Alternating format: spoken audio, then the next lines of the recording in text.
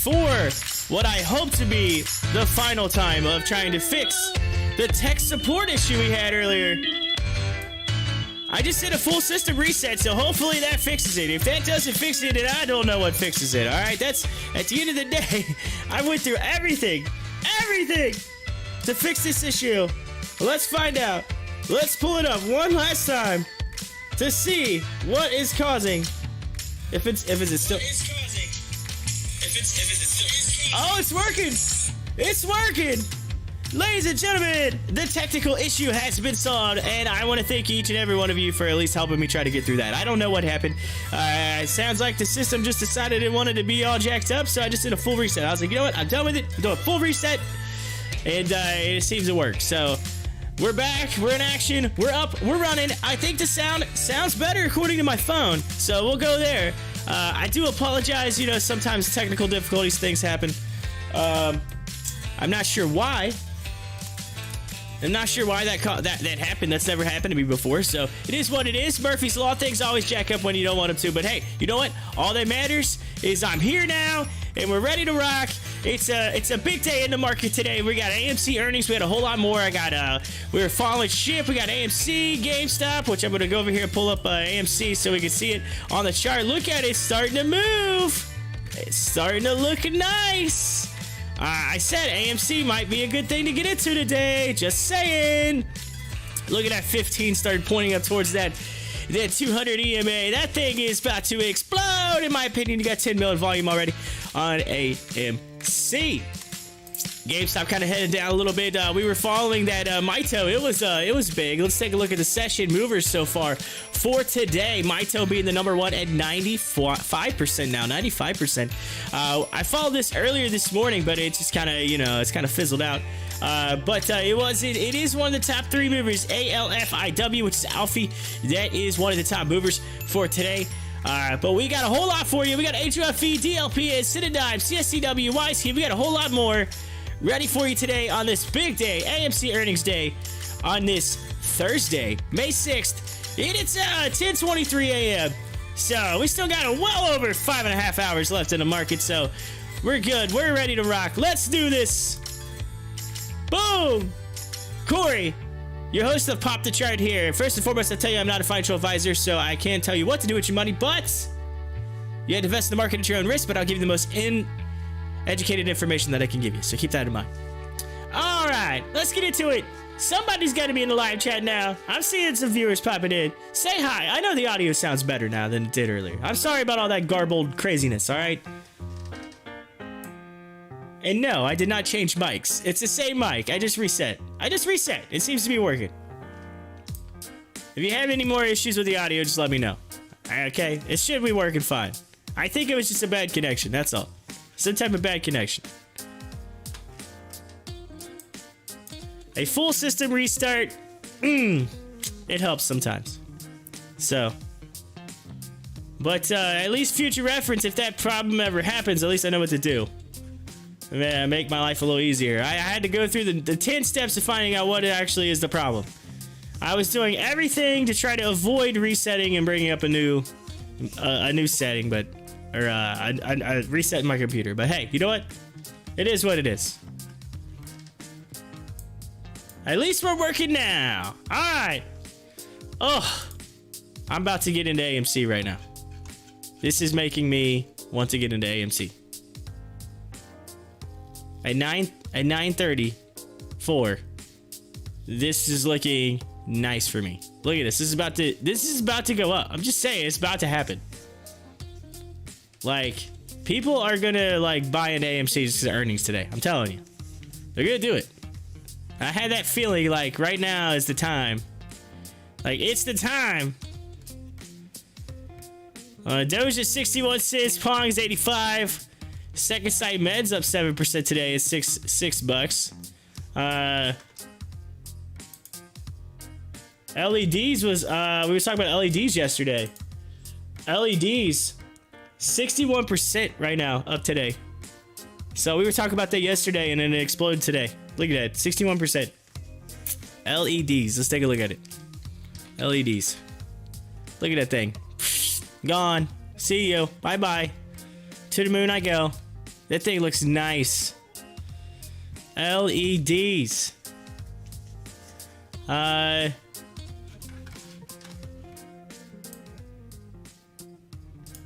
Hopefully some of my peeps will pop back into the live chat here in just a moment. And we'll come in and say hi and say, hey, it's working, yeah!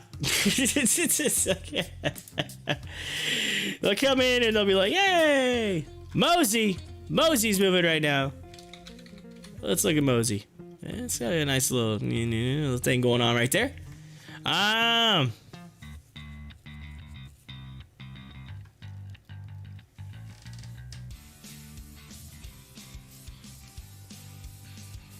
Oh, $8.99.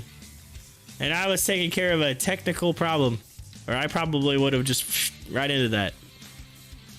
Oh. I'm just looking for that big mover, and I feel like this one's looking nice, but I feel like I might have missed the ball on that a little bit. I'm just kind of 60%. I gotta keep watching this.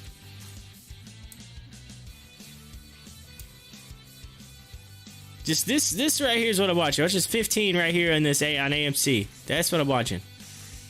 If it turns away, then I've changed my mind, but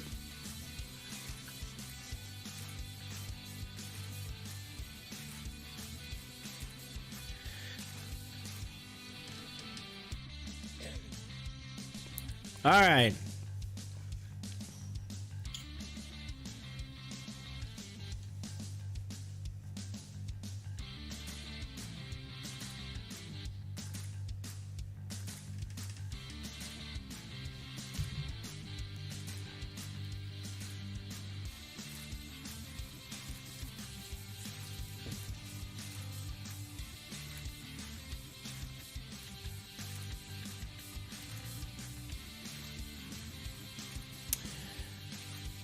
BRN is moving right now too. BRN. Let's take a look at that. BRN.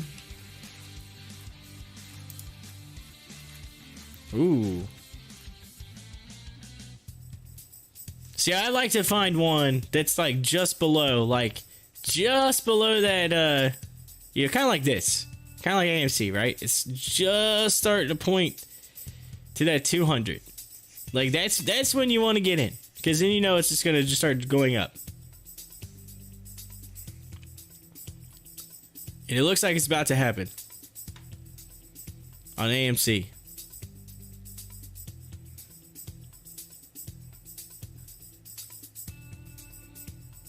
It looks like it's about to happen. Of course, you know AMC's earnings should be good today. I mean, it's Q1, right? Q1 includes the Reddit craze and everything else, right? So you should ideally see a nice move with the Q1 earnings today. Ideally. I don't see any out of the realm possibility of this hitting $11. I really do think there's a $2 move coming, in my personal opinion. Ooh, BRN starting to move. BRN. LEDs, these things are looking nice right now. LEDs is cruising.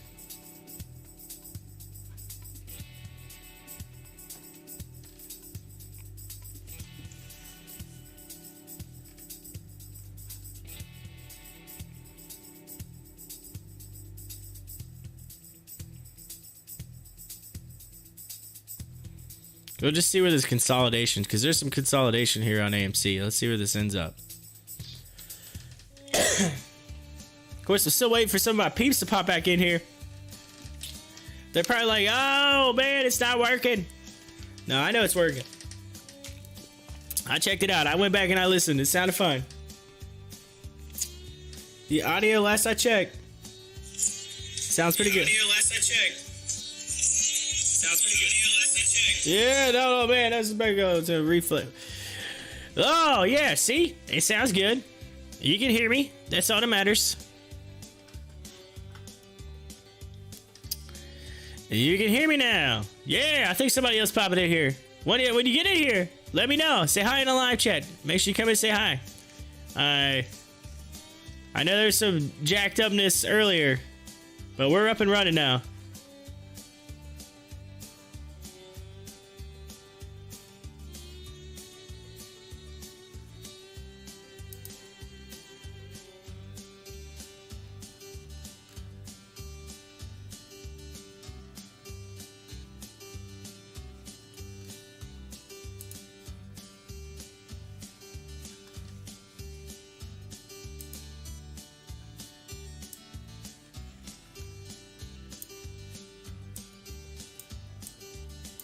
Alright, it's something I have to check because I'm curious. Alright? I always say this, and this is before I even pull it up. Anytime there's good news on SHIP, it always goes down. I don't understand why. Look at this. SHIP is down 10%. And I'm going to read to you some news that came today. That's huge news. This is actually good news. And I don't understand why it's down. First and foremost, yesterday they tweeted the cape rates are at 44K. That's insane. That's like super high. Like they're making a ton of money. Okay, they tweeted that out. Yo, check this out. 44,000. If you look on your screen over to the right, 44,817 per day. They're making that per day on each ship. All right, that's a lot of money that they make per ship on each day. All right, they're making tons of money. All right, so there's that. And then today they come out and they announce Synergy Maritime Holdings announces delivery of Cape-size MV Hella ship and time charter agreement with NYK Line. So check this out, all right? They have another ship that they can make these rates on, like, on top of their normal fleet. So they just basically add another ship to their fleet, all right? And they got the delivery of it today, which means that that thing, once they do what they got to do, can start basically shipping and making money. So that's an extra 44K a day that they're gonna make off this one ship. Just saying. Just saying.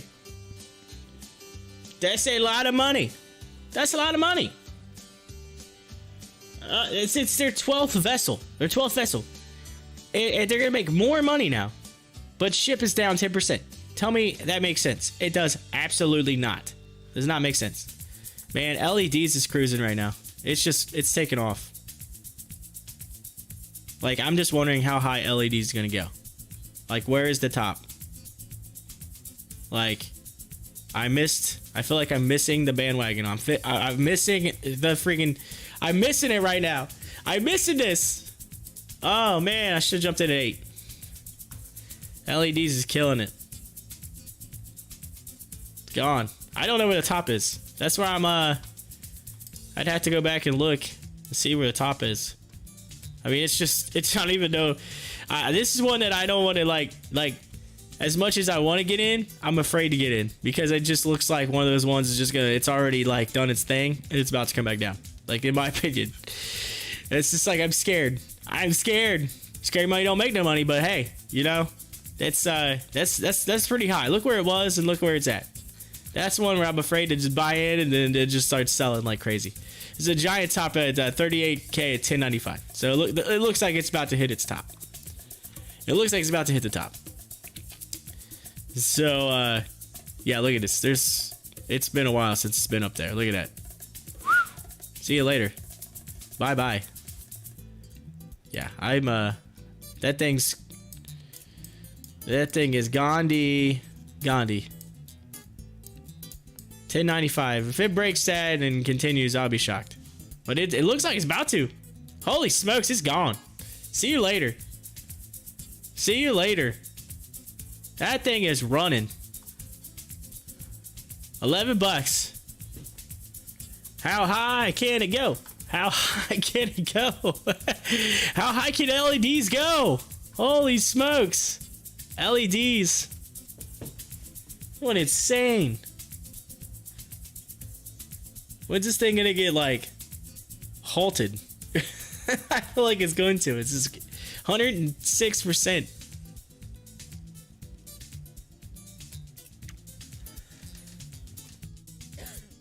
I think we got some peeps in here now. So if you're in here, say hi. Hit up the live chat.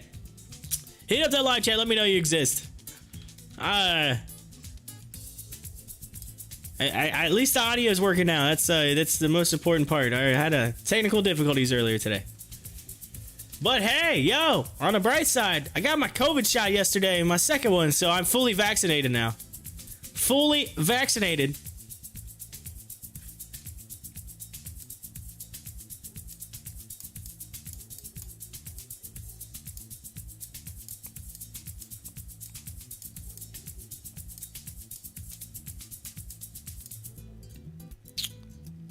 $11.48 and it was suspended. I spoke too soon. I literally said, when's it gonna get halted? And this thing right here now, watch. Here's the thing you're gonna watch. It's probably gonna start coming down. But I was talking about ship, and it's coming back up a little bit, right? But it was at 121. Excuse me, 121 yesterday. 121. And I would like to know how ship right here gets good news. I mean, it's literally right here. Look at this. I'm about to read it. I'm going to read it to you. Gets good news and then goes downward. It makes absolutely no sense. Synergy Maritime Holdings announced today that it's taken delivery of the 181,325 deadweight tons DWT Cape-size bulk carrier built in 2012 by Imabari Shipbuilding Company in Japan, which was renamed the MV Hellaship. The vessel, the delivery of the MV Hellaship, is the first of 4 Cape-size acquisitions performed already in 2021. So the vessel has been fixed on a time charter with the NYK Line, a leading Japanese shipping company and operator. The TC is expected to commence immediately upon finalization of the customary transition process and will have a term of a minimum of 11 to maximum 15 months from the delivery. Excuse me. The gross daily rate of the TC is based at a premium over the Baltic Cape-size Index, which is the BCI. Stamatis Tsantis, which is the company's chairman and chief executive officer, stated, "We are pleased to announce the well-timed delivery of our 12th Cape vessel during the strongest Cape-size market of the last decade, with spot rates standing currently above $42,000 per day. This delivery is the first of 4 acquisitions we agreed so far in 2021. Before the impressive surge in freight day rates and asset values, needless to say that our timing has been once again optimal." So there you go. Optimal. They literally are buying ships because they have the cash. They have the money. They're making a bunch of money, so they're taking advantage. They're basically taking advantage. At the same time, we are glad to initiate a long-term commercial partnership with another leading charter through MV Hellaship's period employment. The relationships we have established with first-class charters in the Cape-size space attest to the operational quality of our fleet and management platforms. Currently, 92% of our fleet is employed under index-linked time charters, allowing Synergy earnings to be highly correlated with the performance of the Cape-size Index. We believe that as Synergy, as a pure-play Cape-size owner, is the best position to fully benefit from the strong earnings environment and increasing asset values.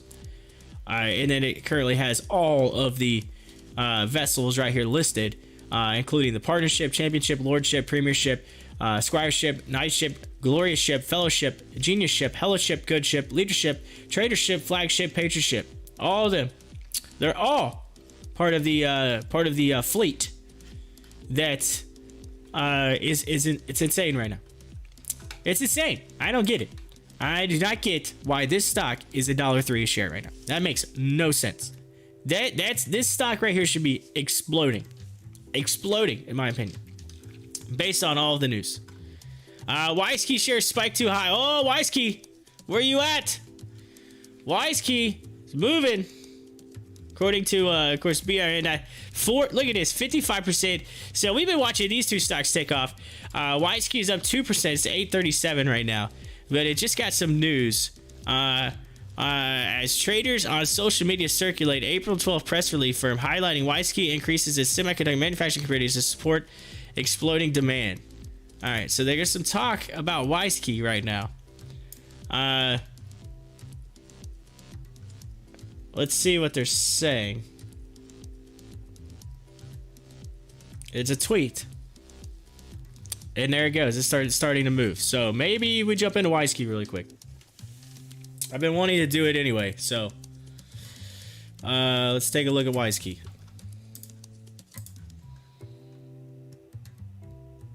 This is a little spike. It's starting to take off, so let's get into it.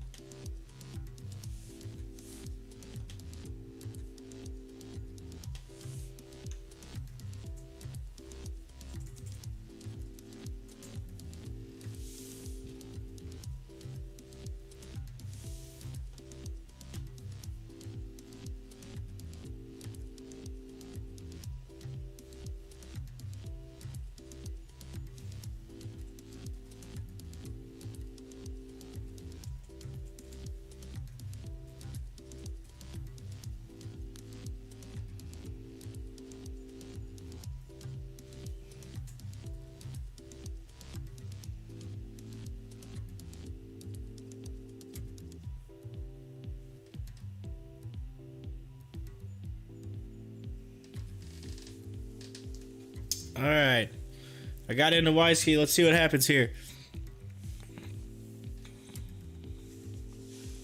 Looks like it's about to start taking off.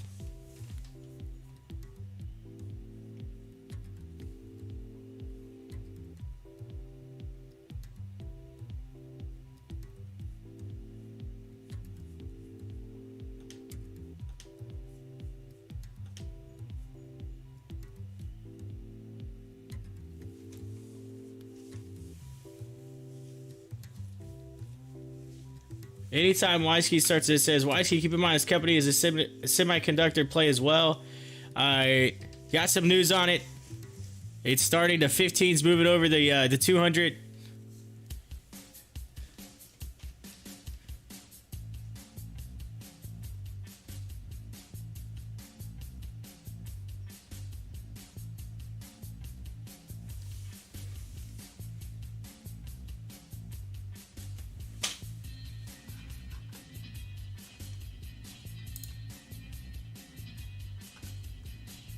This is news right here. Oh well, they shared it earlier. This says April 12th, but it was just talking about increasing the semiconductor side of things.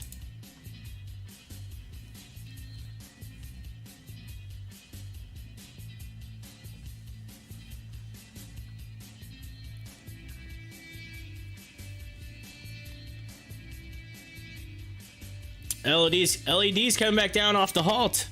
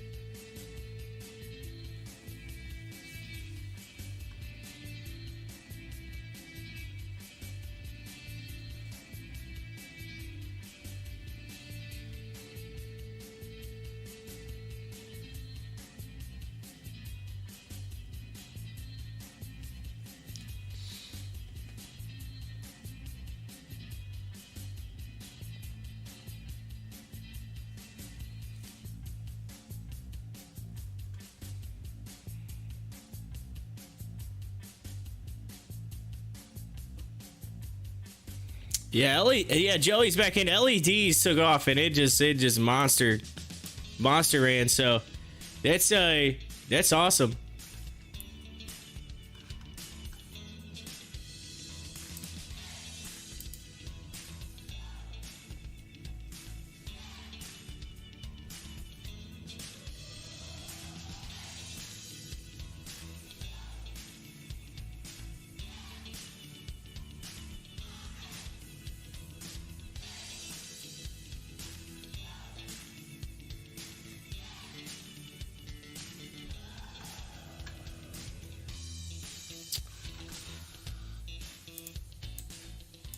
All right, I'm gonna check and see. Yeah, cause I want to read that.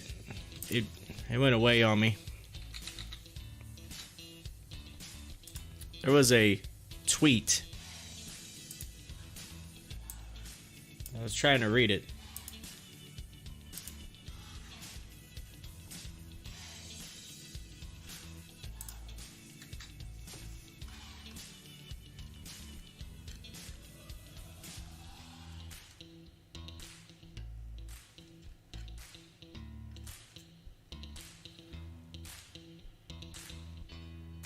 Yeah, so Antonio Costa tweeted, W key, keep in mind this company is a semiconductor play as well, and then had a Global Newswire link to an April 12th article that said, WiseKey International Holdings, a leading global cybersecurity and IoT company, today announced it's significantly investing in its supply chain transformation to better, faster serve its customers. The company is simultaneously impacted by the current semiconductor shortage situation and tremendously growing order backlog.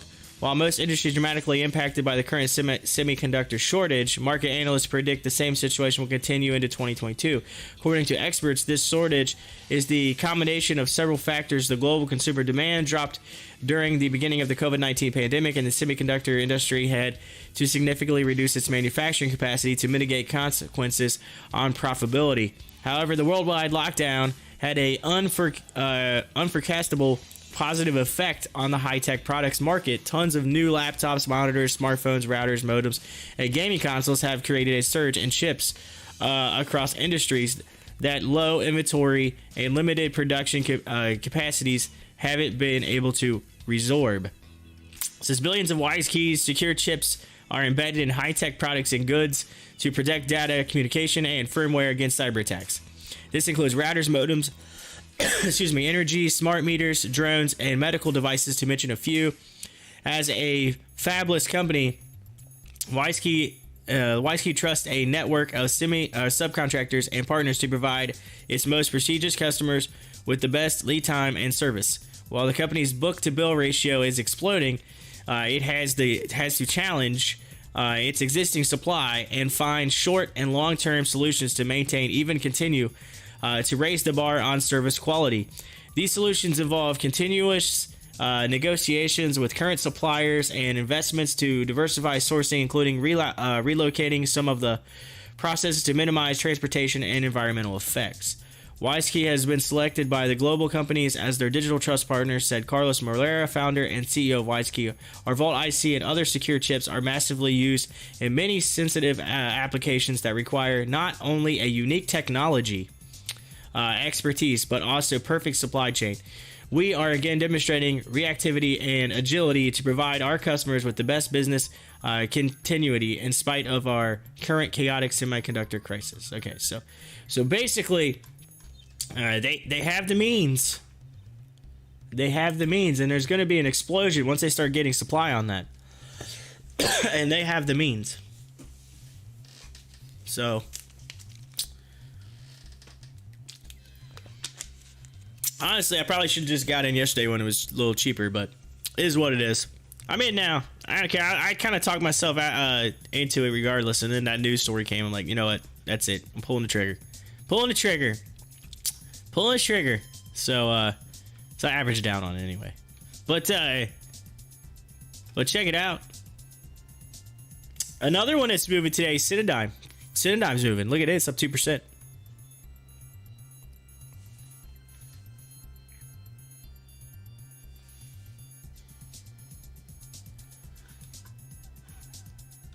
But look at LEDs go. Jeez. Insane. Go insane. Some guy was saying yesterday, Corey, you will regret it. Corey, you will regret it. Yeah, I know, right? I got you. Who was that guy? Who was that guy? Actually, it just missed taking my order by literally like 3 cents, 4 cents. Like, it just missed it. So, yeah, I had to pay 20 cents more, but it is what it is. In the grand scheme of things, though, we're talking pennies here. So, but anyway, I still average down. So, I don't see any reason why this doesn't just like launch here really soon, especially next month, considering they're talking about, you got that ordeal with with that little piece that's actually on the Falcon 9 rocket that's going to be sent to space. That's huge. I mean, I don't know. I just think that company's insane. Like, I do. Like, I really like that company. I like what they got going on. Like, that company and HOFV are like going to be like my. I swear, there's gonna be my honeydew. That's my honeydew list. It's my honeydew list. It's like, oh, hey, I see you. How you doing, Wise Key? How you doing, HOFV? How you doing? That's what I'm saying. That's my honeydew list right there.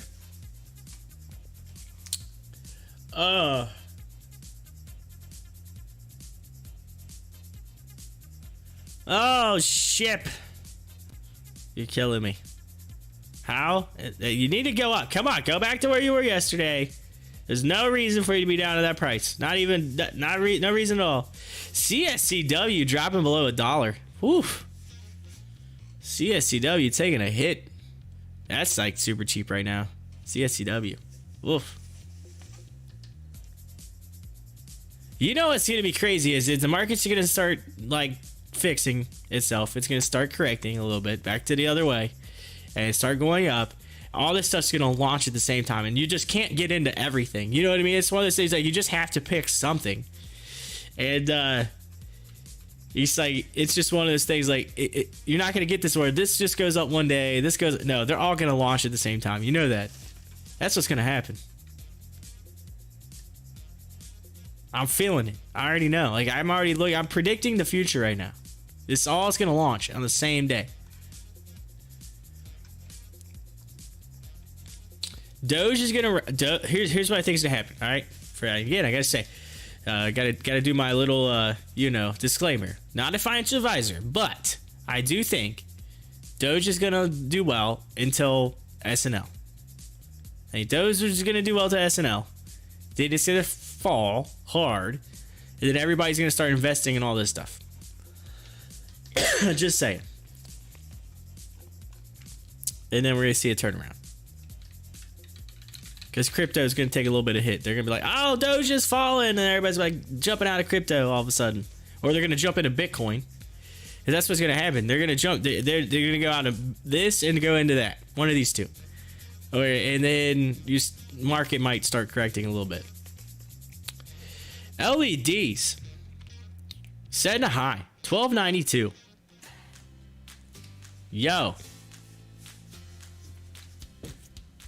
Yo, they sent that to the moon. 1304. It's just launching. It's just launching right now.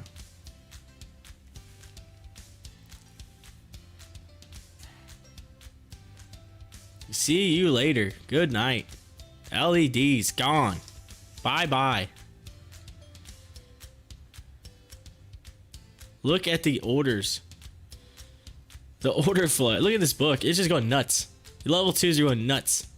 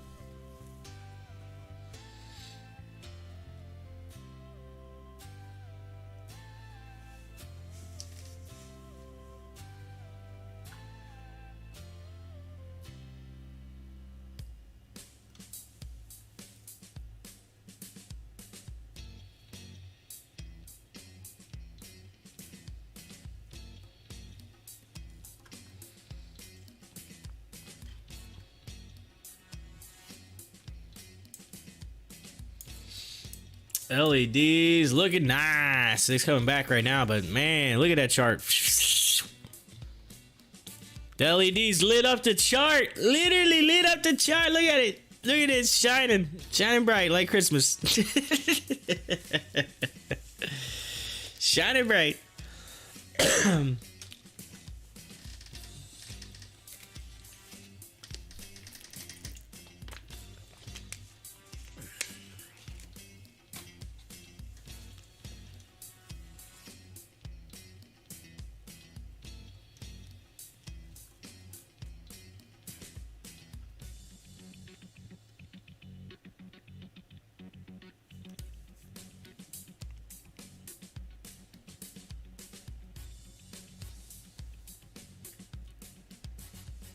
It was a pop the chart type of run. Yes, it was. Look at it. It just took off.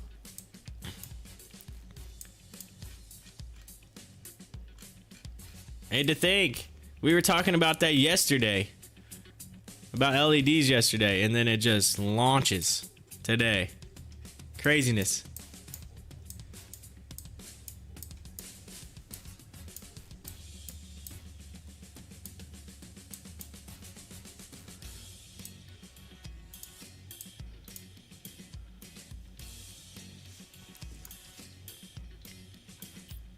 All right, I gotta go let my dog back in. I let her out earlier. She's just kind of barking, so I'm gonna go let her in.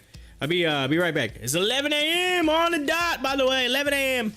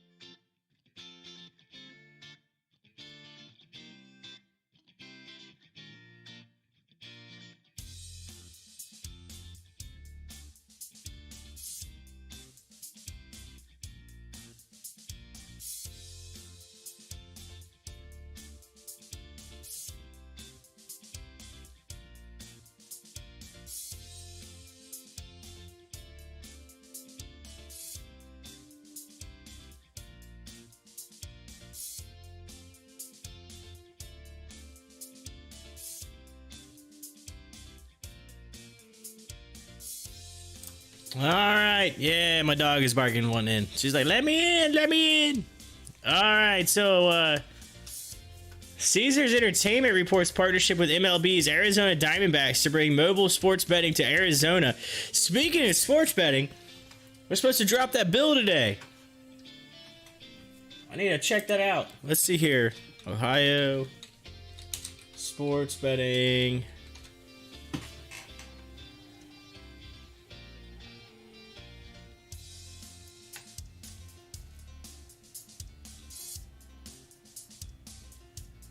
Let's see, news.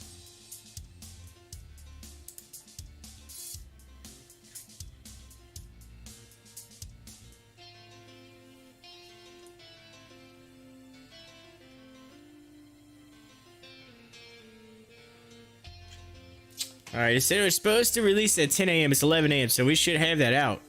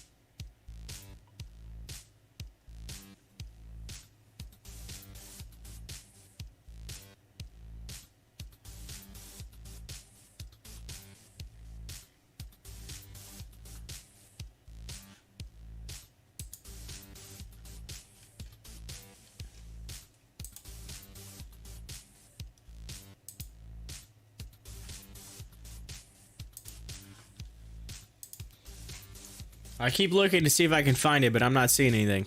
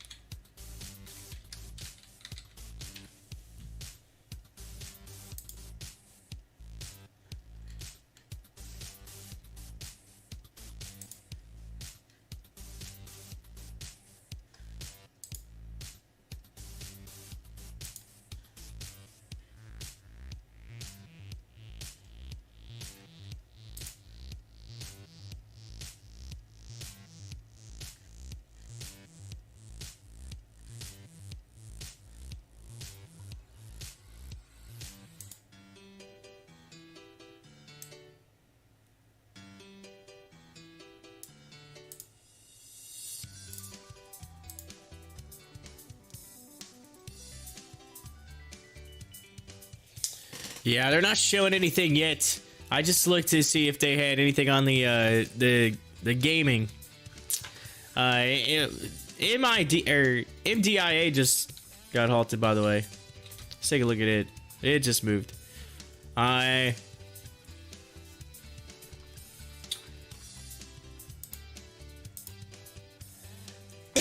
excuse me. But anyway, yeah, they're even if you search the bill on the website, it's not coming up in the Ohio Senate. So maybe it was supposed to be introduced and it didn't. I don't know. That, or maybe they just haven't uploaded it yet. I don't know.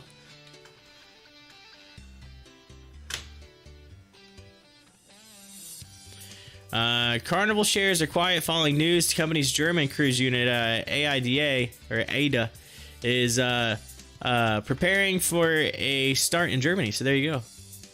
They're gonna start cruising in Germany. But MDIA started to take off.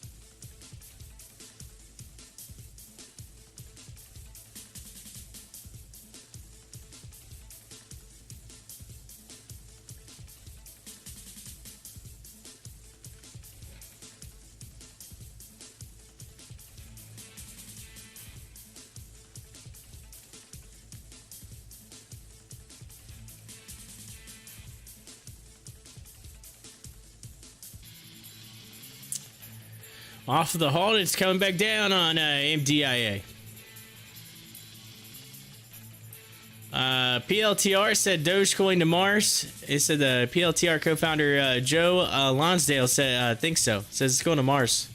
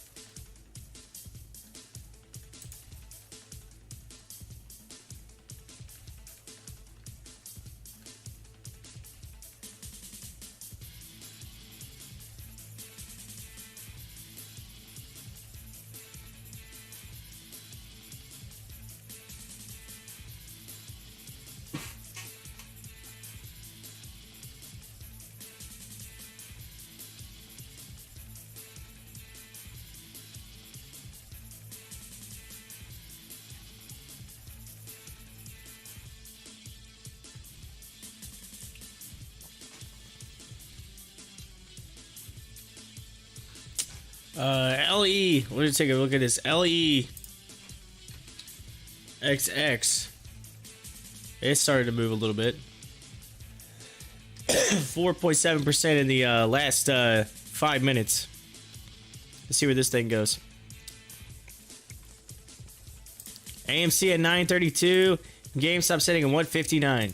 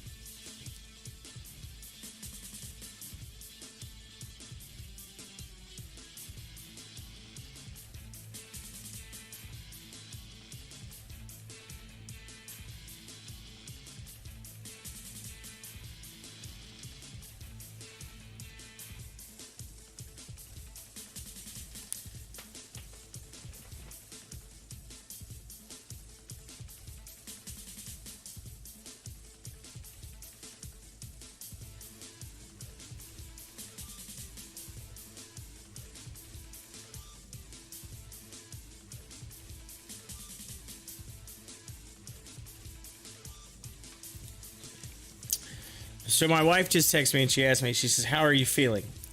And I told her, I said, you know, I still have a little bit of a cough, whatever, but like, I said, way better than yesterday.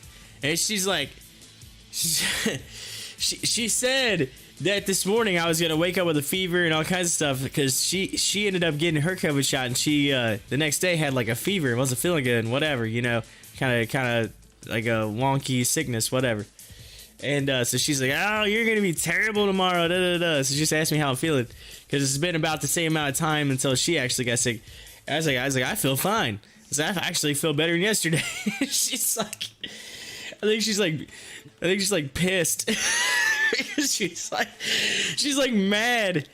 Probably because she's like, oh, I got sick on a COVID shot and you didn't. I was like, my arm's sore. Just like it was the first shot I got. But no, but not quite as sore as the first shot. The first shot, it was like really sore. I couldn't move it at all. I mean, I could rotate it. It just kind of feels like a little right there. But I feel fine. I don't know. I haven't, knock on wood, nothing's jacked me all up or anything. But again, I was already kind of, you know, under the weather a little bit. So I thought maybe whatever that concoction was that was inside that COVID shot, maybe it just helped. maybe it just made it all like better. I don't know. I mean, I'm probably rocking about 90-95% right now. That's where I'm at. So yesterday I was more like 75. To be honest with you, 75.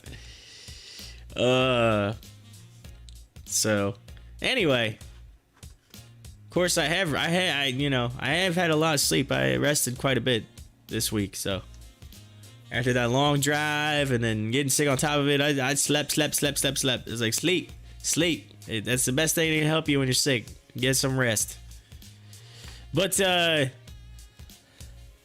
let's take a look at man. Look at Rocket. 15% off the earnings. Down 15%. That's insane. That's a massive drop in Rocket.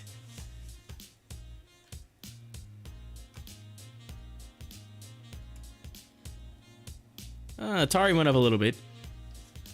Coinbase just still going down. I'm just like, where's the bottom on Coinbase? Like, where's the bottom at on that? I think it's got to be like way down.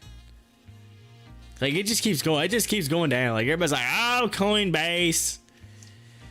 It's going down. Lex is moving up right now. Look at that. LEXX.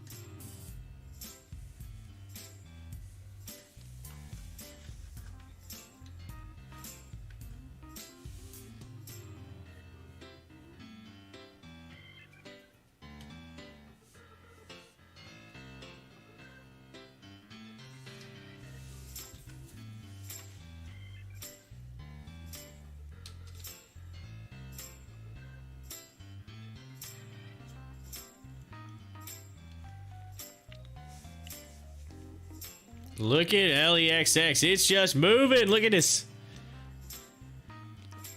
30%. It just took off.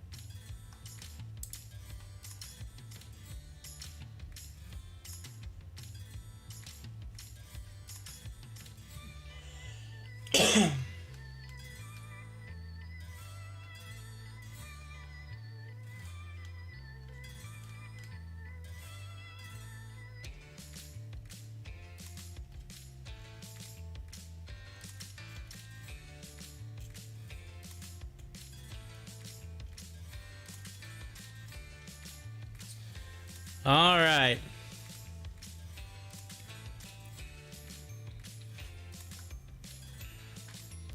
Look at LEXX running 37%.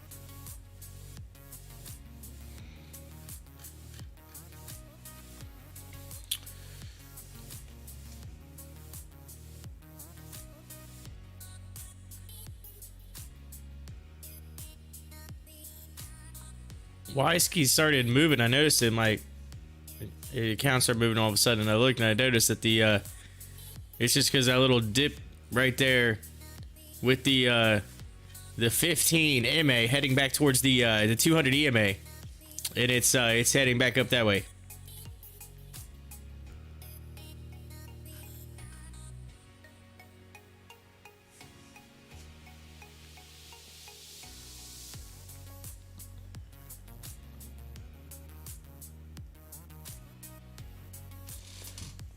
Excuse me. It's about to cross, and you're seeing a little bit of a upward momentum on it.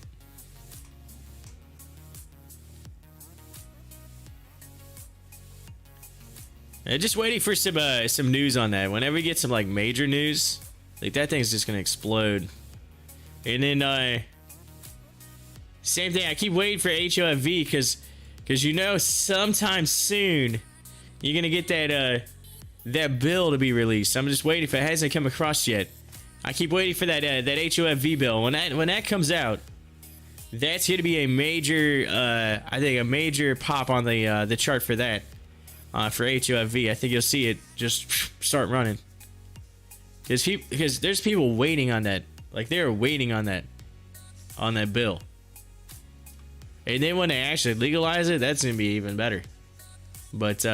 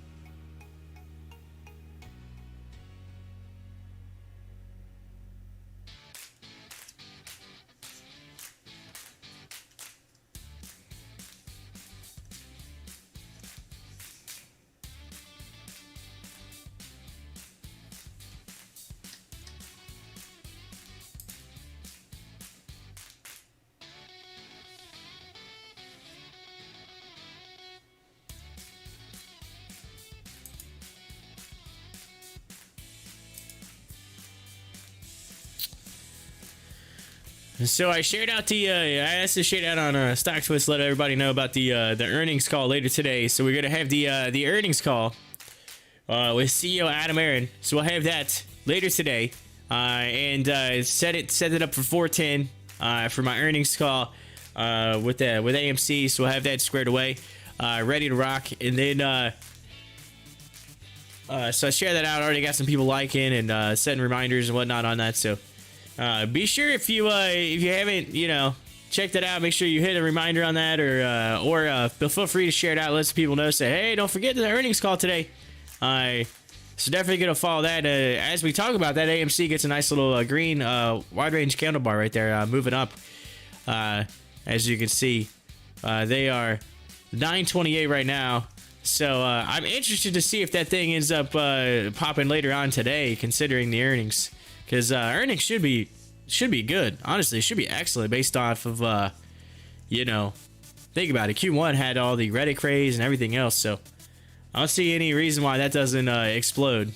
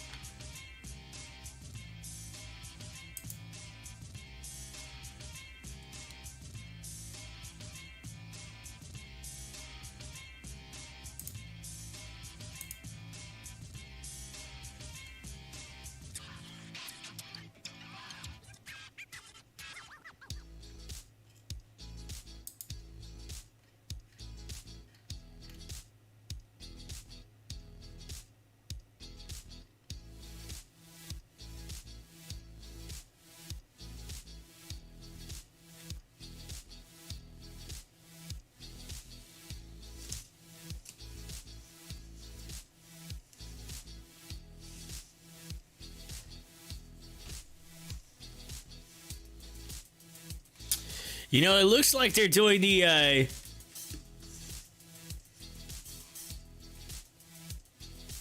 virtual hearing for part number 3 for GameStop right now. Are getting ready to do it. I'm gonna have to check that out.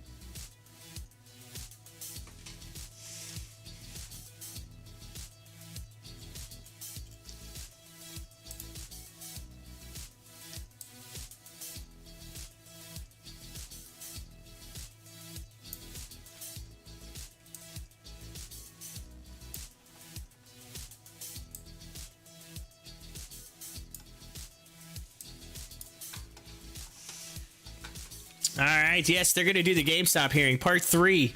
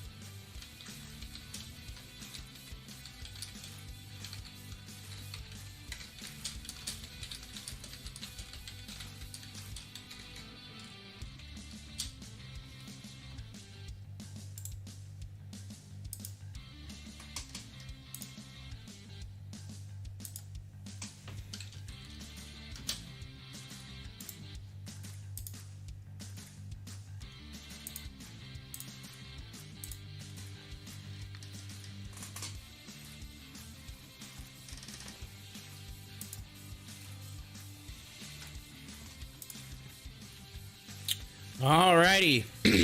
Hey, Corey, what do you think? Oh, Frank, what's going on? Welcome. Hey, I just now noticed that you're on there. Sorry. He says, what do you think about AMC next week? Well, here's the deal, right? So, like, I've been saying this. I think starting today, because with the earnings you should see on AMC, I think, you know, it's going to be good earnings. It's you got to remember, this is going to be the earnings later today for AMC. Those are Q1 earnings. So think about it. What happened with Q1, right? You had the Reddit craze, you have GameStop, AMC, all that jazz that happened in Q1. So there's a lot of good stuff that happened in Q1. So I don't see any reason why the earnings aren't great earnings. I mean, to be honest with you. So with it at $9 right now, in my personal opinion, again, I'm not a financial advisor, so I can't tell you what to do. But in my personal opinion, I think you're going to see 11, 12, 13 bucks. I think $11 is definite. Like in my personal opinion, I think you could even see that today. I think you can see some people start rolling in. And here in just a few minutes, for those of you that are popping in right now, I'm going to have the GameStop Part 3 hearing. I have it right here, ready to roll. We got about 17 minutes till it goes live, but so we're just hanging in there until that gets going. But I'll bring that to you. I will have to probably, because here's the thing. The GameStop hearing always tends to be like 7 hours long, right? It's like super long, right? So I'm gonna bring that to you throughout the day, so you can listen to it, check it out, whatever.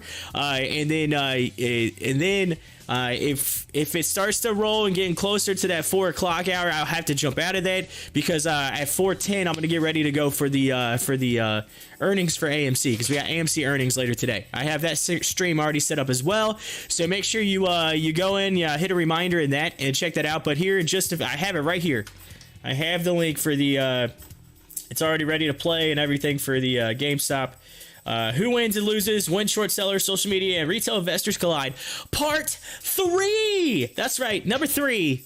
This is the third time that the congressional committee has got together, the financial committee, to be able to discuss the GameStop stuff that happened back in January. So I just happened to look up. It's like, oh man, that's running. So we'll get that ready to rock, and we'll have that right here on the live stream here in just a few minutes. So hang in there.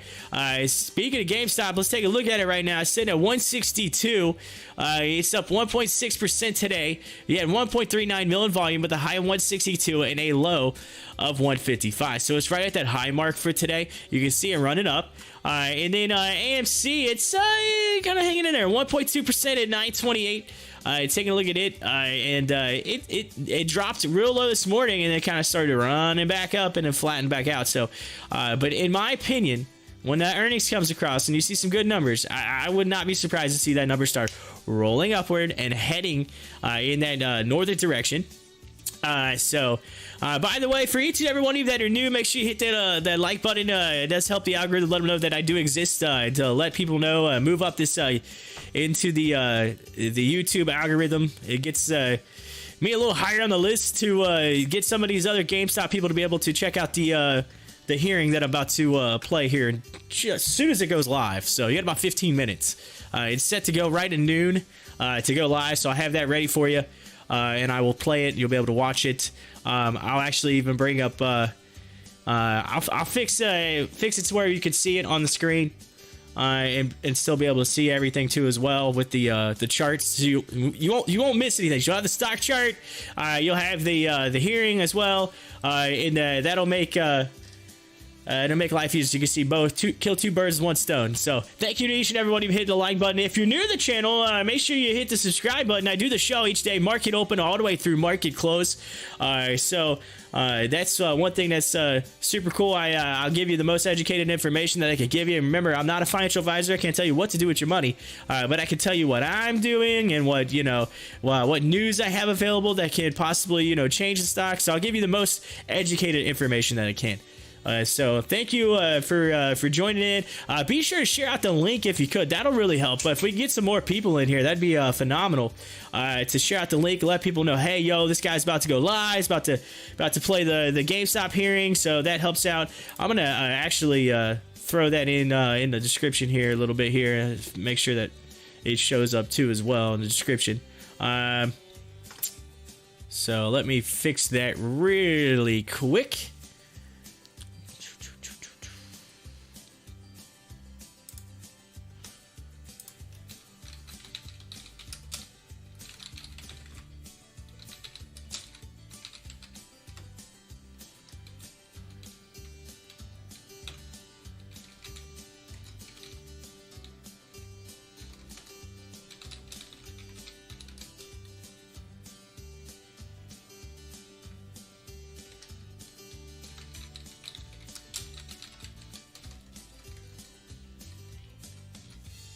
That should work.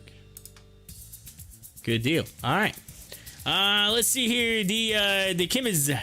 Is that the Chimids? Chimids. However you want to say your name. I say the C. How about that? I like that better. It says, quit repeating the same. Tell us what we expect at the hearing. What's going on with AMC GME? What's the hearing about? Just saying. So what's the hearing about? Well, it's part 3. So here's the thing, right? To be honest with you, they don't put out a lot of information before the hearing, right? It's more or less just like they come on, they say, okay, these are the people. So this is what's going to happen, all right? Based on the first 2 hearings, you need to come on there, and you're going to have the financial committee. You're going to have Maxine Waters. She's the head of the committee. She's going to come on there. She's going to introduce the people that they decided to select for today's hearing. Right. So far in the first hearing, you had you had Roy and Kitty on there. You had Citadel. You had all that on there. You had Robin Hood. You had all that jazz. Right. The second hearing was more a couple other people they brought in, like Finra, a few other people and whatnot. The KM, okay, so it's the chemist, but it's with a Z. I got you, no problem. But anyway, so they're gonna do that, and then who knows? To be honest with you, I don't know who they're gonna pull in. I don't know who the special guest is. I haven't personally, in my opinion, I haven't read into it to see, but all I know is like they kind of say, oh, hey, we're gonna do a hearing this today, and here's what it is, right? Boom. So we got 11 minutes. They're gonna come on, they're gonna do that. So like the first 15-20 minutes is just gonna be them introducing everybody. So and then after that, typically what happens is they open it up for Q&A for all of the House. So your members of the House that are on that committee. There's a lot of them. And each one of them get usually like 3 to 5 minutes to be able to ask questions. And they're on a timer. They can only go from that time till that time stops. And when that happens, as soon as that time stops, they're done. They move on to the next person. So, so you don't really get a chance. Some of the questions, it always aggravates me because there's a couple questions you really want asked. You're like, man, I really wish they'd ask this question. And then they go and get right to where they're getting ready to ask that question, and then the time expires. And you're like, oh, come on, just ask that one question. It's like, we don't care about the other 3 minutes. But so that's what's going to happen. That's what happens with the hearing. It'll play. You'll be able to see them. They're all on like the Zoom meeting, whatever. So you'll see all of the, your House members from all over the country that are, you have a lot of those, and then whoever the special guest is. I'm not sure who those will be, but we'll find out. We'll find out in minutes, all right? I'm not trying to tease you too much. I'm not trying to tease you. I'm just trying to give you all the information that I have. So it's set to go a little less than 10 minutes. Thank you for hitting the sub button, by the way. Thank you so much. So, yes, 9 minutes and 45 seconds. And I'll just bring it across. I'll bring it over here. Let me make it a little smaller here and set up the theater. Oh, I can't do that yet. I gotta wait till it goes live. It won't let me yet. All right, so I can still bring it over. So here's what it looks like. This is what we're gonna be seeing.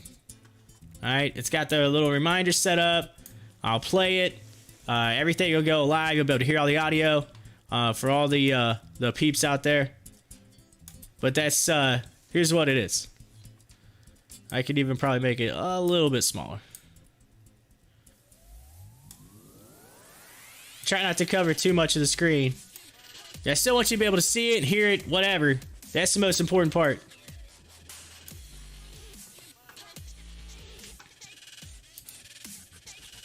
But GameStop's right here, so we'll have GameStop pulled up. You'll be able to see the chart.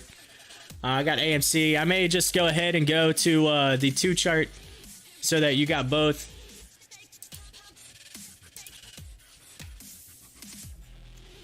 Because I want to be able to see both. It's good to keep both GameStop and AMC in there. That is part of our channel. Be sure to share out the link. Let some people know. Say, hey, we got to have it for you right here in about 8 minutes.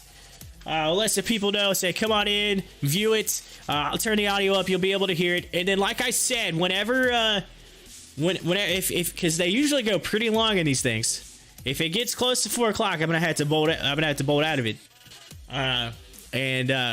you might miss the last few congressmen, right? You might miss the last few congressmen. But at the end of the day, you'll be able to see the majority of the meat and potatoes of the conversations.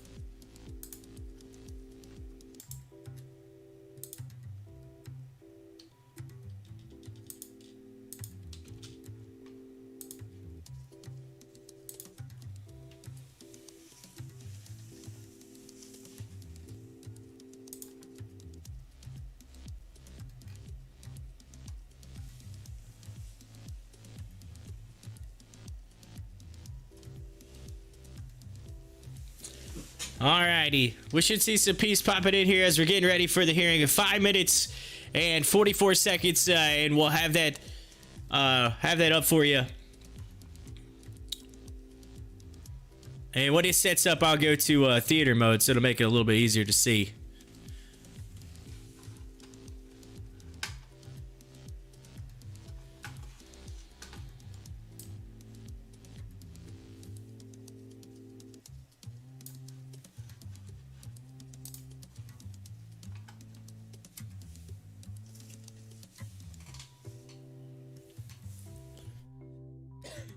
All right, so we have some people popping in. Welcome to Pop the Chart. My name is Corey. I am host of the show. First and foremost, let's say I'm not a financial advisor. We have 5 minutes left until the GameStop hearing. I will have it for you right here next to the GameStop chart. We also have AMC on here as well, so you can take a look at it as well. Make sure you hit that like button. If you're new to the channel, click subscribe. That does help out a lot with the algorithm. Helps YouTube know that I do exist. I am a new channel growing here. I've been here for a couple months. A little over 300 subs. Goal to try to get to 500 by the end of the month, so that does help out. I will also have AMC earnings later today. I have that for you as well. That is set up in another stream on my channel, so that's already set. So if you want to come back and set that, there's a reminder. You can go in and you can set that as well. Be sure to share out the link. Let everybody know, hey, I'm going to have the earnings next to the stock chart, earnings next to the stock chart for AMC, and also the GameStop right here next to the stock chart, which you have as well, which it's starting to take off. Look at GameStop, 164. It just it was hitting highs for the day, 164.38. So people are getting all pumped up over this GameStop committee meeting here on the House Committee for Financial Services. So that's coming up. Share the link out. Let's get some people in here to view it. I will run this as far as I can go, so y'all can watch it as much as you want, all the way until AMC we flip over for the earnings. So when AMC does earnings, then I'm gonna have to flip over, because it's crazy. They always tend to do this. They schedule this craziness all on the same day. It's like, you could have scheduled like this yesterday. Then AMC, they don't do that. It's no communication on that, but it is what it is. So there's only one stream, so I can't stream two things at once. I don't have that availability, but if I could, I would. But I'll try my best to get this squared away, and hopefully it ends a little bit before 4 p.m. Hopefully this is a shorter one than the ones in the past, but they typically do go pretty long. It looks like we're about to go live now. I will have the audio ready. It's live, ready to rock. I will crank it up. I will turn my mic down. Make sure you share the link out. Let everybody know. Hit the like button. Hit the subscribe button. Thank you so much for joining the channel. I appreciate it. All right, so let's get this. As soon as it starts playing, as soon as you start hearing them talk, I will. I'll crank down the music here. But again, let's see if we can get some more people in here. We got 20 viewers in here right now. Make sure you hit the like button. I'll try to bring this up even a little bit bigger if you want to see it here in a minute. I just want to make sure you can still see the chart as well. So that's the most important. Thomas, welcome. What do you think on AMC earnings? They're going to be a miss. AMC's earnings should be phenomenal. I mean, you got to think about it. They had all the GameStop and Reddit craze and AMC craze that happened back in January. That's all Q1. So there's no reason that AMC does. If they miss, I would be surprised, absolutely surprised. I think earnings should be phenomenal. I think they should beat by a mile. I think it should be a lot better than what they expect. I mean, Q1 was better. It had to be better than Q4. It had to be. It absolutely had to be. They made money. They shot up. You know what I mean? In my opinion. Again, I'm not a financial advisor. I'm just telling you. It's my opinion. But I don't see any reason that it doesn't beat, in my opinion. So we'll have that later for you today. Of course, you know, AMC went down a little bit today. It started coming back up. It's currently sitting at 925. Tico says, hey, bro, new subscriber. What do you think SEC will do today? Margin call. Yeah, that's the thing. We'll see. There was so many questions asked in the last one. I'm just curious if this is going to be like a kind of a, hey, are these any of the questions that you missed? I mean, it's the third time. They're saying 17 EPS was leaked. 17 cents EPS was leaked. They're saying leaked. Somebody hacking it. Somebody's hacking it, huh? Hacking all the earnings. So... Well, this is live. As soon as Maxine gets on there, turns the camera on, and starts playing, we'll be able to see the GameStop stuff. So they're saying it was leaked. I have to double check that. I did not see that, but thank you for the information for saying that. They're saying 17 EPS was leaked. Earnings per share. Hey, we'll see. We'll find out later today. We'll see how true that is. You never know. There's always rumors. People always put out rumors and things like that, and all that craziness. So we'll find out from Adam Aaron later today, right here on my channel. So make sure you set the reminder for that. If you know, make sure you're set up. I mean, if for some reason you have to bolt out of this GameStop thing later on, make sure that you set the reminder and come back and join us later today for that, because I will have that for you. But I just keep waiting. It's like it's one of those things. Just never like, oh, we're live, and then like 10 minutes later, 10 minutes later, never fails. But I appreciate each and every one of you coming in. But thank you for subbing too, by the way. Thank you for subbing. I appreciate that. My goal is trying to get over 500 by the end of the month. I'm a little over 300 subs right now. I think it's not out of the realm of possibility for me to get somewhere close to 500 by the end of the month. Y'all are helping me with that. Thank you so much. I appreciate each and every one of you. It means a lot. I've started this, technically started streaming live in beginning of March. And, of course, April's been kind of crazy. I've been in and out with family. We had a wedding I had to go to, and I came back, and then we ended up losing my aunt, so I had to go down for a funeral. Well, here we go. GameStop. Here we go.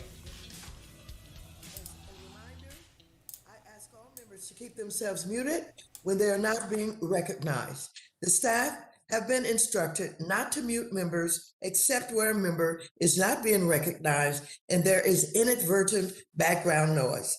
Members are also reminded that they may only participate in one remote proceeding at a time. If you're participating today, please keep your camera on. And if you choose to attend a different remote proceeding, please turn your camera off. This hearing is entitled GameStop: Who Wins and Loses When Short Sellers, Social Media, and Retail Investors Collide, Part 3. I now recognize myself for 4 minutes to give an opening statement. Today, This committee convenes for part 3 of our series of hearings focused on market volatility related to GameStop and other stocks.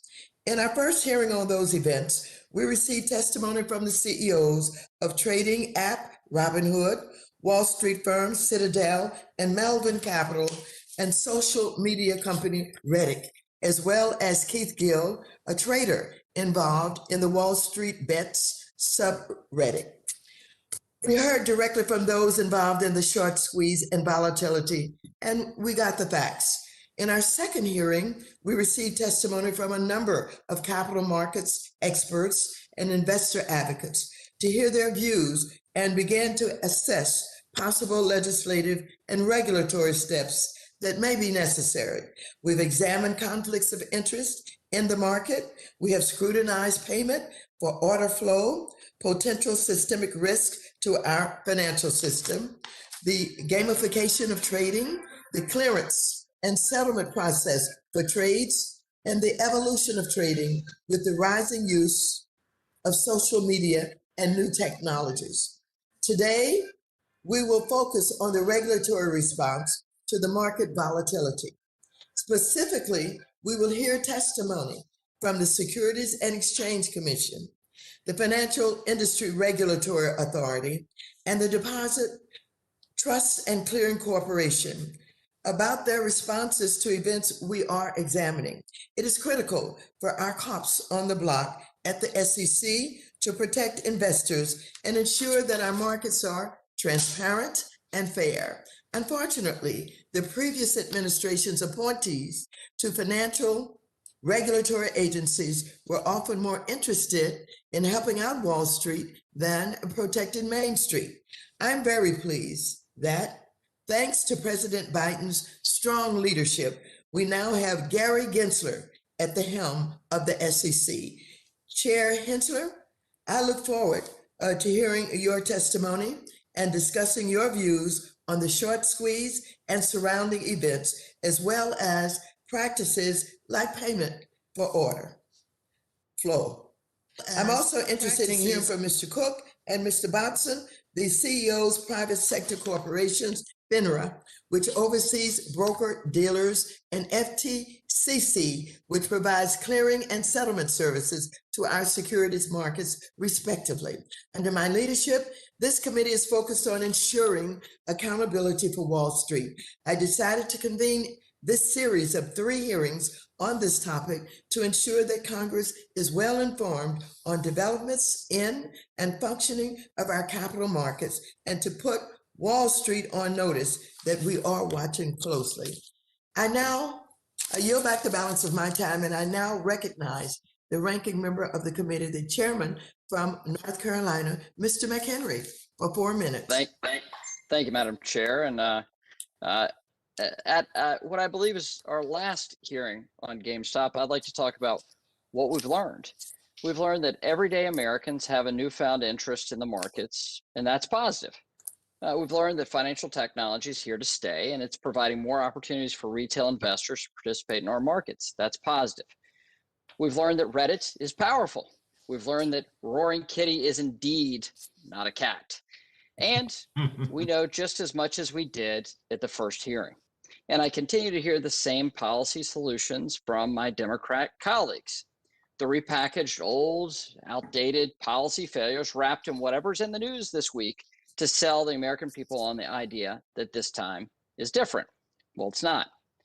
Like so many other bad progressive ideas sold under the guise of investor protection, which I think is important, Democrat proposals will ultimately reduce access to investment opportunities and charge DC bureaucrats and give them control of investing decisions of everyday Americans. If this committee is interested in responding to late January's events, we need to expand the accredited investor regime, not restrict it.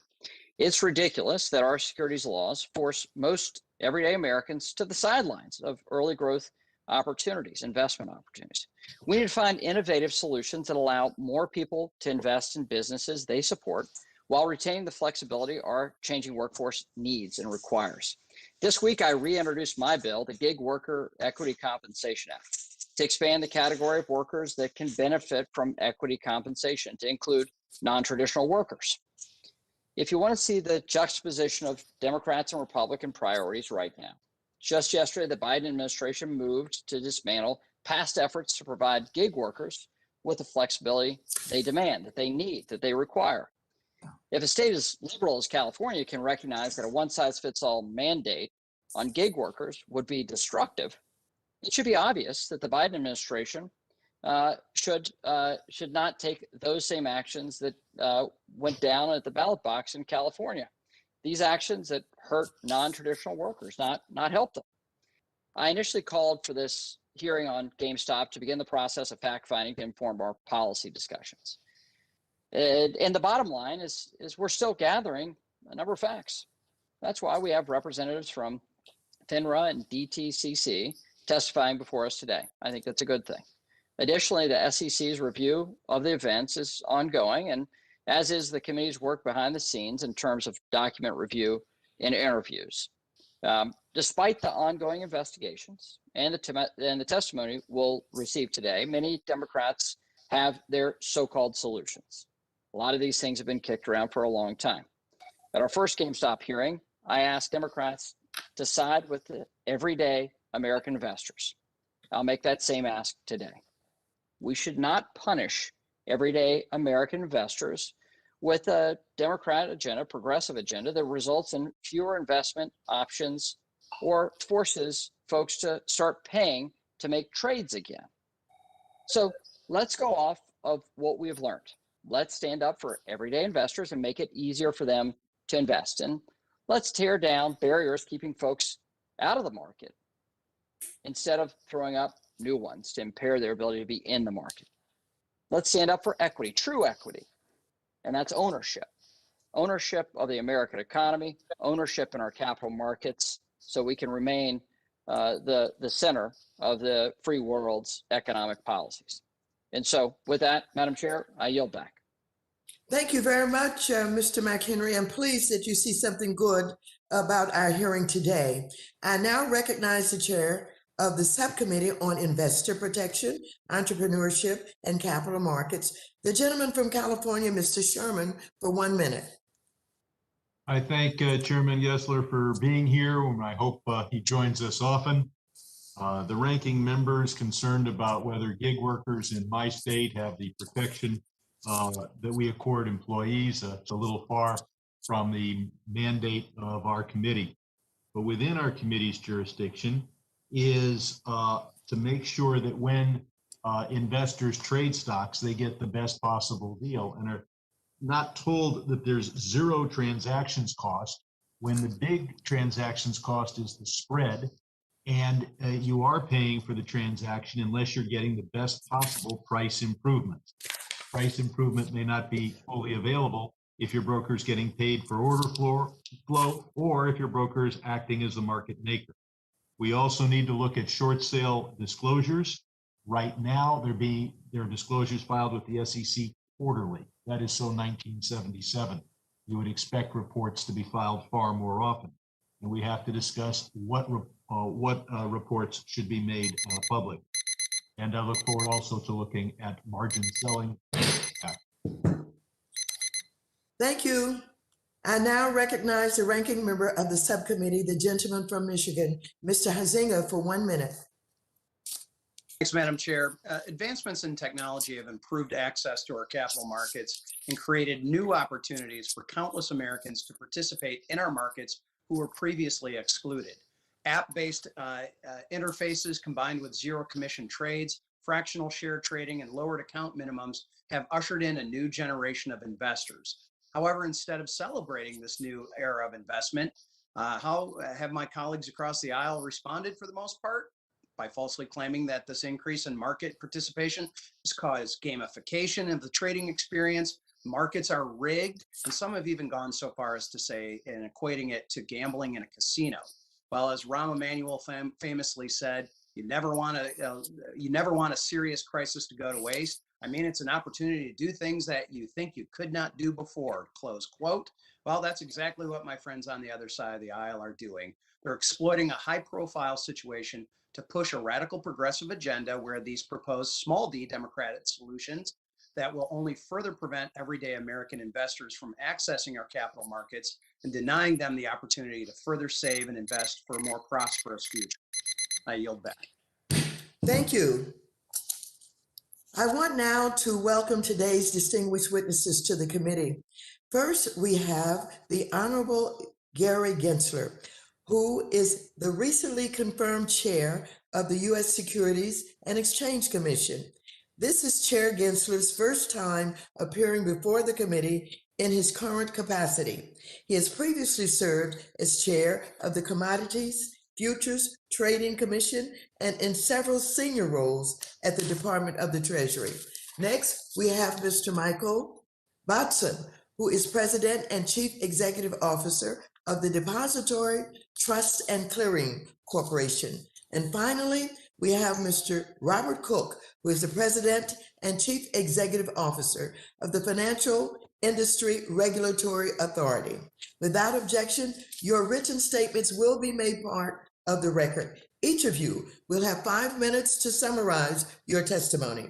You should be able to see a timer on your screen that will indicate how much time you have left, and a chime will go off at the end of your time.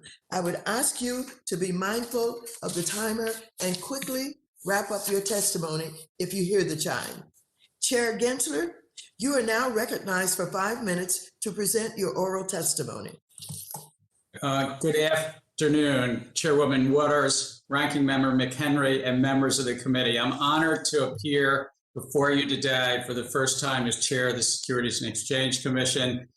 I've been in front of this committee multiple times in multiple administrations, and I will say this, I look forward to the day where we can meet in person in your beautiful hearing room again.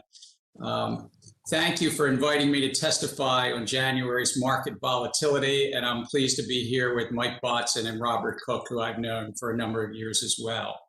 I'd like to note that my views are my own, and I'm not speaking on behalf of my fellow commissioners or of the SEC staff. These events are part of a larger story about the intersection of finance and technology, which have lived in a symbiotic relationship since antiquity. And one thing that I've come to believe is that technology can bring greater access to our capital markets. Our central question is this, though. When new technologies come along and change the face of finance, as they have done for decades, how do we continue to achieve our core public policy goals? In my role, I will always be animated by thinking about working families in the SEC's three-part mission: protecting investors, promoting fair, orderly, and efficient markets, facilitating capital formation. I'm pleased to submit written testimony that goes into detail on several factors at play during January's events. I'll just highlight a few of those key issues in this opening statement.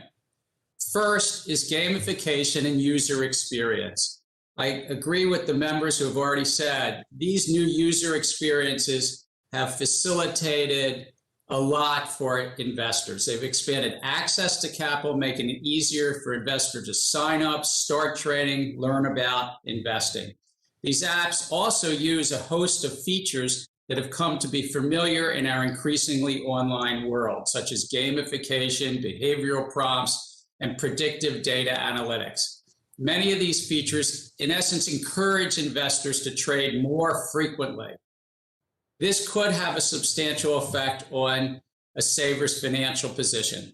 Some academic studies suggest that the more actively you trade, the lower your returns.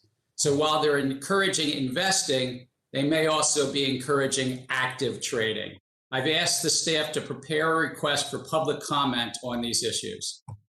The SEC must remain attuned to rapidly changing technologies with an eye to freshening up our rule set where appropriate to continue to achieve our mission. If we don't address this now, the investing public, those saving for future retirement and education, may shoulder the burden later. The second topic I'd like to discuss is this area around payment for order flow. This practice brings to mind a number of questions, including whether it creates inherent conflicts of interest between the broker-dealers on the one side and their customers on the other who want to achieve, under our rules, best execution. Now, it's important to consider this, I think, in the overall context of market structure. Currently, a significant amount of retail orders are routed to a small number of wholesalers. I detail this more in the written testimony, but I think it raises questions about whether the market structure best promotes fair, orderly, and efficient markets.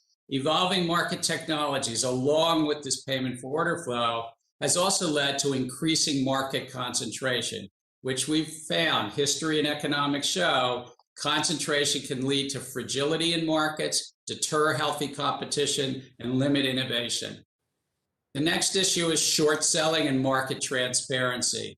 And again, as outlined in the testimony, under Dodd-Frank reforms, the SEC received mandates and authorities to increase transparency in the market. So I've asked SEC staff to prepare recommendations on transparency in short selling, stock loan markets, and something called total return swaps, which was at the center of this Archegos events in March for commission consideration. And the 5 of us commissioners can take a look to see what to do next. Next, today's social media tools have far greater reach, scale, and anonymity than previous technology. This raises the possibility that wrongdoers will attempt to use their powerful forums to hype certain stocks or manipulate markets. I'm not concerned about regular investors exercising their free speech rights online. I'm more concerned whether bad actors potentially take advantage of influential platforms. Further, is the decisions by some broker-dealers to redirect customer trading raised several issues around clearance and settlement. In essence, they stopped investors from investing. And this raises questions of the market, what I'll call plumbing. Sorry to Mike Bobson if I call the infrastructure plumbing. But investors were shut out. I do believe we can lower costs and risk in our market by shortening the settlement cycle. For instance, I've asked SEC staff to put together a draft proposal for the commission on the possibility of shortening the settlement cycles. I thank you. I look forward to your questions. It's good to be back with you. And again, I look forward to doing this in person. Thank you, Chair Gensler. Next, we will go to Mr. Botson. You are now recognized for 5 minutes to present your oral testimony. Chairwoman Waters, Ranking Member McHenry, and members of the committee. My name is Michael Botson, and I am the CEO of Depository Trust and Clearing Corporation, a holding company that operates 3 SEC-regulated clearing agencies, including National Securities Clearing Corporation, or NSCC, of which I will speak to today. I appreciate this opportunity to speak to the committee. In my line of work, the best days are those when nothing too exciting happens. That's because DTCC is, at its heart, a risk management organization, enhancing efficiencies and reliability in the markets. On a normal day, we process about 200 million buys and sells for a value of nearly $2 trillion. Through netting, that is reduced to about 1 million securities movements and 35 billion in cash movement, creating significant efficiencies in the market. When you buy or sell a stock, it takes 2 days for the trade to be completed. This is called T+2 settlement, trade date plus 2 days. A lot could happen during those 2 days that could create a risk that the buyer or seller fails to deliver money or shares. Because of clearing, investors don't have to worry about that. Clearing protects both firms and their customers against default risk. Default risk can destabilize markets, particularly in volatile times. People are reluctant to trade if they aren't sure they will get what they agreed to. And imagine how inefficient it would be for every market participant to assess the creditworthiness of everyone else in the market. That's where DTCC comes in. We are infrastructure. You can call us plumbing. We're not insulted. We operate behind the scenes to guarantee completion of virtually all equity trades.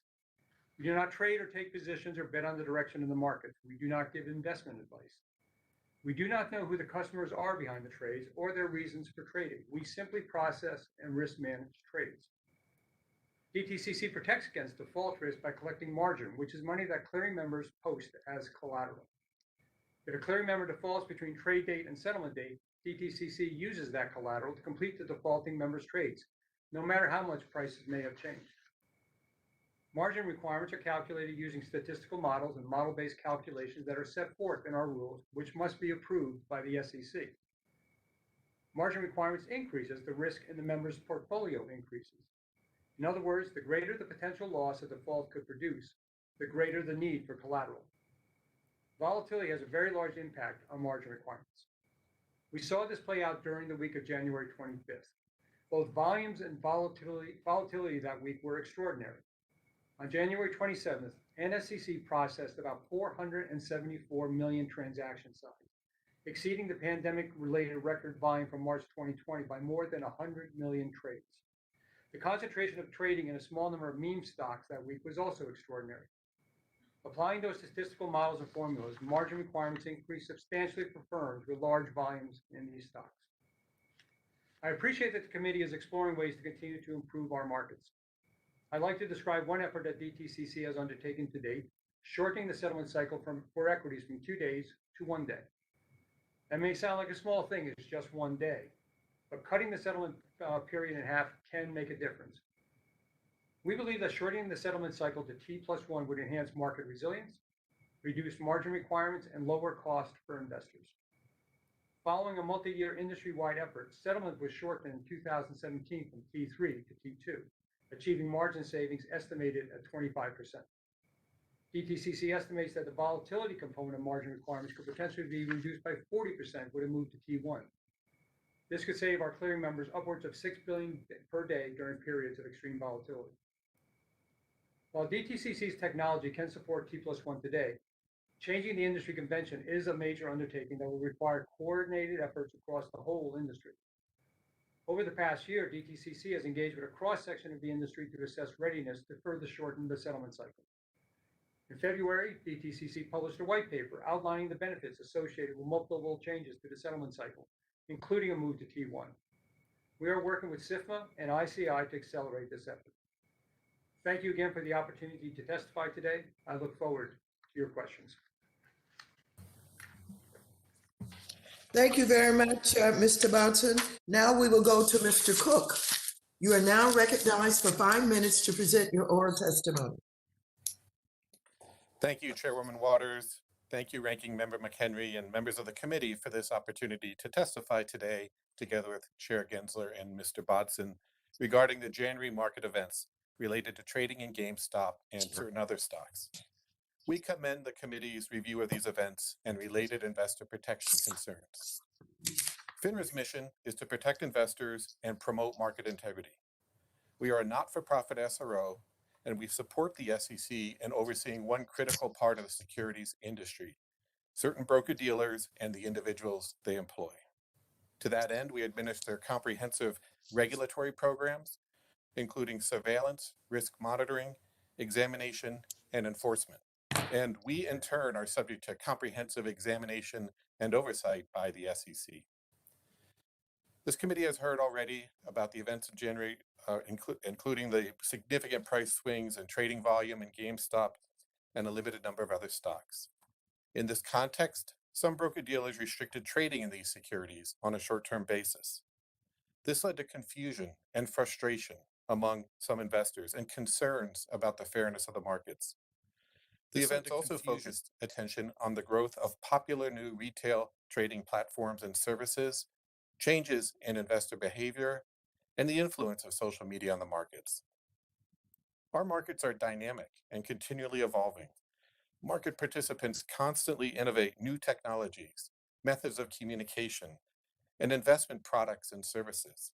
These innovations often benefit investors, such as by providing easier access to the markets, lower costs, and a wider range of investment products and services to choose from. But they can also present new and sometimes unanticipated risks. So regulators must constantly review whether the rules governing the road need to be updated in light of new developments to better protect investors while still facilitating vibrant and innovative markets and the opportunities these create. At FINRA, we are committed to doing just that. One important resource we rely on in this process is the research of the FINRA Investor Education Foundation, including recent research on new, inexperienced investors and how they approach investing. Since the events of January, FINRA has established an internal working group that's devoting significant resources to investigating whether its broker-dealer members complied with SEC and FINRA rules. We have also issued regulatory notices reminding firms of relevant duties and responsibilities in this area. Although I cannot comment on specific firms or ongoing investigations or enforcement matters, generally speaking, we are reviewing order routing practices, the circumstances under which trading restrictions were imposed, any potential manipulative conduct, and compliance with short sale requirements, among other matters. I can assure the committee that we will take all appropriate disciplinary or other remedial action as warranted if the facts indicate a violation of SEC or FINRA rules. The upcoming SEC report on these market events will be critical in analyzing whether existing rules and standards should be updated. Many of the policy questions raised in your hearings to date involve areas in which the SEC has primary policymaking responsibility, such as market structure, payment for order flow, short sale regulation and disclosure, the settlement cycle, enhanced broker-dealer financial responsibility requirements, and whether certain communications with retail investors constitute recommendations that should be covered by the SEC's regulation best interest. We will support the SEC in its review of these areas and then align FINRA's rules and oversight activities where necessary or appropriate. My written testimony offers some further perspectives on key topics under the SEC's jurisdiction and also describes some areas where we are considering whether updates or guidance regarding our own rules would be appropriate. For example, we intend to review short sale position reporting by broker-dealers, as well as continue our review of the effects of gamification on retail investors. FINRA looks forward to working with this committee, the SEC, and our fellow regulators to review and learn from these recent market events so that we can strengthen investor protections and enhance confidence in our nation's capital markets. Thank you, and I'd be happy to answer your questions. Thank you very much, Mr. Cook. I now recognize myself for 5 minutes for questions. And this question is for Chair Gensler. This committee has examined numerous issues that have arisen out of the GameStop short squeeze that took place earlier this year, including systemic risk arising from firms such as Citadel, who are executing close to 50% of all U.S. listed retail volume. During the first hearing, I questioned whether Citadel poses a systemic risk to our financial markets. I'm also concerned about what Citadel's outsized market impact means for pricing and best execution, another market structure issue that this committee has examined as part of these hearings. As the newly confirmed chair of the SEC, what will your approach be with respect to mitigating the risk associated with outsized market impact and understanding threats to our financial stability? I thank you for that question. I thank you for that question. I think that at the heart of well-functioning markets and the mission of the SEC, fair, orderly, and efficient markets, is promoting competition in markets. It can be done through transparency, but it's also by looking at our rule set to make sure that our rule set inspires more competition rather than concentration. And we have seen, as you noted in your hearing, an increasing concentration in market making and also separately in brokerage, and particularly around retail order flow.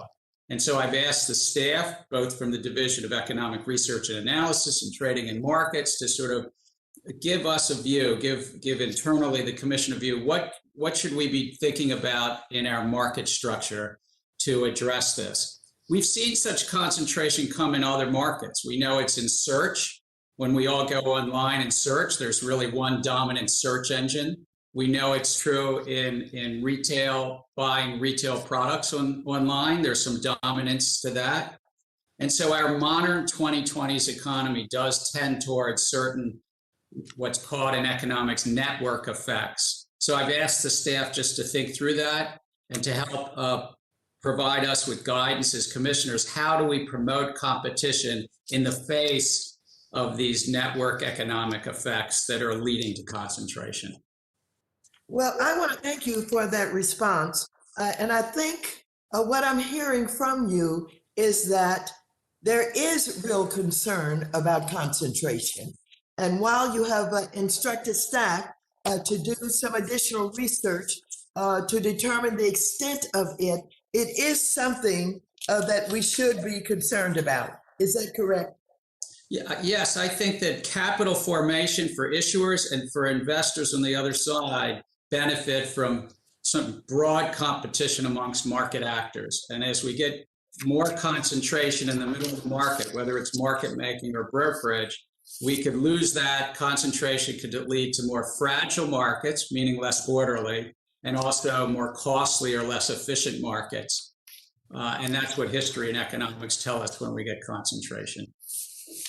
Well, thank you very much. I appreciate the concern that you are identifying as you talk about this concentration and what could happen if, in fact, we're not aware and make some efforts to deal with it.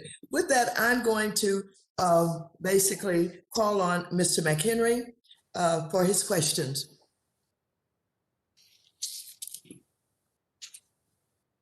Well, thank you, Madam Chair. And Chairman Gensler, thank you for being here, and welcome back before the committee, and congratulations on your new role.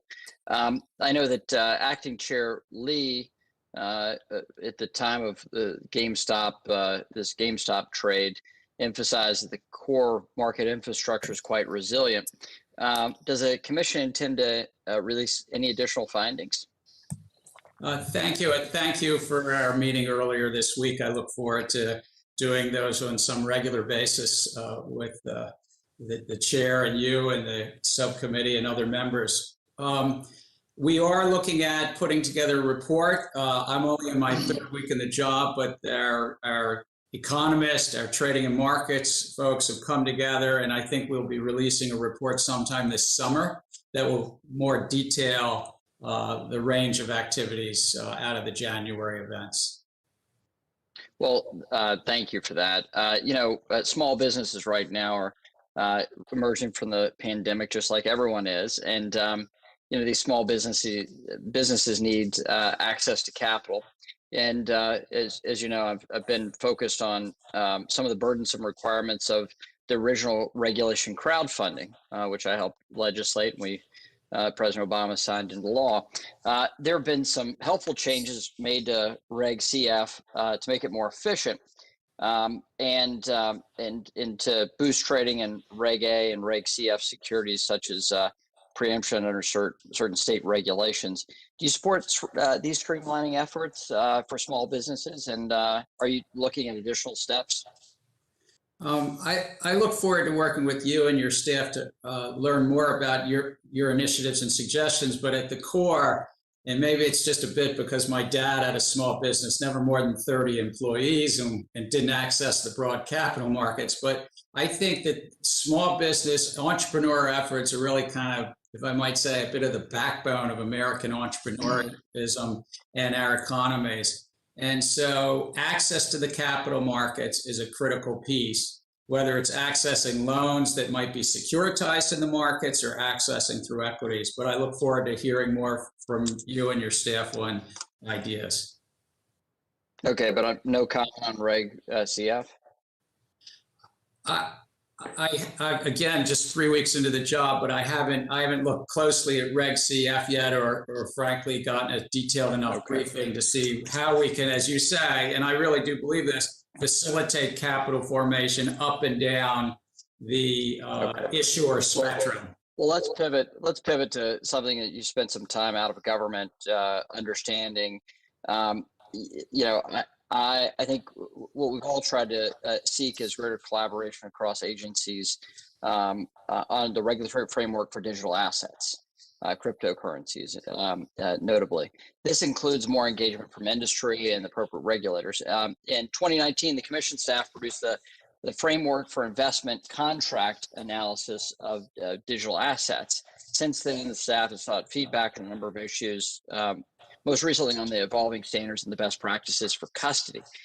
This is progress, but I believe more concrete steps are necessary to further the crypto market.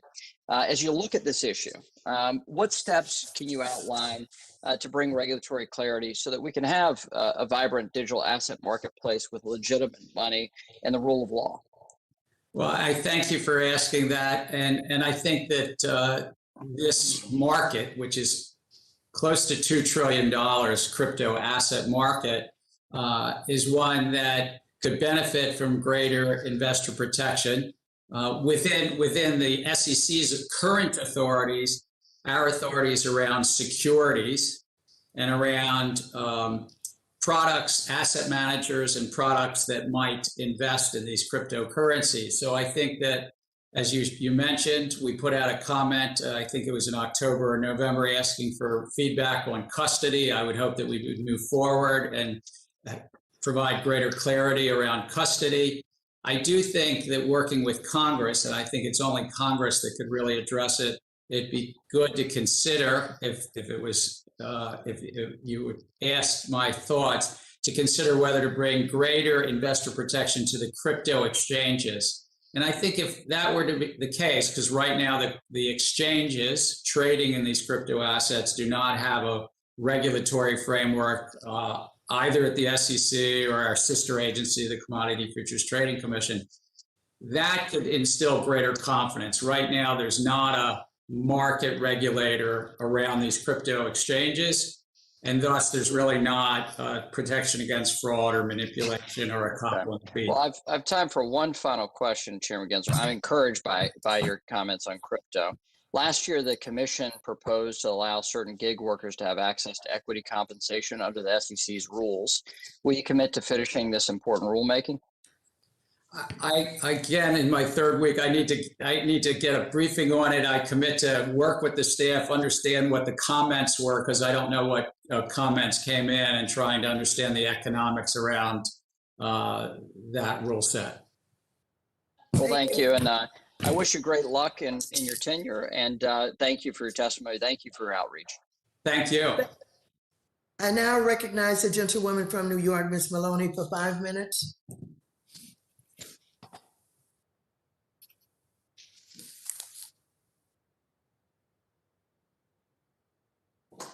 We will go on to the gentlewoman from New York, Ms. Velasquez.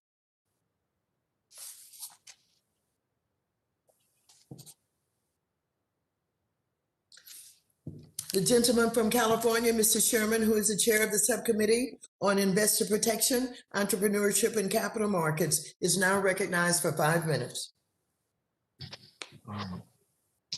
Responding to the ranking member, who wants to instill confidence in those buying and selling cryptocurrencies. The only confidence I have is that the US dollar is an outstandingly good currency, but cryptocurrencies, if they succeed, will have unique appeal to only two groups: narco-terrorists and tax evaders. And for us to channel the animal spirits that should be investing in the American economy into creating tools for those who want to evade U.S. taxes is a step toward a much weaker America. Mr. Gensler, you talked about Archegos and the total return swap. The image I have of 1929 is investors jumping out of buildings on Wall Street because they bought stock at 7, 8, 9 times margin. And in the 1930s, we decided to protect the markets and say that if you want to buy stock, the most margin you could get was 1 time margin, sometimes a little more. But we then see that using a total return swap, the big guys like Archegos can get 7 times margin, can invest only 1/7 the cash to control $100 million worth of this block of shares or that block of shares. So this raises the question, is 7-to-1 margin fine for everybody, and is that good for the markets? Should 1 time margin be the rule for everybody, and we should plug the loopholes? Or should we continue to have a system where if you're a family office, you can have 7 times margin by calling it a total return swap? And if you're the regular Robinhood investor, you can only get 1 time margin. What do we do with, what should the margin rule be? So I think you raised some very important questions that came out of the market events late in March, not the January ones, but the March events around a family office, Archegos. And they're currently, our family offices are outside of much of the SEC's remit, not all of it. But it's not a question. If I can clarify, this is not a question about family offices. Okay. You just have one investment company that has $1 billion and decides they want 7-to-1 margin. The fact this was a family office, put that aside. Whether you disclose it or you don't, whether you're a family office or a hedge fund or a billionaire, should you be able to get 7-to-1 margin? And if so, how come the Robinhood guy can't? So I think that I've asked staff to better understand, and again, it's just the third week, the rules that were adopted by the SEC that are yet to go into final implementation around the margin for these securities-based swaps and how they would have affected the circumstance. But you're right, sir, that they are different than the retail investor. And this is true across our markets. And I've asked staff to better inform me as to at least one other question for Mr. Cook. When it comes to disclosing short selling, there's arguments on both sides as to whether to disclose what an individual investor is doing. Some say it's harmful, some say it's helpful, but there seems to be agreement that the aggregate information is helpful. We ought to know in aggregate how many people are, how many shares of GameStop are short. You generate that information, but you don't put it on your website. I'm told that you provide it to the exchanges and they publish it if they want to, and often behind a paywall. Why doesn't FINRA disclose all this information to everybody for free as quickly as you can?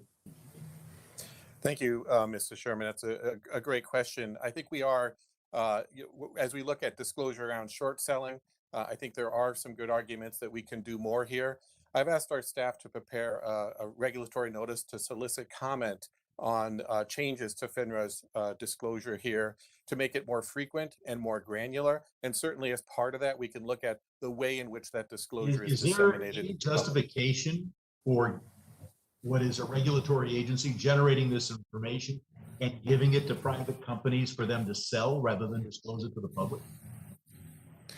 I'm inclined to I appreciate the gist of your question, sir, and I'm inclined to be biased towards making it publicly available. I don't understand all the history behind how this developed. I think that's something we need to look into, but I commit to that we can certainly do that. Yeah, my time has expired, but I look forward to looking at not only payment for order flow, but how we get the best price improvement for every investor, whether it be an internalized transaction or one that goes to a market maker. I'll just say, if Citadel can't pay Robinhood, would it be different if Citadel bought Robinhood? But that's just for the record. I give back. Thank you very much. The gentlewoman from Missouri, Mrs. Wagner, is now recognized for 5 minutes. I thank you, Madam Chairwoman. Chairman Gensler, welcome as the new SEC chair. And I'm going to take this opportunity to veer off course a bit and mention that after years of thorough and proactive input and feedback from stakeholders, including Main Street investors, the SEC's finalized its Regulation Best, or Reg BI, is now in effect.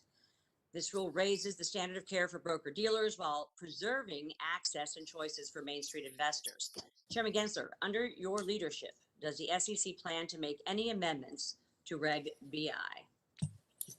Thank you. Good to see you here today. As I said in my confirmation hearing, similar question came up. I think that it's important that investors actually have brokers take their best interest at heart. And that's what we're going to do through examination and enforcement, guidance, ensure that that rule is fully complied with as written. Great. Applied as written. Glad to hear it. Thank you. Chairman Gensler, as you begin your work here at the SEC, I want to really urge you to ensure that the commission and its staff under your leadership follow its very core mission, which is one, to protect investors, which I care deeply about here in Missouri 2nd District, to maintain fair, orderly, and efficient markets, and to facilitate capital formation. I want to thank you for appearing before us today, and I hope that we can work together to provide investment choice and access and affordability, I would say, to America's Main Street investors. Thank you. Mr. Bodson, is it possible that a financial transaction tax could increase financial market volatility? Thank you, Congresswoman. FTTs are not an area of my expertise. Obviously, there have been a lot of studies done in a lot of different markets with very, very mixed results, mostly focused on whether or not they're an effective tool for raising taxes. In some markets like Hong Kong, they've been effective, but they have a very different income tax and capital gains structure, no capital gains tax. In other markets, they've shown to limit trading or subdue, so they don't have the effect that is expected. I've not seen anything discussing FTTs and volatility per se. I would not, my uneducated view would be they would be somewhat separated, but again, I have not seen any studies to indicate either way. Aren't there more effective ways to improve our financial market operations than the bills being proposed today? Could you describe any of those, Mr. Bodson? Well, I think the step, thank you, Congressman, the step from T2 to T1 will create a lot of efficiencies in the marketplace, both on the operational side, as well as lowering the margin requirements that we impose because of the 2-day settlement versus 1-day settlement. So I think those would be steps in the right direction in terms of lowering costs, not just for our direct members, but for the end beneficiaries, be it the mutual fund, pension funds, or the small retail investor. We look to decrease costs whichever way we can. Mr. Bodson, in your view, how would shortening the settlement cycle help prevent future trading restrictions similar to the ones imposed by Robinhood and other brokerages earlier this year? I'm not aware of the reasons for other firms, so I'm not going to speculate about that. Robinhood did say that their decision was based on their ability to meet our margin charges. If we do lessen the time to settlement from T2 to T1, time is risk. I think that's been well explained that by lowering the period, the amount of open transactions that we have to charge margin against would get smaller. And our estimation is the volatility charge, which is a main component, will go down by 40%. So in that sense, the capital charge against Robinhood would have been smaller. But again, it's a little bit of apples and oranges, because to say it would automatically happen without knowing the market circumstances, obviously, it's hard to say. But there would be benefit to two firms and having lower capital charges. Some have proposed going even further than T+1 and moving to real-time trade settlement. What sort of impact do you think this would have on the market liquidity? We are not proponents for real-time gross settlement, as you articulate. You would lose all the benefits that a clearinghouse provides, all the netting efficiencies I spoke about in terms of trillions of trades being netted down to millions of movements, or 100 millions of trades going down to millions of movements, and trillions of dollars being netted down to billions of dollars. You would lose all that benefit. All transactions would either have to be pre-funded, and the securities would have to be on hand. So it would have a very large impact on institutional trading. It would cause liquidity issues across the marketplace. So a bridge too far in my eyes. Thank you, Mr. Bodson. My time's expired, and Madam Chairwoman, I yield. Thank you. The gentleman from Georgia, Mr. Scott, who is also the chair of the House Agricultural Committee, is now recognized for 5 minutes. Thank you, Waters, for this interesting and much needed hearing. The question before us today is this: how can we on the Financial Services Committee ensure that our investors can both have access to our markets, but also are able to participate in our markets, investing safely? You see, when erroneous and inaccurate information posted on social media sites has the ability to broadly influence investors and move the market sometimes drastically, this, gentleman, poses a serious question for you, our regulators. There is now such a huge hole in our regulatory process because of GameStop, with inexperienced investors relying on unverified information from unqualified social media. Mr. Cook, let me start with you. How can we effectively regulate the impact of new technology, social media sites, as they pertain to inexperienced investors? And also, how do we treat that investment advice that we're getting from unqualified people on social media? And then the real question, who is held accountable when that investment advice leads to market volatility like we've seen and massive losses for our investors? I'd like for the three of you, Chair Gensler, Mr. Cook, Mr. Boston, answer this important question in the three parts that I outlined it for. This is what the American people need answers to from you, regulators. Mr. Cook, why don't you start? Well, thank you, Congressman, for that question. I think you raised some really profound questions about where technology and other aspects of investor behavior may be going, and how does that fit within the current regulatory regime. When we talk about statements by people on social media and other places, just to be clear, FINRA doesn't regulate that environment, and we would look to the SEC in sort of understanding whether existing authorities around concepts like manipulation or providing investment advice might apply.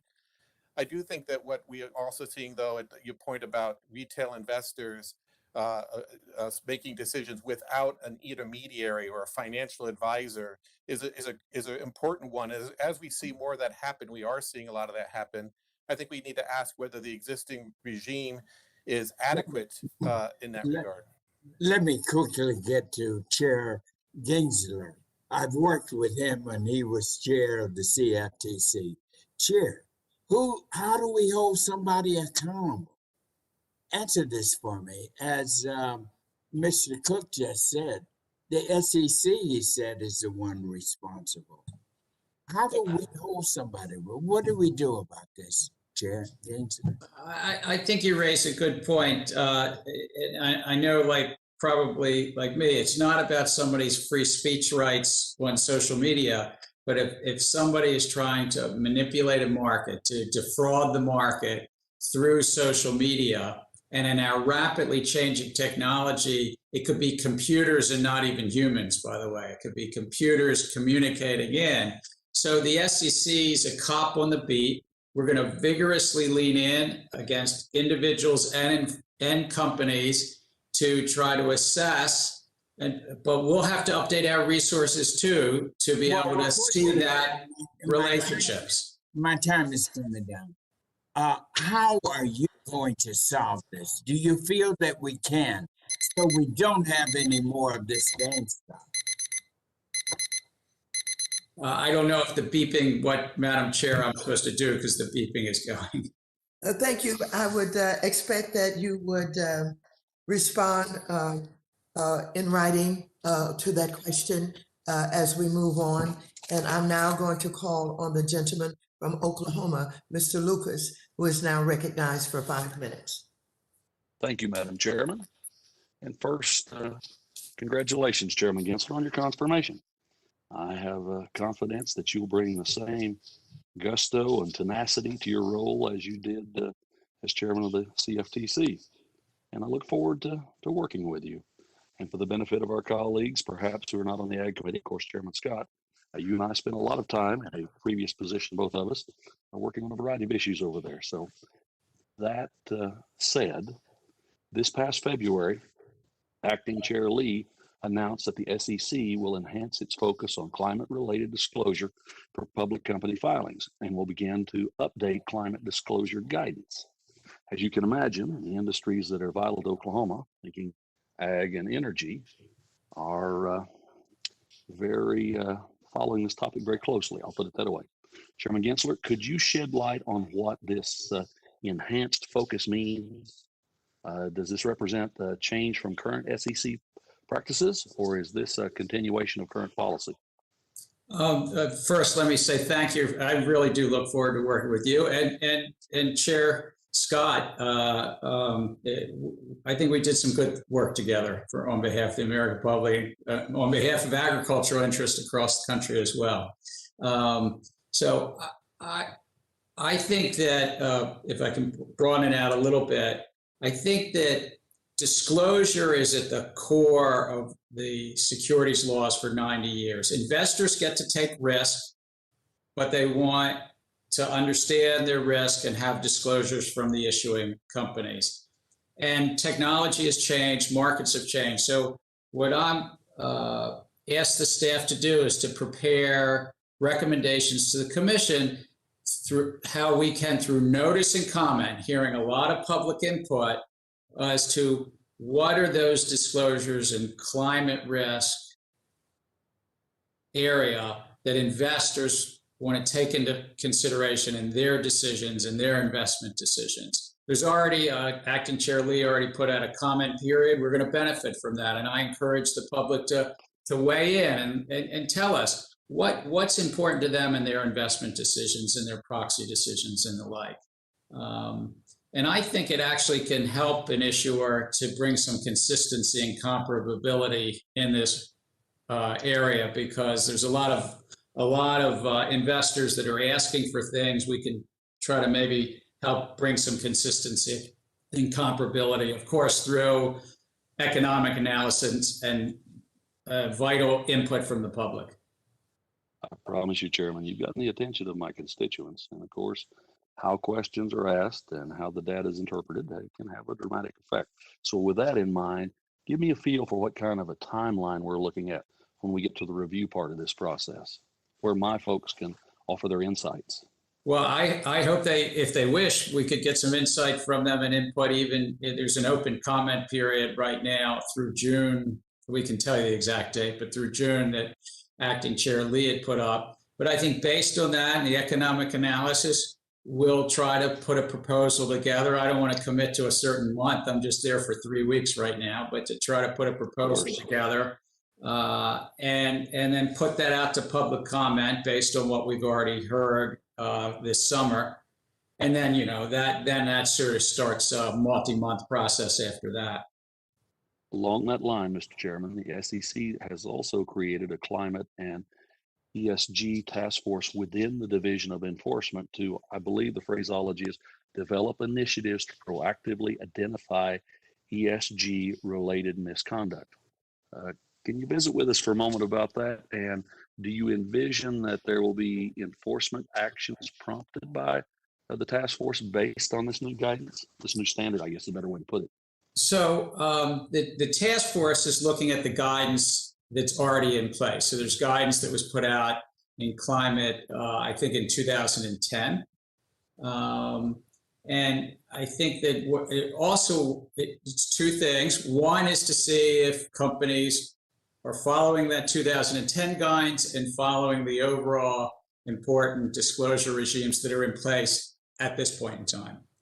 Two is it helps us and informs the commission, all 5 of us, as we move forward to consider any future rules, because we can sort of learn from what's happening right now. the Division of Corporate Finance and the Division of Enforcement, Division of Examination, what's going on now. So one is just, are folks complying with the rules and laws that are in place?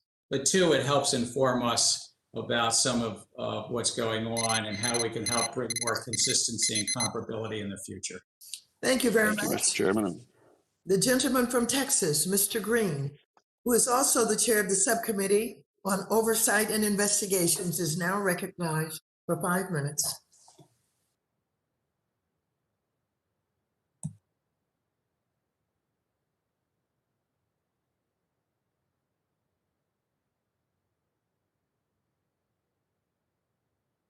Thank you, Madam Chair. And I thank the witnesses for appearing as well.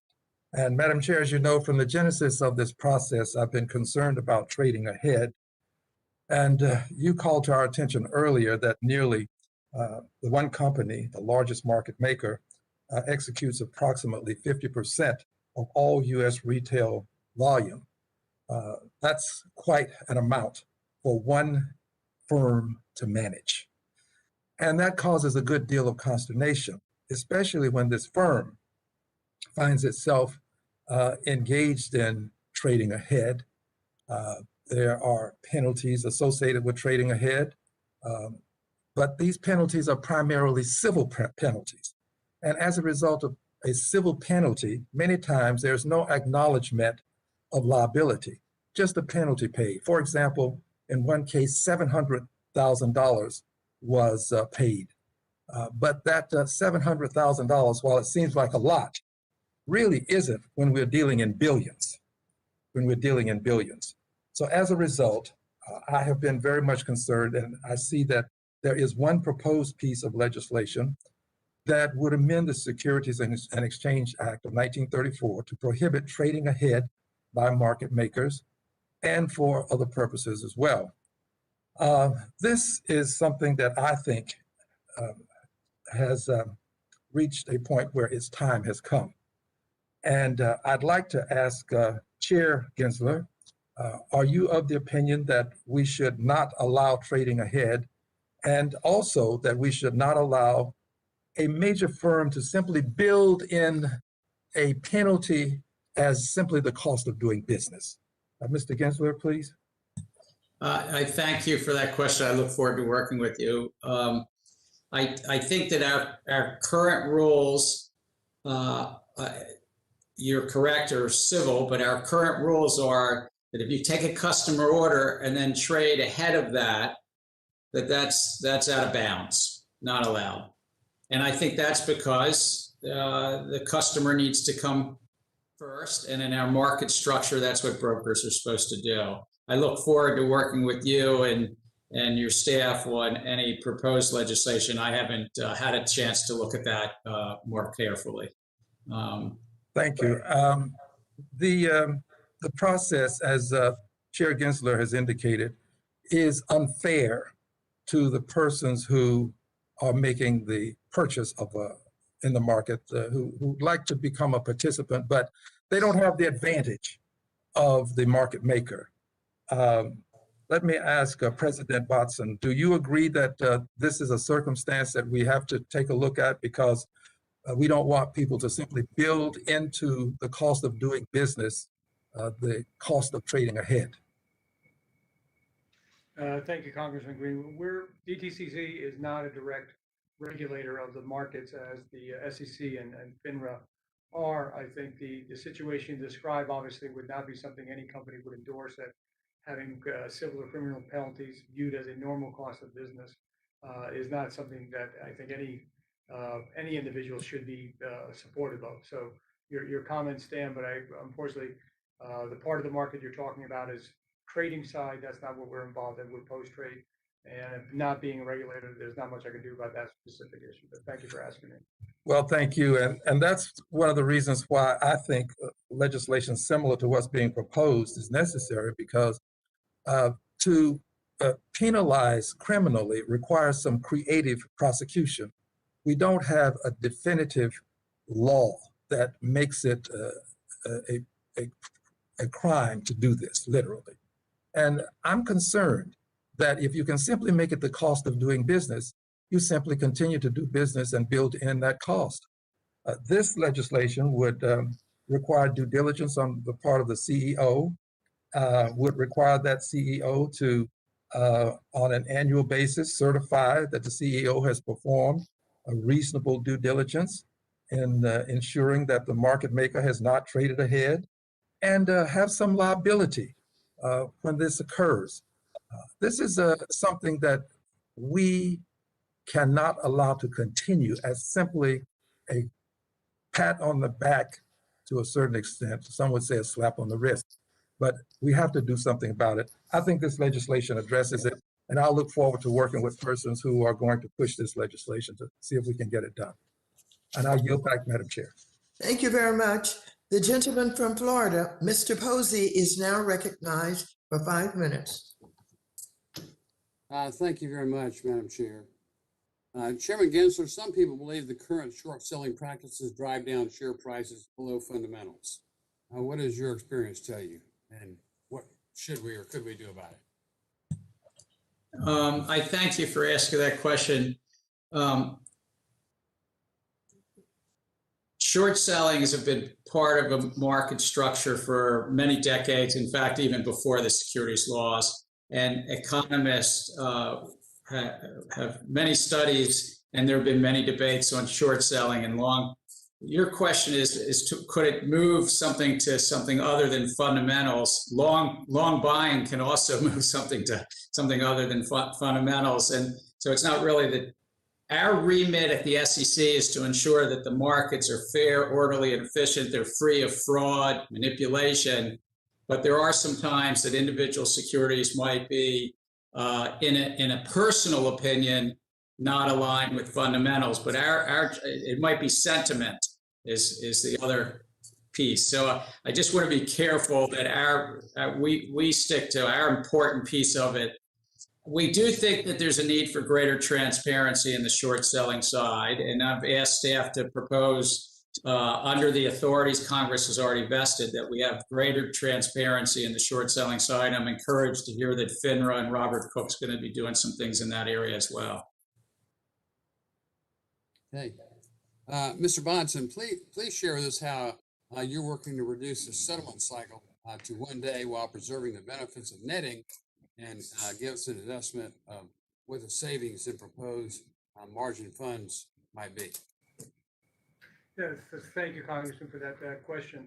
Shortening the settlement cycle is the concept of time equals risk. So by reducing the period that trades are open, reducing the potential impact of the default of one of our members means that we simply have to collect lower levels of margin or collateral. One of the biggest components of our calculation of margin is volatility driven, i.e. what's happening in the market, how are prices moving, and by shortening that period, we believe we can reduce that charge by 40%. In a volatile period, that could be $6 billion less capital that firms have to post with us and can use elsewhere. So it would be a significant amount for our members. Great, really glad to hear that. Chairman Gensler, tell us about what the SEC is doing to ensure that payment for order flow doesn't mean retail investors are subject to unfair trades. I've asked the staff to take a close look at this in the context of the overall market structure, because payment for order flow, which some brokers use and some don't, is in essence a payment to the broker for that order flow, and it can be in conflict with the interest of that customer. And that inherent conflict we found in a case that was settled in December, where there was actually communications between the wholesaler and the broker saying, look, I can give your customer more, or I can give you more. There was a trade-off between these two. And so I think we need to take a closer look at that, but also in the context of the overall equity market structure, because there's also payment for order flow on exchanges, which is called rebates. So there's other pieces of this puzzle, not just the wholesalers. Thank you, Chairman. Do you believe that cooperation among retail investors in chat rooms, for example, can be undesirable collusion in the equities market? Well, I think that we should always be vigorously enforcing our laws and ensuring that there's not fraud and manipulation. But again, we all sort of have a free speech right to go and say to a neighbor, whether it's online or in person, I like this investment, and thoughtfully say why I like this investment. Our laws are about if somebody's trying to defraud another person, mislead another person, manipulate the markets, and that we should root out and vigorously root that out, whether that's a big institution or an individual, or frankly, a computer controlled by a big institution. Yeah. All right. During your CTFC service, you once said that transparency isn't costly. Would you explain the concept in the context of financial markets? Did you say that I had said transparency isn't costly? You know, it pays to be transparent. It is. Oh, I think transparency is at the heart of efficient markets. It does come, disclosure regimes are important for companies, and that's a form of transparency, but I think that that's at the heart of investors being able to take risk and understanding their risks. Thank you, Mr. Chair. My time's up and I yield back. Thank you. The gentleman from Missouri, Mr. Cleaver, who is also the chair of the Subcommittee on Housing, Community Development, and Insurance, is now recognized for 5 minutes. Thank you, Madam Chair, and thank both of our guests for being here. Chair Gensler, thank you for all the work you've done over the years, and I appreciate your presence here today. My great-grandpa, Reverend Noah Albert Cleaver, died in 1980. He was 103. And he used to say, you know, some new invention would come up, you know, whether it's a toaster or microwave, and he'd say, what they gonna do now? What are they gonna do now? What are they gonna do now? And he was concerned. He thought that that the people landed on the moon created a bunch of weather problems, you know, in Texas. But you know that I never could get that out of his head. But so, you know, sometimes I'm tempted to join in with my grandpa on stuff. You know, I going back to Mr. Scott's discussion with you earlier, and I've got to tell you, I do have a lot of concerns, and maybe it's just something I'm going to have to learn to live with. But you know, let me give you an example. The shares in Metro Bank in the UK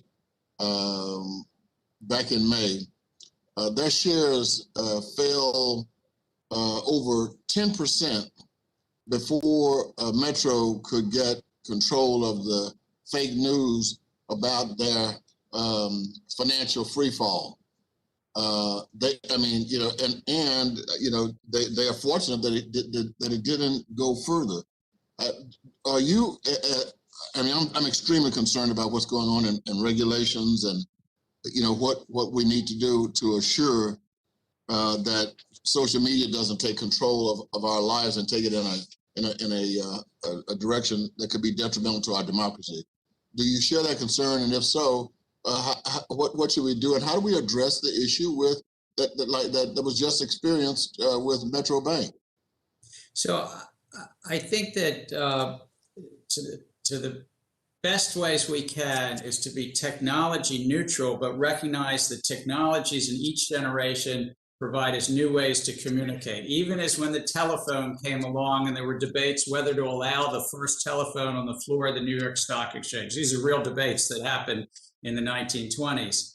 I think technologies come along in the 2020s, and we have to ensure we still stick to our principles of investor protection, fair, orderly, efficient markets, capital formation. So we've got to lean in at the SEC and learn how to basically be a cop on the beat, so that free speech goes on, but if somebody's trying to manipulate a market or spoof a market or put fraudulent information into a social media channel, that we protect investors against that. And particularly in this new computer age, that's more challenging. I think the SEC is up to the challenge, but it is definitely more challenging. And I've asked the folks at the SEC, how do we freshen up our rules in this new environment? Well, do you have a division that's a division that works on this, that thinks about this, that plans for this, that goes through all kinds of scenarios on what we do when this happens, anticipating, an anticipatory department? No, it's, and again, I'm only in my third week, but I think between our Division of Trading and Markets, our economic unit, and our enforcement and examination, it's through those units. But I think we constantly have to be evaluating, and to an earlier question even about regulation best interest, I said we're going to vigorously get the most out of regulation best interest, but we're also going to evaluate. I mean, if it's not serving the purpose of investors, then we will update and freshen that rule as well as other rules, because we always have to be evaluating that investors come first, align with our three-part mission. Well, let me congratulate you on your confirmation, and I do recognize you just walked in the door, and I'm asking you some questions that you probably need a little more time to deal with. But I'm hoping that, on a night when you are about to get a peaceful night's rest, that you will remember the questions raised by Congressman Cleaver about, the markets, and become paranoid, practice paranoia with the SEC, because I am really afraid of some bad stuff happening. And I'm hoping I'm wrong, but I'm glad you're there. Yeah. And I look forward to you fixing this in about 6 months. I thank you, and I wish I had met your grandfather. My mother would say that out of the space journey, the best thing that came out of it was Velcro. Gensler thought that was the best thing that came out. So there you go. Thank you. Thank you, gentlemen, very much. The gentleman from Missouri, Mr. Lukemeyer, is now recognized for 5 minutes. Thank you, Madam Chair, and welcome to our witnesses. Mr. Gensler, in September of 2018, the Fed, FDIC, NCUA, OCC, and the CFPB all issued an interagency statement that clarified the differences between supervisory guidance and laws and regulations. Most notably, that supervisory guidance does not have the force and effective law, and that the law or regulations that the law and regulations does. In January of this year, the prudential regulators issued a final rule to confirm the difference of regulations and guidance by codifying the 2018 statement. While I understand the SEC operates differently from the regulators I just mentioned in many key ways, it is still imperative that the SEC distinguishes between guidance and rule or law. Do you agree that distinguishing between guidance and rules is an essential proponent of sound regulation? Thank you for that question, and I look forward to working with their Office of General Counsel to better understand what the bank regulators did in that circumstance. But there is a difference between rules that have gone through notice and comment and staff guidance, and that's something I'm familiar with from my prior service in government as well. I guess you maybe answer this question here, but will you commit to issuing a final rule similar to the prudential regulators that clarifies the role of guidance and ensures enforcement actions will only be based on violations of rule or law? Again, sir, I need to meet with staff, understand what the SEC has done in the past in this, and whether there's an appropriate need for such new rules, as you say. But I do understand there's rules is duly operating from Congress, delegated to the agencies. I understand are different than guidance, but I would look to work with you and understand your concerns better. Very good. Thank you for that. Chairman Gensler, as you know, the Securities Act of 1933 and Securities Exchange Act of 1934 established the ability of the SEC to accept generally accepted accounting principles that have been established by a private entity. While I believe that a private standard setter can help facilitate effective accounting principles that promote transparency for investors, recent actions by FASB and an overall lack of oversight by any regulatory entity whatsoever have raised serious concerns regarding the standard setting process and FASB's ability to conduct proper analysis before finalizing a standard. In my opinion, since the SEC has given FASB the authority to operate as a private standard setter, the SEC should ensure FASB is carrying out its duties in an appropriate manner.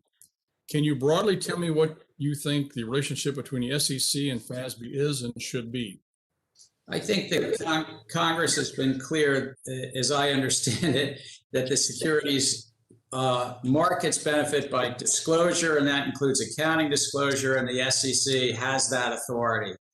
And then through what I believe it was in Sarbanes-Oxley, working with Senator Mike Oxley from your committee and Paul Sarbanes on the other side, put in place exactly what you said, a provision that there could be reliance on a standard setter meeting certain goals. But our Office of Chief Accountant has an important role in communicating with FASB on these important accounting standards, and that the SEC and our congressional system is at the top of that chain.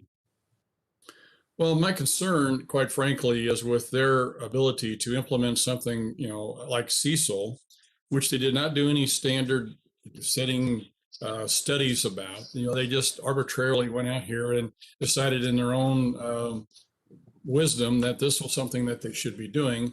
All the other government agencies out there that affect what we do every day, how we administer the rules and regulations every day and the laws of this country, have to go through the Administrative Procedures Act. They do not. Would you support something along the line to rein them in, so to speak, that they would fall under the Administrative Procedures Act and have to do the kind of qualitative and quantitative studies before they can issue a rule or regulation that would protect the economy, protect the industries, protect the people, consumers from a bad rule or regulation they might implement? Well, Congressman, I'd like to best meet with you and your staff and better understand your concerns, because as I understand what Congress decided some 20 years ago in the Sarbanes-Oxley Act is that it was best to rely on and allow the SEC to rely on an outside standard setter, and that helped sort of set them apart a bit. So the concerns that you're speaking about, I'd like to better understand and see how we can address them as best we can. I thank you for your answer, sir, and I look forward to working with you on this at length. I think it's a very serious concern there that I have with regards to these folks. With that, Madam Chair, I yield back. Thank you very much. Thank you. The gentlewoman from New York, Mrs. Maloney, who is also the chair of the House Committee on Oversight and Reform, is now recognized for 5 minutes. Thank you, Chair Lady Waters. Chairman Gensler, it's great to have you before the committee once again and to have you as the chair of the SEC. I have a few questions. First, I want to ask you about a very important issue that I've worked on for several years, and that is forced arbitration. A few years ago, some people were pushing public companies to include forced arbitration provisions in their corporate governance documents, which would prevent their own shareholders from suing them for securities fraud in federal court.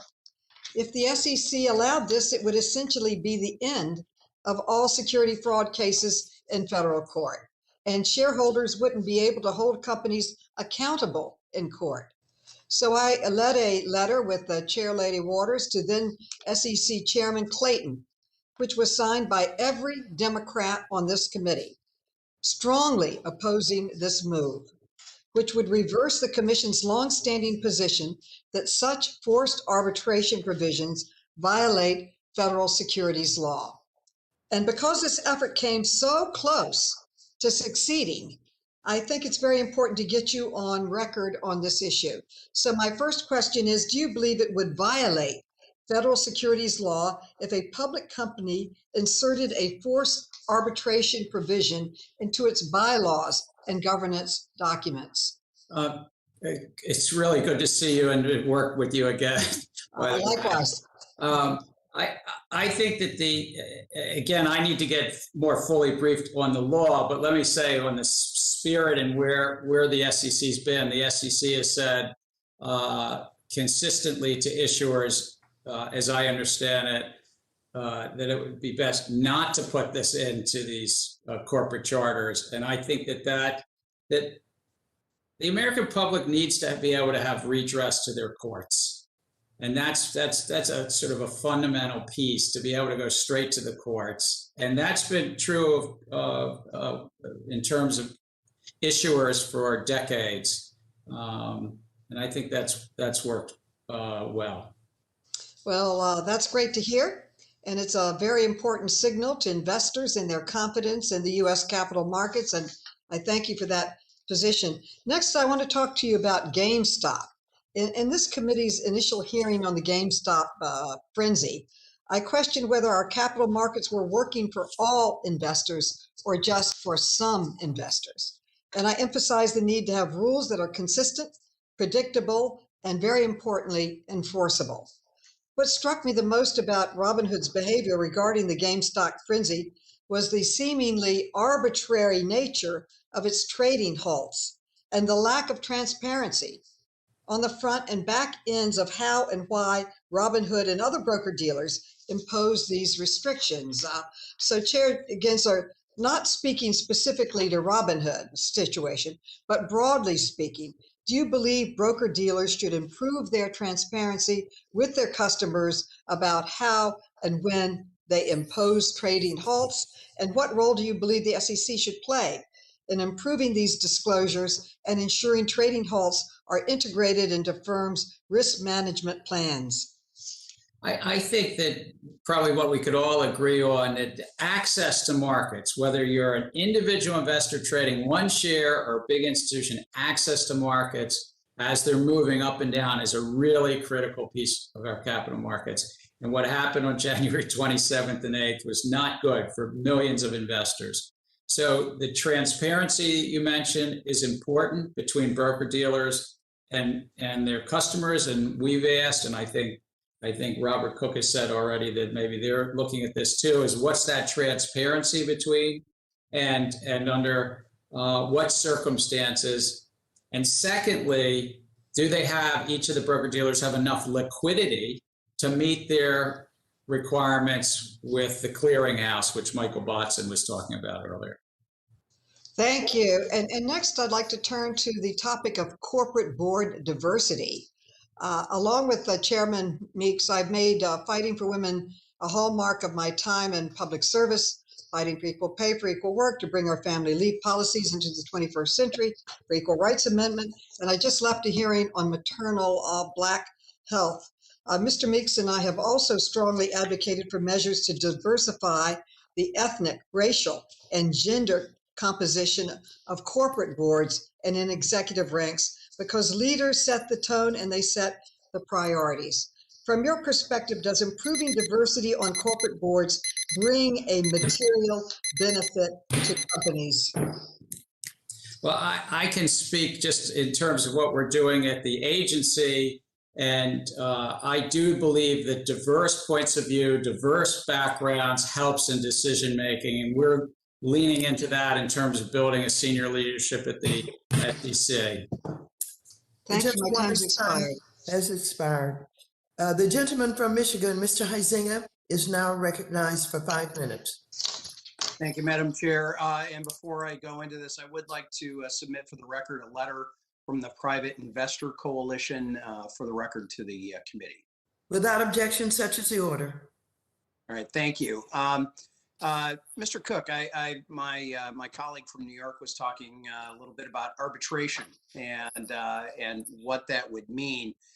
And I'm curious, if arbitration clauses were banned in customer contracts, do you foresee potentially negative consequences on that? And what would they potentially be? Well, thank you for that question, Congressman Benzinga. I believe that that if the current status of these clauses in arbitration, requiring arbitration, I just want to be clear, that's not something that FINRA currently imposes. That's something that happens as a matter of contract, and FINRA doesn't have authority right now to address that. That's something that the SEC has authority to address. No, I understand that. Sorry, yeah. I understand that, but FINRA does provide faster, less expensive ways to resolve disputes, correct? Well, I think we work hard to administer an arbitration program that's fair for investors, that's prompt, that's cost effective. I understand that. So you're not willing to say whether there would be a negative impact on that. Okay, I'm going to move on. Mr. Gensler, good to have you back, and appreciate this time. I'm going to ask you a pretty quick, simple question. Is market participation akin to gambling in a casino?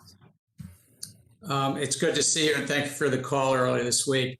I think market participation is investing, and it takes risk, and material disclosure behind that risk is important, and a cop on the beat to protect against fraud and manipulation.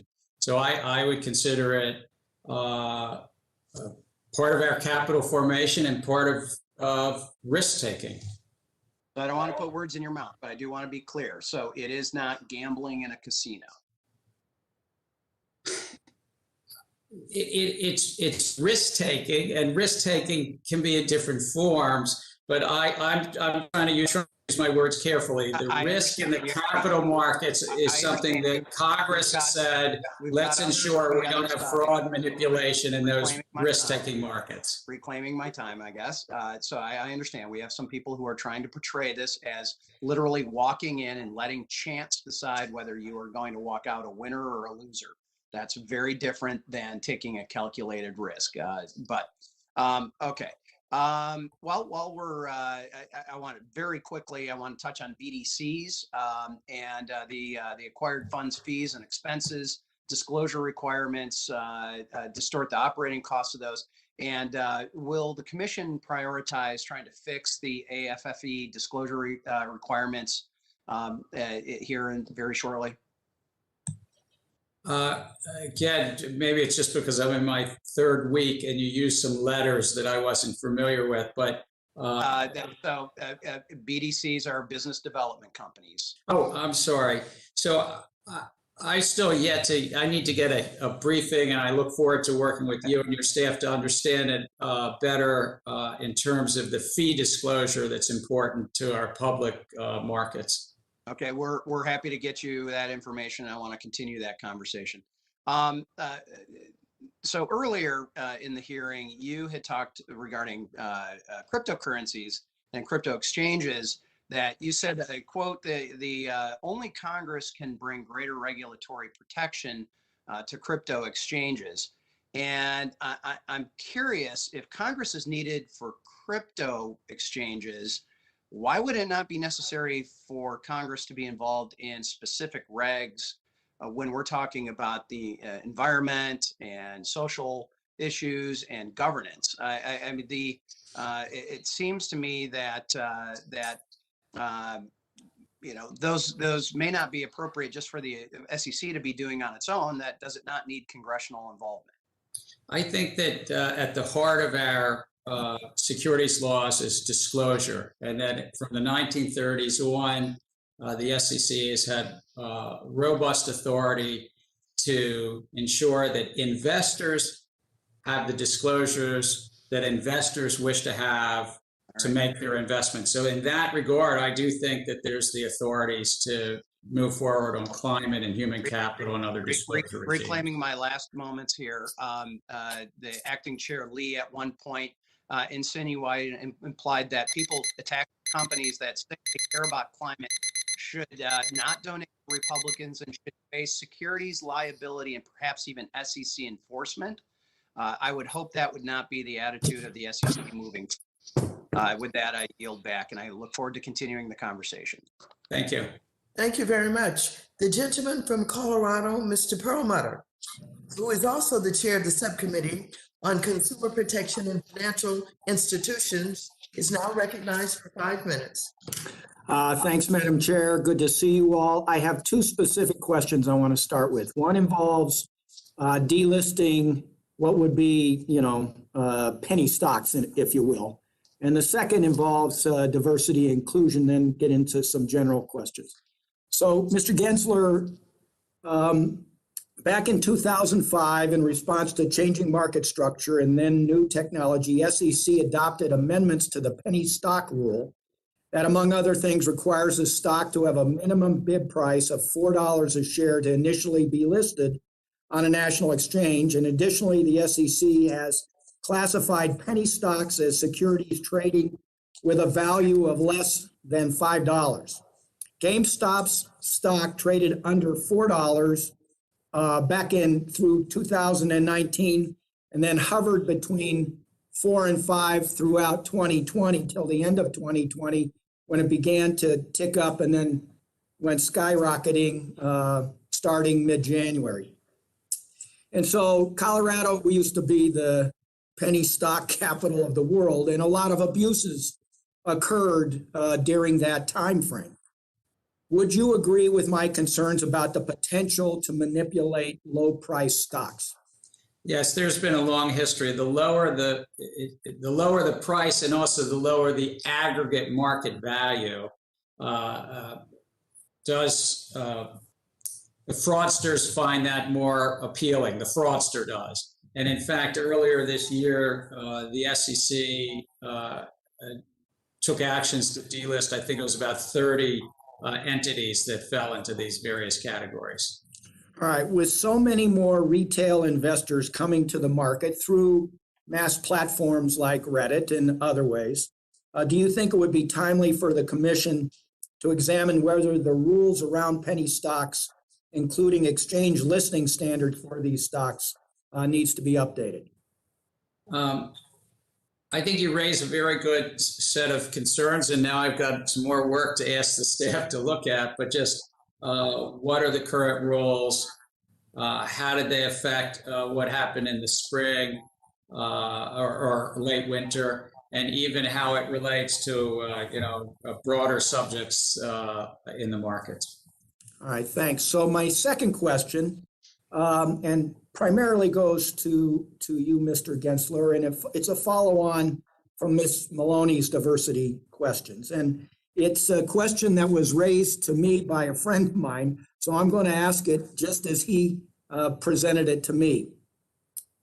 When you were chair of the CFTC, you did not have any Black division directors at that agency. Will you commit to doing better on this point in your current role at the SEC?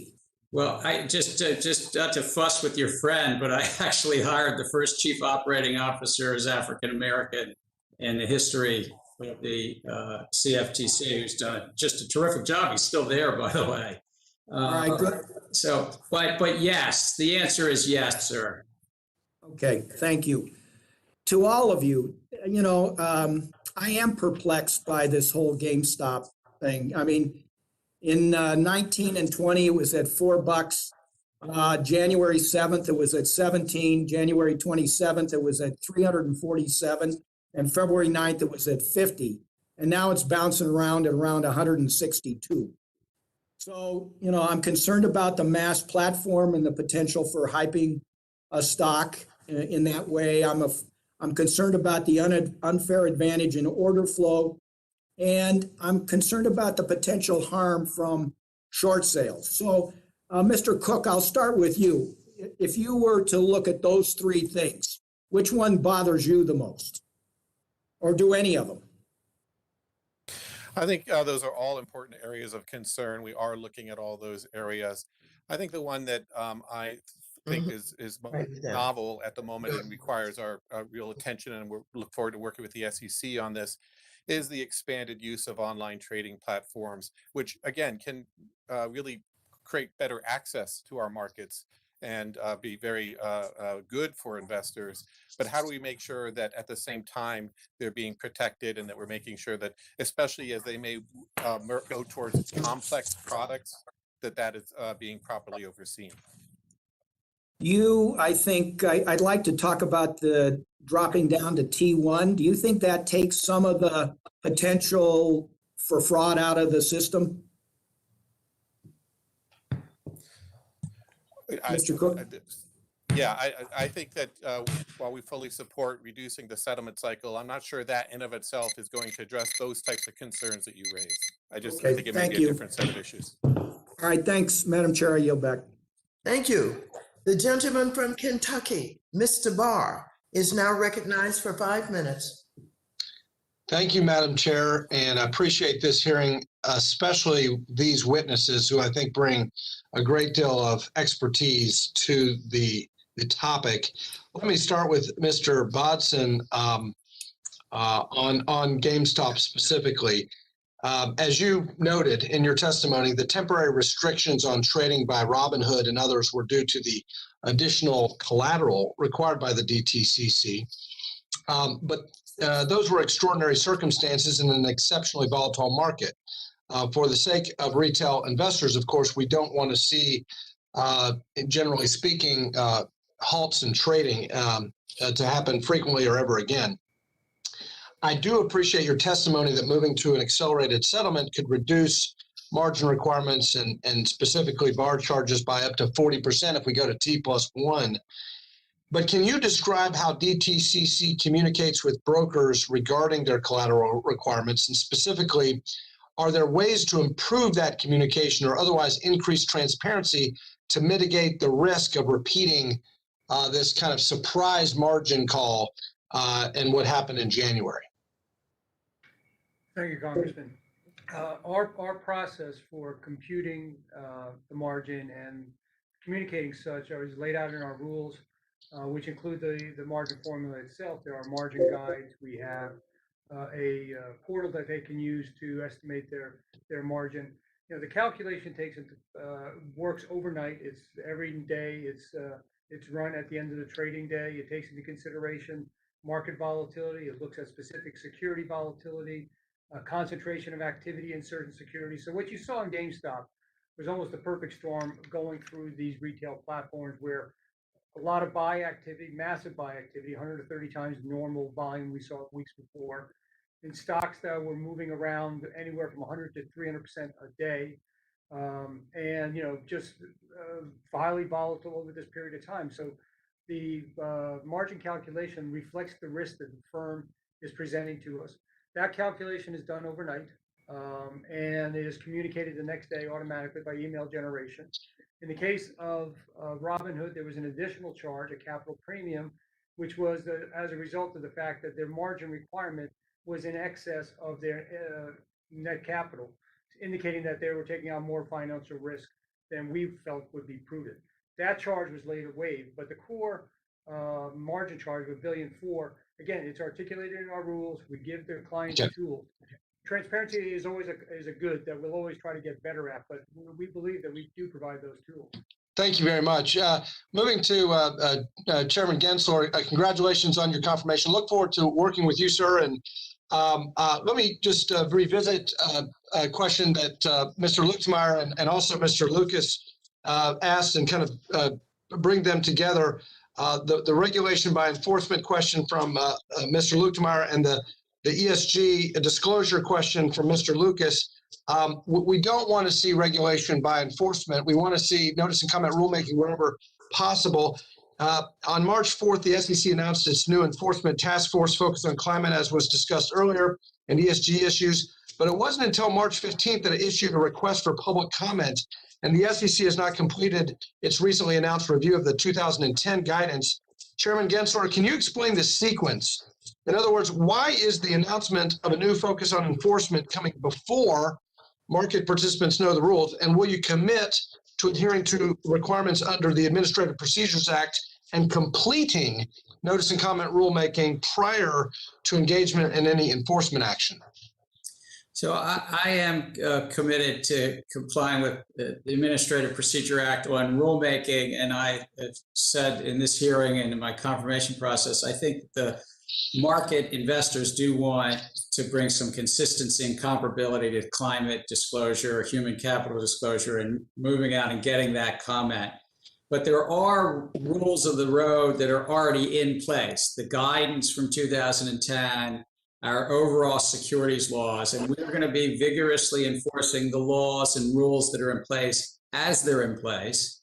But yes, I'm committed to using notice and comment for new rules, but we still have to enforce the old guidance and old rules as vigorously as you would want us to. Well, thank you. And I don't have time for this question, but I'm going to be talking to you about horse racing, Chairman Gensler. I represent the horse industry in Kentucky, and we've got a Reg A problem. We want to democratize ownership of securities and race horses, and we look forward to working with you and the commission on that issue. I look forward to that. A different issue than GameStop. That's right, and we just finished the Kentucky Derby, so it's a timely issue. Correct. Yield back.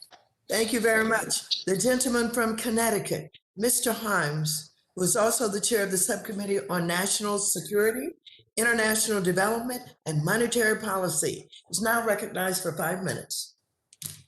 Thank you, Madam Chair, and thank you to our witnesses. It's a real pleasure for me to see all three of you before the committee. To the chairman, Mr. Cook, I'm glad you're our cops on the beat. You've in your careers and today distinguished yourself for your balanced approach and really intelligent approach to the issues. And Mr. Bodson, it's great to see you. Kudos to you when the chant from both ends of the political spectrum was let them trade. Kudos to you for pointing out that the trading stops were actually part of the system architecture designed to keep disaster and catastrophe from happening. We don't let airplanes fly in horrible thunderstorms, and there will be times when we need to just stop and pause the markets for prudential reasons. I want to reflect on a lot of thought on GameStop. There's been a lot said. And as usual, we've sort of devolved into a little bit of a silly partisan conversation on the topic. We ought to be able to agree, as I think we do, that investing is a critical part of asset accumulation for American families.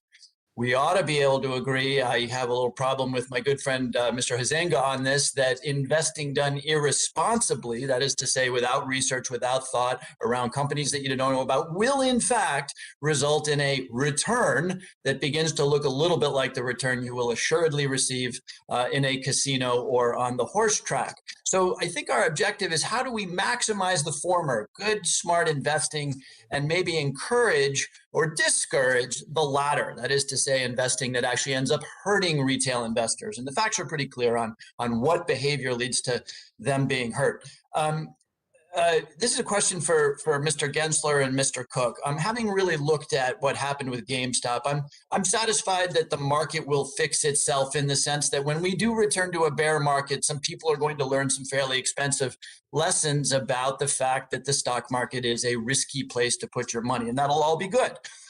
Where I get concerned, though, is when you start talking about a lot of complexity and in particular leverage. So margin. Option strategies that I'm really pretty certain that most of us, much less the average retail investor, doesn't understand. My question, I guess, for Mr. Cook and Mr. Gensler is there a point where you're employing leverage or synthetic leverage through margin or through derivatives that we should begin to think about restricting the ability of retail investors to employ those strategies? I don't need to remind the committee that we all know the story of Mr. Alex Kearns, who took his own life because he traded in some fairly complicated option strategies and discovered that he had created a liability for himself that he'd not anticipated. So my question is is there a line around leverage or complexity where we ought to not let the market teach tough lessons? So I'll go first, and I'm sure Robert will want to add. I do think that our core is protecting investors, and for a long time we've said to open an options account, there was more discussion between a broker and that customer. Suitability used to be the words of the art, but and if I've got the words wrong, I apologize in my third week. But basically, they're taking more risk. I would also add, in terms of these apps, these applications that have made it easier to open accounts, in making it easier, we've lost that human in the middle saying, wait, is this appropriate? Is this risk appropriate? The thing that is like those buildings in Las Vegas and Atlantic City is that through gamification, they're using psychological prompts and behavioral prompts to get investors to trade more. And trading more, economic studies show, doesn't necessarily mean getting better returns. And so I wanted to add that, if I could, Congressman Himes. But I know Robert wants to answer. Yeah, thank you, Mr. Cook. Do you have anything to add to that? Well, thank you for that question. I do think it's a matter of striking the right balance because, as you say, there are lots of risks that people may be taking on through complex products, margin, and we do have rules around some of that. There are limits on how much margin you can take. There are special requirements to open up an options account. But I think many of these rules were developed at a time when the only way you would do that was if you had a broker or an investment advisor, someone advising you and understanding the risks that might be appropriate for you. And so in light of that, in light of the fact that many of these same products are now available directly without some intermediation, we need to think about whether the existing rules should reflect the change in the technology. Thank you very much. Thank you very much. I yield back the balance of my time. Thank you very much. The gentleman from Texas, Mr. Williams, is now recognized for 5 minutes. Thank you, Madam Chair. And this is the third hearing on the GameStop saga. And one of the overarching themes has been protecting retail investors. I'm completely in agreement with the need to do this and ensure that everyone, no matter how much money they have invested, is competing on an equal playing field. However, one of the policy proposals that's being discussed to pay for some of the Democrats' progressive priorities would be determined to these same investors detrimental to the investors we're trying to protect. Of course, I'm speaking on the financial transaction tax. Contrary to what some on the left may want you to think, implementing this new tax would not only affect hedge funds and wealthy individuals, but rather anyone with a 401k or who opened their own brokerage account to trade stocks in their free time. So, Mr. Boydson, can you give us your thoughts on the most likely changes we will see if financial transaction tax is imposed? Thank you, Congressman. Again, I'm not going to claim expertise in FTT, but the studies we have seen show mixed results. In some instances, it did slow down trading. It did dampen levels of market activity. Hong Kong is the contrary one, but again, Hong Kong has a low income tax, no capital gains tax, so very different circumstances. And the question you raise is exactly how does the tax get paid? Who ends up paying it? In many cases, it will flow, as you said, right back to the end investor, so the retail investor, the pension funds, the mutual funds. And if that's the case, then that would obviously impact returns negatively and impact the wealth creation that one would want to see in the stock market. Okay. Raising taxes does not help, I'll tell you. Chairman Gensler, first of all, congratulations to you, and I want to welcome you to your first hearing before this committee. I hope we will have a productive working relationship as you take on this important role. And I want to start by asking you about transparency. We've used that today during the rulemaking process. For market participants, certainly certainty is the key, and there needs to be a clear roadmap on what the SEC is focusing their attention on. So, Mr. Chairman, what steps do you plan on taking to ensure the public is informed about the priorities and regulatory agenda that the SEC is undertaking during your tenure? I look forward to working with you, Congressman Williams, as well. I think that the transparency of our regulatory agenda, along with the rest of the administration, we would be publishing, I think it's twice a year, a unified agenda that's required under the law to publish our agenda. But it's through hearings like this and talking with the public more broadly about the agenda, about disclosure, market structure, ensuring that the markets work for working families. Well, thank you for that. Our capital markets are extremely regulated. No single entity, whether it be an exchange or a broker dealer or SRO, that acts unilaterally without any oversight. As we are discussing broad changes to our capital markets, we must first ensure we all have an understanding about how all the different players interact within the ecosystem. So, Mr. Boydson, for you, can you discuss quickly how the DTCC communicates and it's overseen by the SEC as you are setting margin requirements, as well as how you give notice to your clearinghouse members? Thank you, Congressman. All our margin requirements are reviewed and approved by the SEC. They are subject to public commentary, so if we are introducing any change to the margin rules, there will be a period of time where other members or anybody else that's interested can make a comment, and then the SEC approves it. The models are subject to very vigorous reviews internally by our risk departments, our audit departments. They're reviewed by the board. So we have a very rigorous governance and regulatory oversight of all our models. Okay. I want to thank all of you for participating. Madam Chair, I yield my time back. Thank you very much.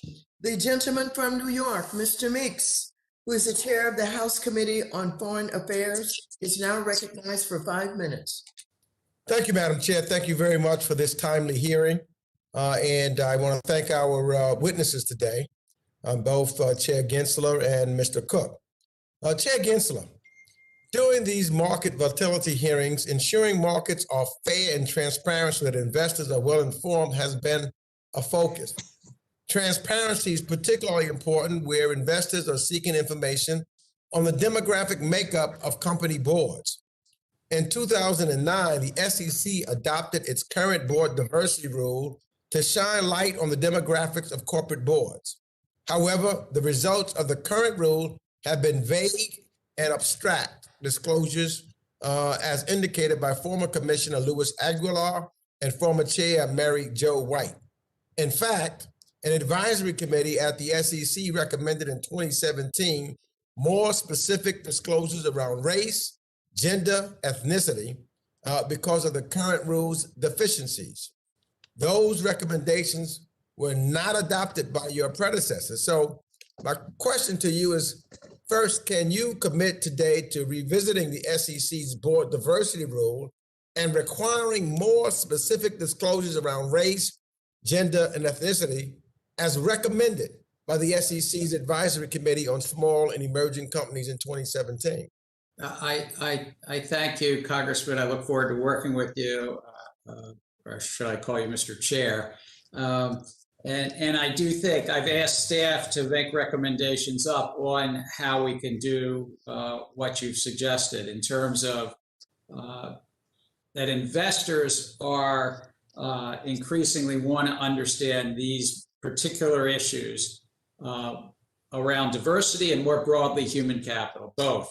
And it's driven by what investors want to see. And I've asked staff to try to serve up some suggestions on this.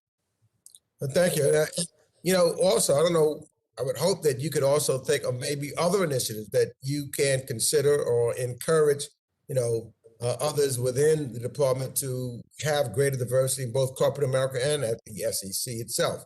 So I don't know if you have any additional thoughts on that, but if you don't, I've also we have 4,400 people at the agency, but we also have a number of outside advisory groups, and as those terms roll, they're on rolling terms and everything. We've also asked the staff to look to ensure that those committees reflect the great diversity in our nation. Well, thank you for that. And I look forward to working with you to work on this particular issue. Let me go to Mr. Cook right quick for the time I have left. Mr. Cook, this committee has examined inherent conflicts of interest with payment for order flow that can be difficult to mitigate and adequately protect investors. For example, brokers can often be incentivized to route customer orders to a highest bidder instead of to another trading venues or other better prices. Despite disclosures, investors may not entirely be aware of how payment for order flow affects their pricing or whether they are getting the best execution. FINRA requires that any transaction should be bought and sold in a market in which the resulting price to the customer is as favorable as possible under the market conditions. So, Mr. Cook, how can FINRA ensure that firms are always meeting their best execution obligations to their customers where the firm uses payment for order flow? Well, thank you for that question, Congressman. You're absolutely right. Our rules do require best execution by both the firm that's routing the order and by the firm that's executing the order.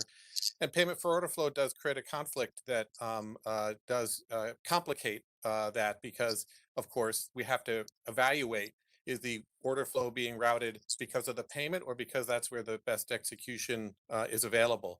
And that's an analysis that we work on every day through our oversight and surveillance, through our examination, and through guidance.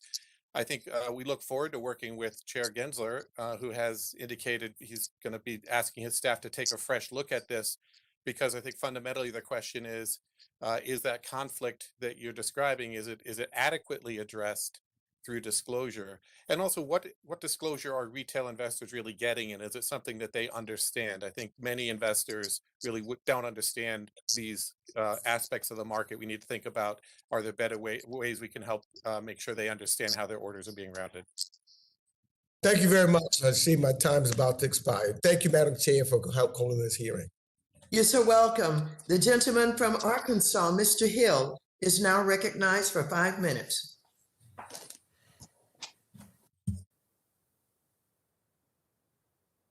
Mr. Hill?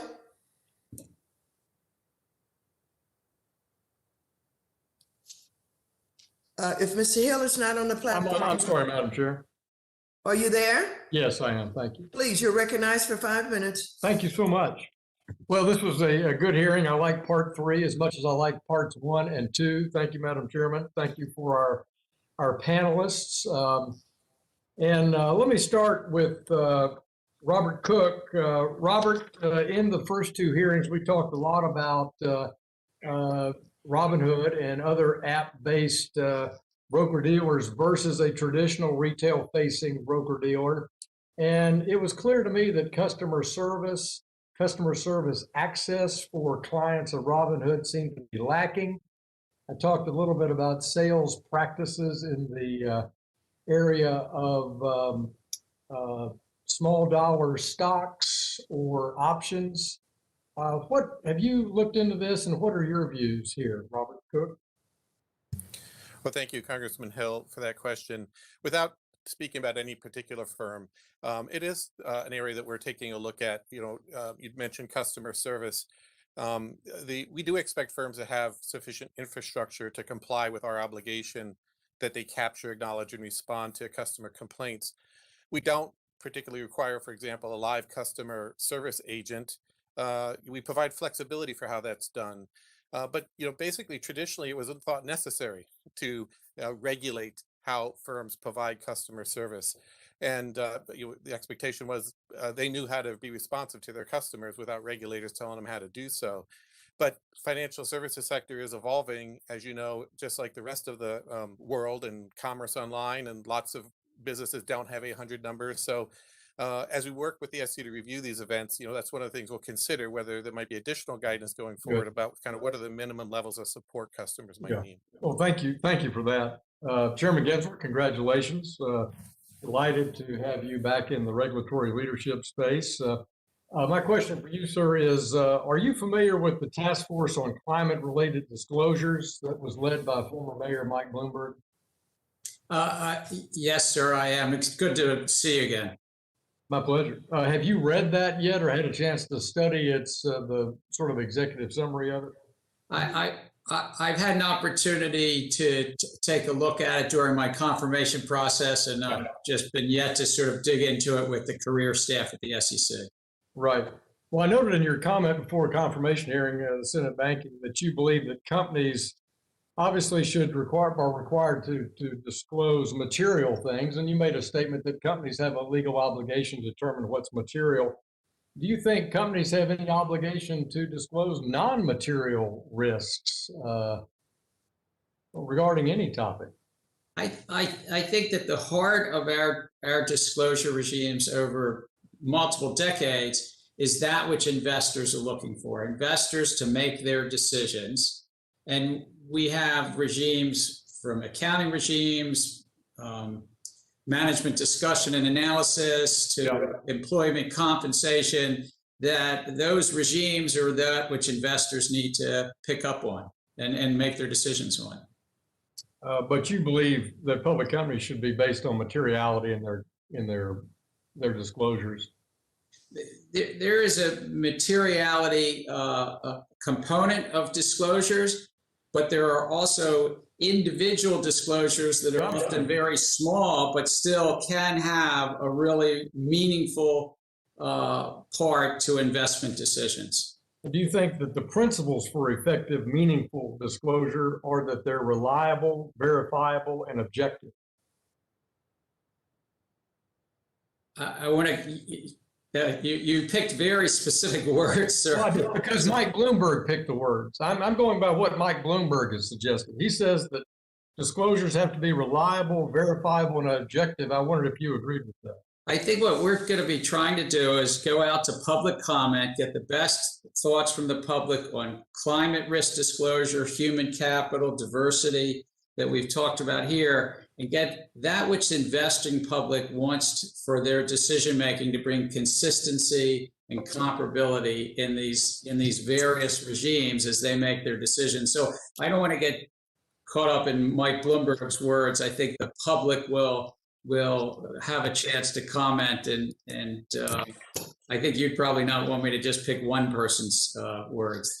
Well, in cost benefit analysis, you believe that anything that's required as required disclosure should be subject to the commission's cost benefit analysis. I'm very proud this week we hired a world-class financial economist, Jessica Wachter, to lead our Division of Economic Research Analysis. Those 160 people are going to be integrated from the design phase all along in terms of doing rigorous economic analysis. Thank you, Madam Chair. I yield back. Is this the next one? Thank you very much. The gentleman from Illinois, Mr. Foster, is now recognized for 5 minutes. Thank you, Madam Chair, and to our witnesses. And so you're now going to be subject to yet another question on horse racing for Mr. Cook and Chair Gensler. But this one will be about transparency in retail trade execution quality and payment for order flow. Retail investors don't care directly about payment for order flow. What they really care about are their total trading costs. You know, how the price that they got for the trades that they completed on their trading app compares to a fair price that they. No, my God, Maxine started screaming my name and scared the hell out of me. Oops. Careful, French. Anyway, so I'll go back to this. And so what they really care about is, you know, how the price they got compares to what the price they should have gotten or could have gotten on some competing app. You know, the big players, institutional investors, analyze this by, you know, holding horse races between different order execution firms, and small players, retail traders can't do this. You know, they're simply told that they paid no fees, but they can't really compare the execution quality.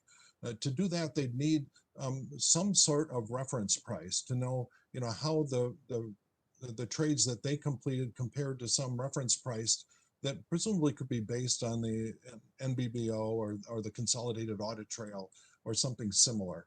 And could you comment on the feasibility of providing retail investors with some estimate of you know, of the quality of their order execution, so that they can use that to choose the app that works best for them in the items that they actually trade? I look forward to working with you, and it's good to see you again, Congressman. I think that you've put your finger on it. There's an inherent conflict if a broker has arrangements and has 2 or 3 sole, you know, source arrangements on payment for order flow, as to whether that payment for order flow is really getting best execution, or, as you say, a horse race. Competition is a really good thing in markets and bringing market efficiency. And these are not free apps. They're just zero commission apps. The cost is inside the order execution. And so that's what I've asked staff to really take a look at and think about our overall market structure, because it's not just payment for order flow. It's a lot of other pieces about wholesalers have about 38% of the market now. That means 38% of the market is not going to either the lit, you know, markets like New York Stock Exchange and NASDAQ, and not even going to regulated markets like alternative trading systems. So looking at the overall. Yeah, but all that information, I believe, is present on the Consolidated Audit Trail, correct? So what I'm thinking about is just some algorithm that runs on the record of completed trades in some time window around when the app claimed to have executed the trade, and then say, what would a fair price have been, and report that back to the user compared to the price that they got on the trade they executed, net of all fees and everything else. I look forward to working with you and your staff to understand the specifics of what you're saying. There is some disclosure on a quarterly basis under SEC rules already, but you're talking about more like maybe daily or trade by trade. I'd look forward to understanding trade by it better. trade, or they could collect the statistics over the course of months or years on the time scale that they could realistically transition to a better app. And they may find out what the institutional investors find out, that one order execution firm works well for, very liquid, high volume securities. Another one is best for options, and so on. And so that they could have access to that sort of information. I think the question you raised at the center of it is disclosure, even if it's more specific disclosure. How does that work in the market structure? And do we somehow get best execution for customers who are on one app, and it's even one app that's sort of promoting more activity through gamification and so forth? Or not even that. Actually, Mr. Cook, do you have any comments on the feasibility of this? Does the data exist? Yeah. Yeah, I think it's a very interesting idea. I think what you're raising is the point that would require us to think about what is the right benchmark, how do we ensure consistency and measurement against that benchmark, and how do we get that information to the customer? I think that a lot of the data is there. There are the Rule 606 reports that Chair Gensler just mentioned, but I think to get to what you're talking about would probably require some more reporting, maybe even more reporting of information into CAD. If that was to be done by a regulator, you could imagine this process being done either by the firms themselves or through a centralized process. But I think it's a very interesting idea, and we'd welcome the chance to talk further with you about it. Yeah. All that would be necessary is an agreement on what the algorithm you're running in the time window to establish the reference price. And it doesn't have to be the best algorithm. It has to be a standard one that pretty well reflects the price that they should have gotten and allows an apples to apples comparison of the apps. Thank you. The gentleman's time has expired. The gentleman from Georgia, Mr. Laudermilk, is now recognized for 5 minutes. Well, thank you, Madam Chair. Chairman Gensler, I'd like to switch topics a little bit with you and discuss the SEC's consolidated audit trail. Now, when I was in the military, I was in a position in intelligence where I was responsible to protect a lot of highly sensitive data. And we had one principle that we lived by, and that principle was you don't have to protect what you don't have. And if you don't absolutely need something, especially if you have access to get it in other means, do not keep it. Now that's a basic rule of cybersecurity, that you can't disclose something that if you don't actually have it. Now, as you know, the consolidated audit trail is expected to collect 60 billion records every day of trading in the equities and options market. In July of next year, brokers will be required to report the personally identifiable information of every retail investor to the consolidated audit trail. While there are certainly times when the SEC needs to access investor data, this massive database will be a major target for cyber criminals.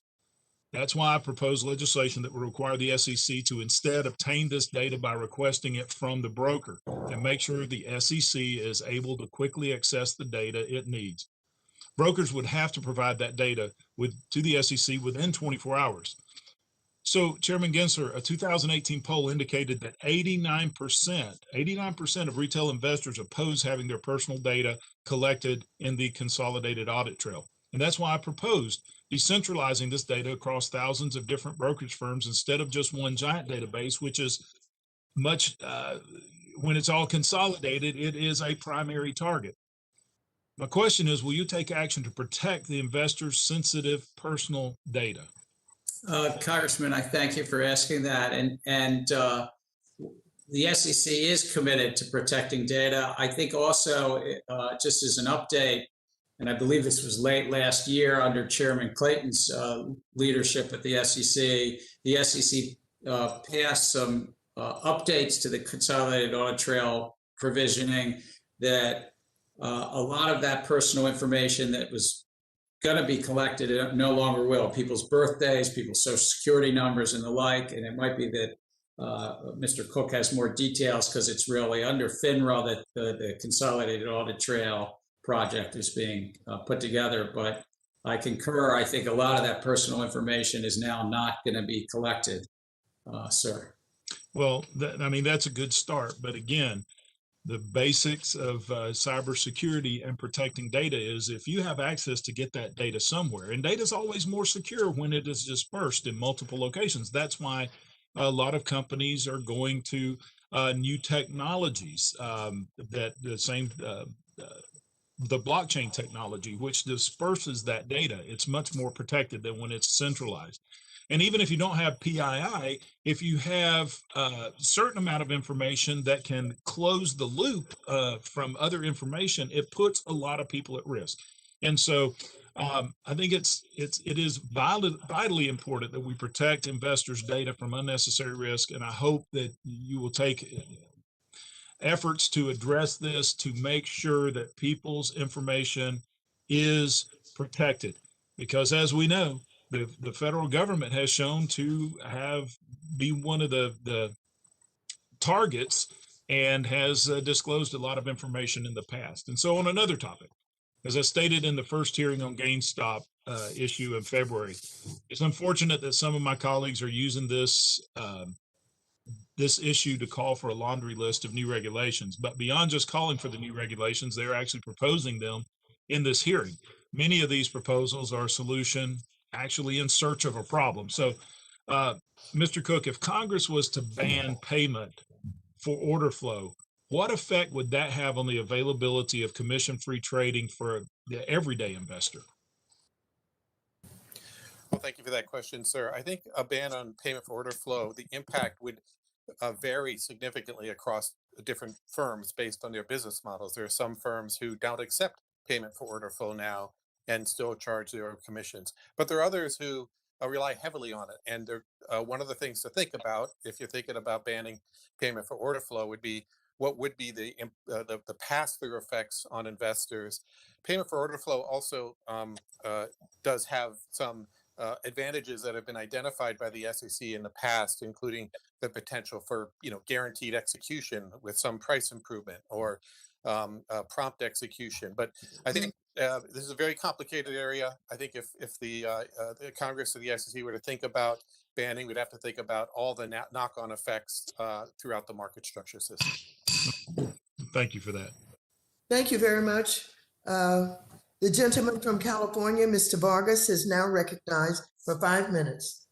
Thank you very much, Madam Chair. I want to thank you again for holding not only this hearing, but 3 hearings. I think it was very important for us to really take a look at what happened at GameStop. The only thing I would ask, Madam Chair, is please don't scare Mr. French again. He seemed to be very frightened at some point, and I would just ask you to be a little more delicate with him. I assure you it was not me. Thank you. He's a good friend to many of us, so please. I know, I was teasing.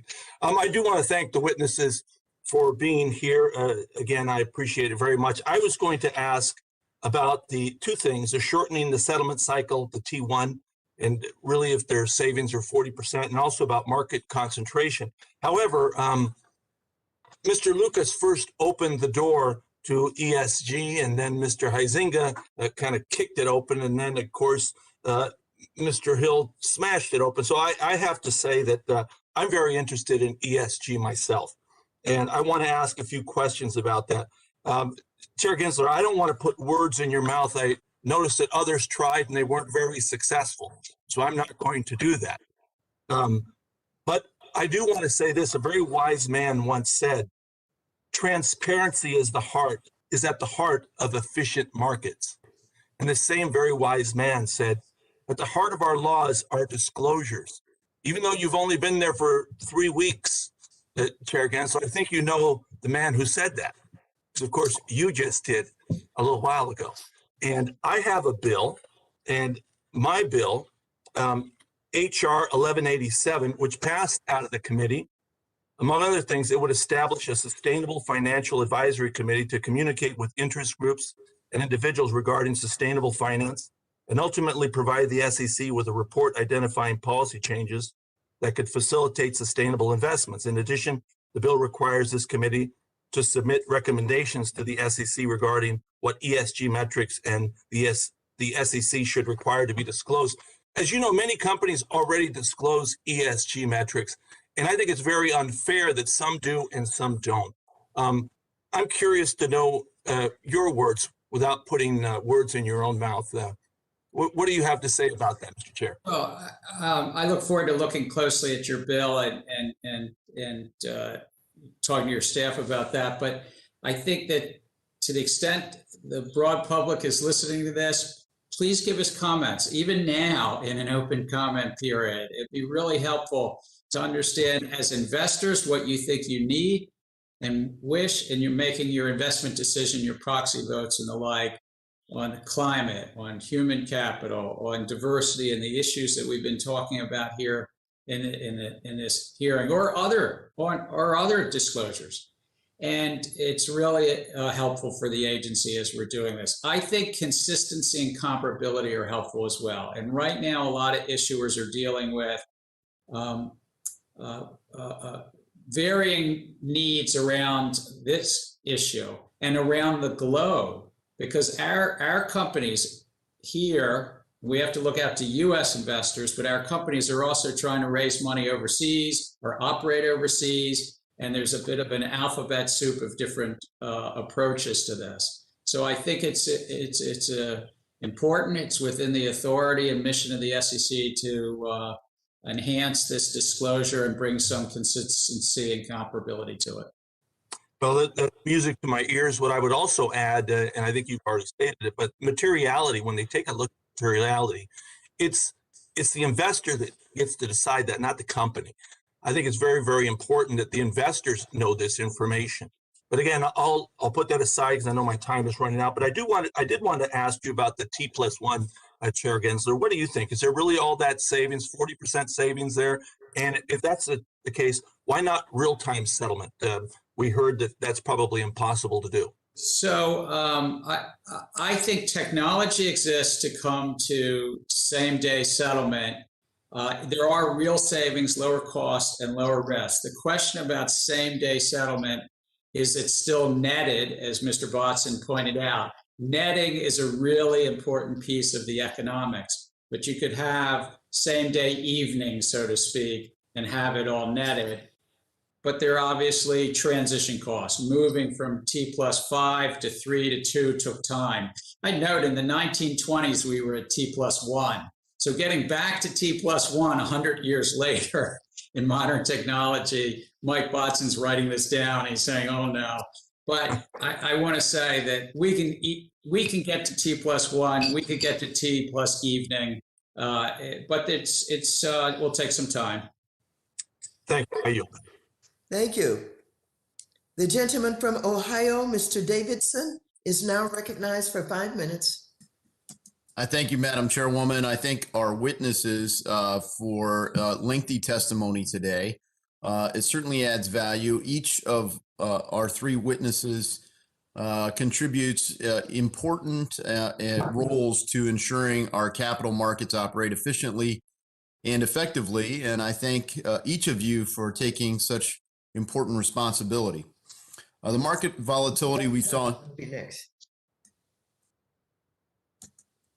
The market volatility we saw in January has more people talking about the clearing and settlement cycle. And during the first GameStop hearing, I highlighted some projects that the DTCC was working on regarding the use of distributed ledger technology to shorten the settlement cycle and enhance our capital market structure. Mr. Bodson, I want to personally thank you and your team for sending me an update on those projects, and I look forward to monitoring their progress. Speaking of distributed ledger technology or blockchain more broadly, I would like to hear Mr. Gensler's thoughts. It is well known that you are a blockchain expert, as evident by your time as a professor at MIT. There are some fascinating videos on YouTube where you're teaching on the subject. If anyone has time and wants to learn more about blockchain technology, I want to get your views on regulation of digital assets. Since 2017, this topic has been a passion of mine, and I've set out a legislative goal of creating a bipartisan and clear, light touch regulatory framework for digital assets that promotes innovation while protecting consumers. The final product was the Token Taxonomy Act, first introduced in 2018 and reintroduced last Congress and now this Congress. It has bipartisan support and always has. The bill has had input from academics at Wharton School of Business, trade groups like the U.S. Chamber, specialized groups such as the Blockchain Association, various state regulators, and plenty of market participants. In 2019, you told me, Chairman Gensler, that the SEC has been slower than I think we want, quote, in terms of creating a regulatory framework for digital assets. Just 2 days ago, Secretary Yellen publicly stated that we do not have adequate framework to deal with cryptocurrencies from a regulatory standpoint. Now, with you at the helm of this agency, I think it's an opportune time for the SEC to work with Congress on creating this regulatory framework that's bipartisan and clear. Chairman Gensler, have your views changed since 2019 on the SEC's approach to digital asset regulation? Congressman, thank you, and for that personal shout out. It's a free course, by the way. It's free online. But I think that there are things that we can do better and get done at the Securities and Exchange Commission, and we have authorities. But I also look forward to working with Congress if it's the desire of Congress to try to fill some gaps. As I said earlier, I think crypto exchanges, particularly if one trades Bitcoin in America today, there's not a investor protection regime that really protects as I think would be appropriate around these exchanges. So I look forward to working with you and in this committee if the chair wishes so on anything you would do in this area. Thank you so much. And I look forward to working with you. And frankly, our bipartisan group will certainly as well. Regulation by enforcement has been characteristic of this space. Obviously, XRP is a key case, but it'd be great to have a bright line test so that we wouldn't be dependent on so many enforcement actions or no action letters. So greatly appreciated. Lastly, I do want to talk about the SEC's authority to suspend trading. I look forward to working with you on a bill that would provide additional transparency about why the trading was suspended and, more specifics there. And some of that has already been commented on by others. But I'd leave you the opportunity, sir, to any closing comments on that kind of transparency. I look forward to hearing more about the issue. As you said, I haven't looked at your bill and whether you're talking about suspending penny stocks or was it suspending others, because there's small market cap companies that are in some cases have no products and no employees even, but that just are ripe for fraud and manipulation. There's been a regime for decades around penny stocks and trying to protect the public from what are easily manipulated circumstances. Yeah, just like that clarity that you had there, that's the piece that when you put the disclosure out for information flowing, what information triggered the halt. But I look forward to it. And Madam Chairwoman, thanks again for the hearing. I yield back. Thank you. The gentleman from New Jersey, Mr. Gottheimer, is now recognized for 5 minutes. Thank you, Madam Chairwoman, and thank you to our witnesses for being here today. Chairman Gensler, congratulations on your confirmation to lead the SEC, and welcome to the House Financial Services Committee. It's good to see you, and I know we're all looking forward to working with you in the coming years. I'm helping to lead a bipartisan effort to reinstate the state and local tax deduction that was eliminated in the tax hike bill of 2017. Capping the SALT deduction has enormously increased the tax burden on hardworking middle-class families in New Jersey's 5th District. To make matters worse, some legislators now want to impose a financial transaction tax, an FTT, on stock and bond transactions, including in my state. Chairman Gensler, according to a study by Vanguard, an FTT would cost retirement savers $36,000, more than 3.5 years of savings over their lifetime, and would send jobs and markets overseas. Mr. Chairman, first, do you support a financial transaction tax? First, let me say it's good to see you. We full disclosure, we first knew each other maybe 20-some years ago working in administration. I really think that I would leave it to Congress and the executive branch to sort through taxes. And our remit at the SEC is about ensuring that working families are protected, we protect them, and we have fair, orderly, efficient markets and capital formation. And the taxing questions are really outside our jurisdiction, if that's all right, Congressman. I appreciate that, and yes, and I'm excited to work together again. Can I maybe just ask it a slightly different way? Maybe that'll let you answer under the remit of the SEC.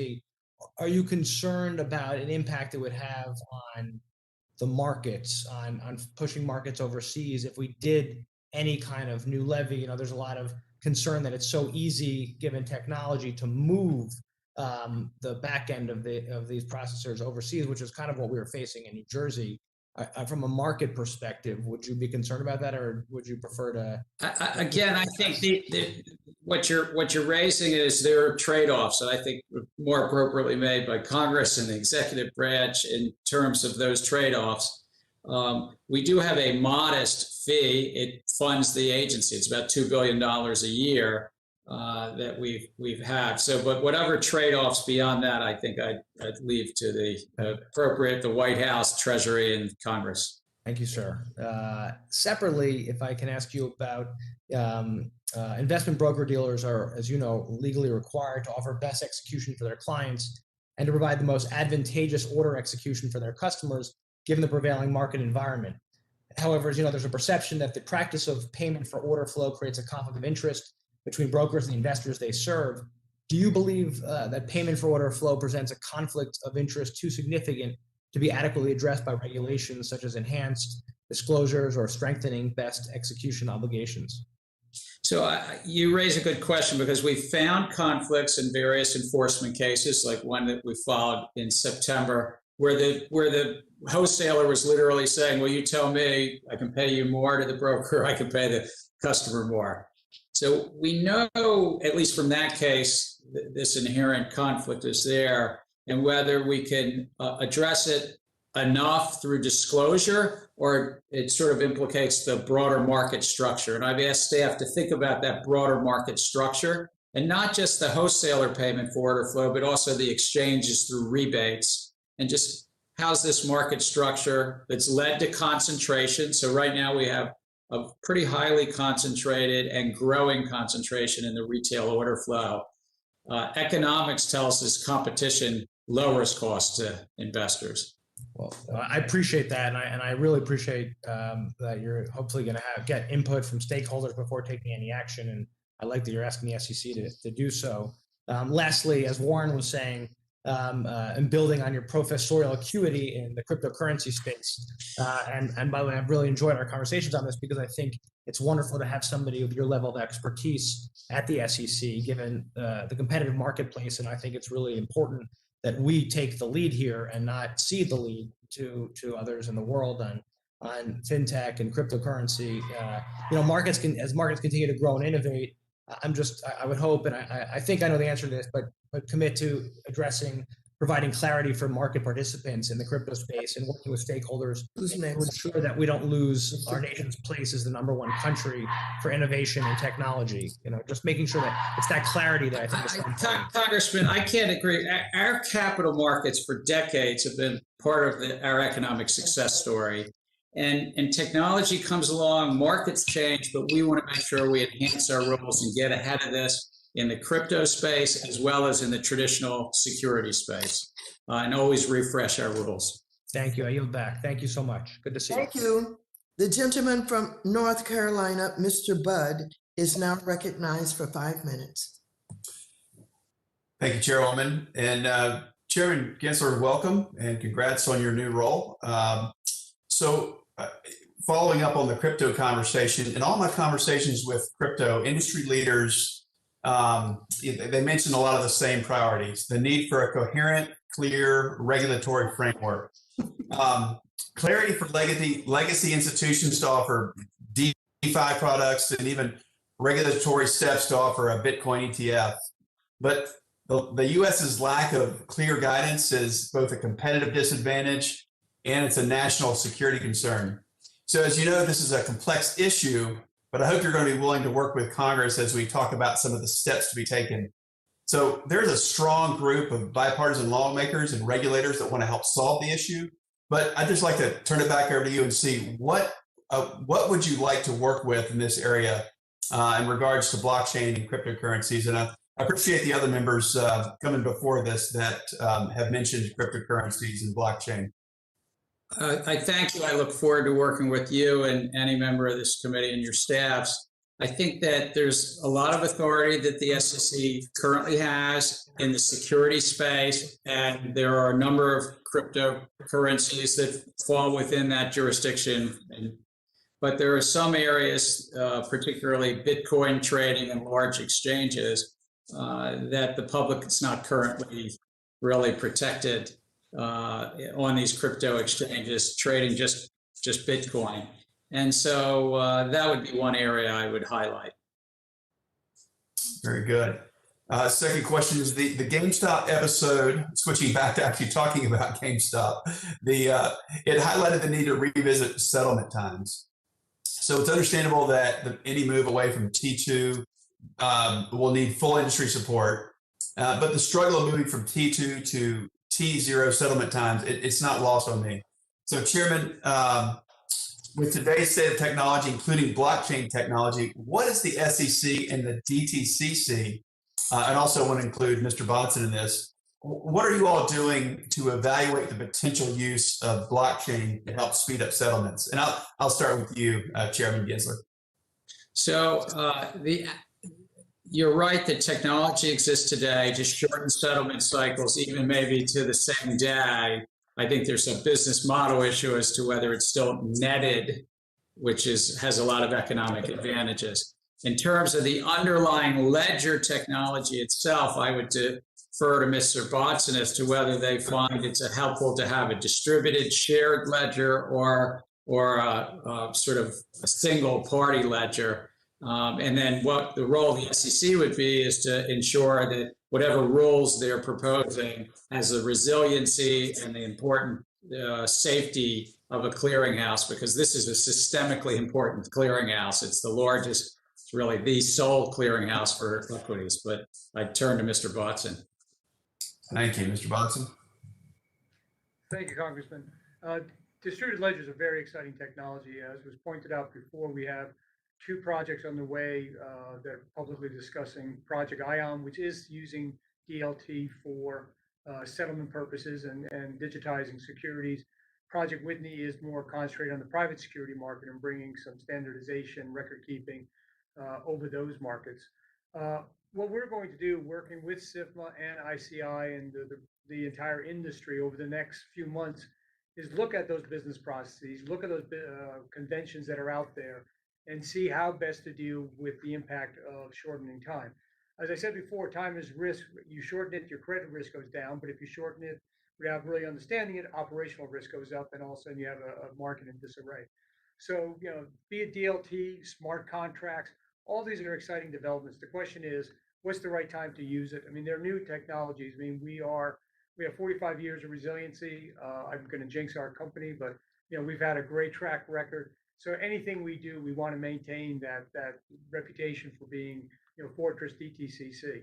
But new technologies are something obviously we're looking at, and it's very, very exciting for the industry over the medium to longer term that it could revolutionize what we do. Very good. Thank you both. Chairwoman, I yield back. Thank you very much. The gentleman from Florida, Mr. Lawson, is now recognized for 5 minutes. Thank you, Madam Chair, and welcome our guests to the committee today. And one of the things that I've been actually concerned about, more so than anything else, is the safety for the investor ever since the pandemic hit. And we've seen a lot of things happen within the marketplace. So, Mr. Bodson, are current broker capital investments sufficient to prevent harm to the investor and to the financial system? Thank you, Congressman. It's a difficult question. What we saw during this period of time is obviously our requirements went up tremendously as a result of the market conditions, which were unseen. I mean, I have to be truthful that I've been in this business for 40 years, never seen this sort of concentrated activity in a series of stocks and the impact that it had on the market. therefore in the clearinghouse. What we want to make sure that people understand is our collection of the margin protects everybody from almost everybody. So, we talk a lot about what happened with Robinhood and they're meeting the margin charge, which they did, and they remain in good standing. But if somebody else had gone into default during that period of time, Robinhood nor Robinhood's clients would have to worry about trades being consummated. And I think that's the story that I think that is getting lost somewhat in this somehow, is that the system worked. I mean, there was incredible volumes. The system processed that volume. There was big changes in margin. Firms met that margin. Nobody was defaulted. Nobody was pushed into that situation from a firm basis. And the impact on the retail client, obviously, is something that both the SEC and this committee hopefully will come back with recommendations and views upon. But from our aspect, the post-trading aspect, it was an incredible period of stress. We then see this circumstances, but we were prepared for volume surges. We were prepared for market stresses, and that part of the process worked very well. Okay, thank you. And this is important to the whole panel. Do you believe that gamification has a place in investing? And if so, what guardrails should be in place to ensure investors are protected? So, Congressman, I thank you for asking that. This term gamification, which means embedding game-like features into applications, does not just relate to finance, it relates to our whole online existence. And if I might say, the streaming apps figured out some time ago that I'm kind of a rom-com guy. Here, I admitted it on open. I see a number of members are looking up. You thought I was a thriller guy, but rom-com. But, if I watch a rom-com that they recommend and I lose an hour and a half and it was a lousy rom-com, it's all right. But if you use gamification features and folks are trading more actively and day trading, then all of a sudden, that's their investment future. That's their challenges for their future and for their security. So I think we really have to take a look at this. We've asked the staff to put together something, request for public comment about all of these features that are getting imported into finance. Investing, good, but if it's sort of churning folks or getting them to trade a lot, what does that mean? And what protections should we have in there in those communications? That's a great answer, Mr. Chairman. Anyone else would like to comment on that? Well, I would just add, I congratulate or applaud the decision by Chair Gensler to solicit comment on this topic, because I do think we want to make sure we understand it, the different features, what are they used for and why. We need to make sure we understand the benefits, and I believe there are some really important benefits for investors. We also want to make sure we understand the risks, and I believe there's some important risks. And I think the benefits and risks may change in different contexts. We also need to understand that. So I think we need to move forward in this area by really getting a process where there can be, everyone can, all the stakeholders can share their views, and the regulators can be even better educated. We fully support the concept of soliciting more comment in this space. Okay, Mr. Chairman, one more before. So do you think that SEC broker-dealer capital and liquidity framework need to be strengthened for the larger retail broker-dealers? If so, how? You raise a good question, because what we found in January is a number of brokers then denied access or shut out access, and it was about liquidity to the clearinghouse or margin in the clearinghouse. So we're taking a close look at that, but you raised a good question whether it also relates to their capital and liquidity needs. Okay, thank you. Madam Chair, I yield back, but that is very, very important. Thank you. Thank you very much. The gentleman from Indiana, Mr. Hollingsworth, is now recognized for 5 minutes. Well, good afternoon. I appreciate the opportunity to participate in this hearing, and I know a lot of very important topics have been talked about. Chair Gensler, I wanted to speak directly with you for a few minutes. I was so encouraged to hear during your Senate confirmation hearing of your willingness to work on transitioning to an e-delivery system. Given the significant increase in communications via electronic means, it seems like a real common sense solution where consumers would win, ultimately firms would win, and everyone would be better off on account of this. So I certainly hope that this will continue to be a priority. Do you expect it to be a priority as you're getting started and spinning up in your new role?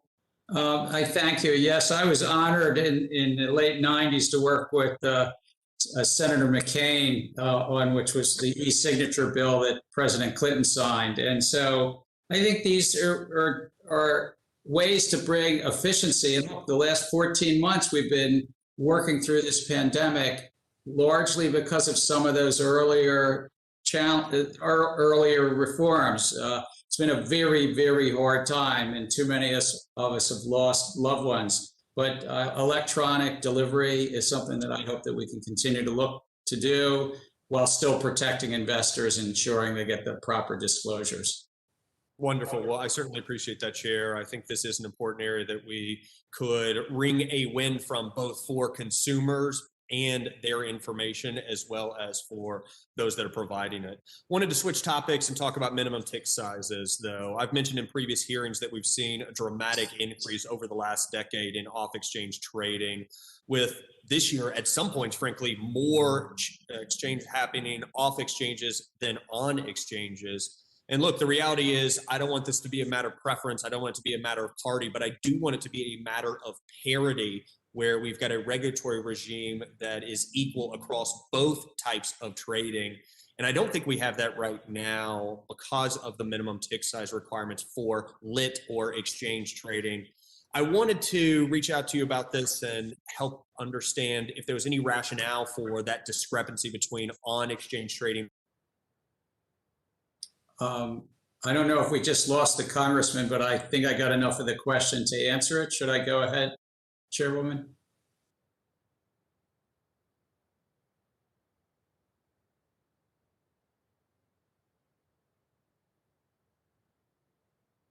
I don't know if... Let's go right ahead. All right, thank you. So one feature of our stock exchanges is there's a minimum price size of a penny, if I understand the question, or minimum tick size. I have asked staff to consider that in terms of market structure. Should that change? Should that address some of this segmentation that the wholesalers can trade within the penny, but on the exchanges we currently are not able to? And is that just a legacy of an earlier time?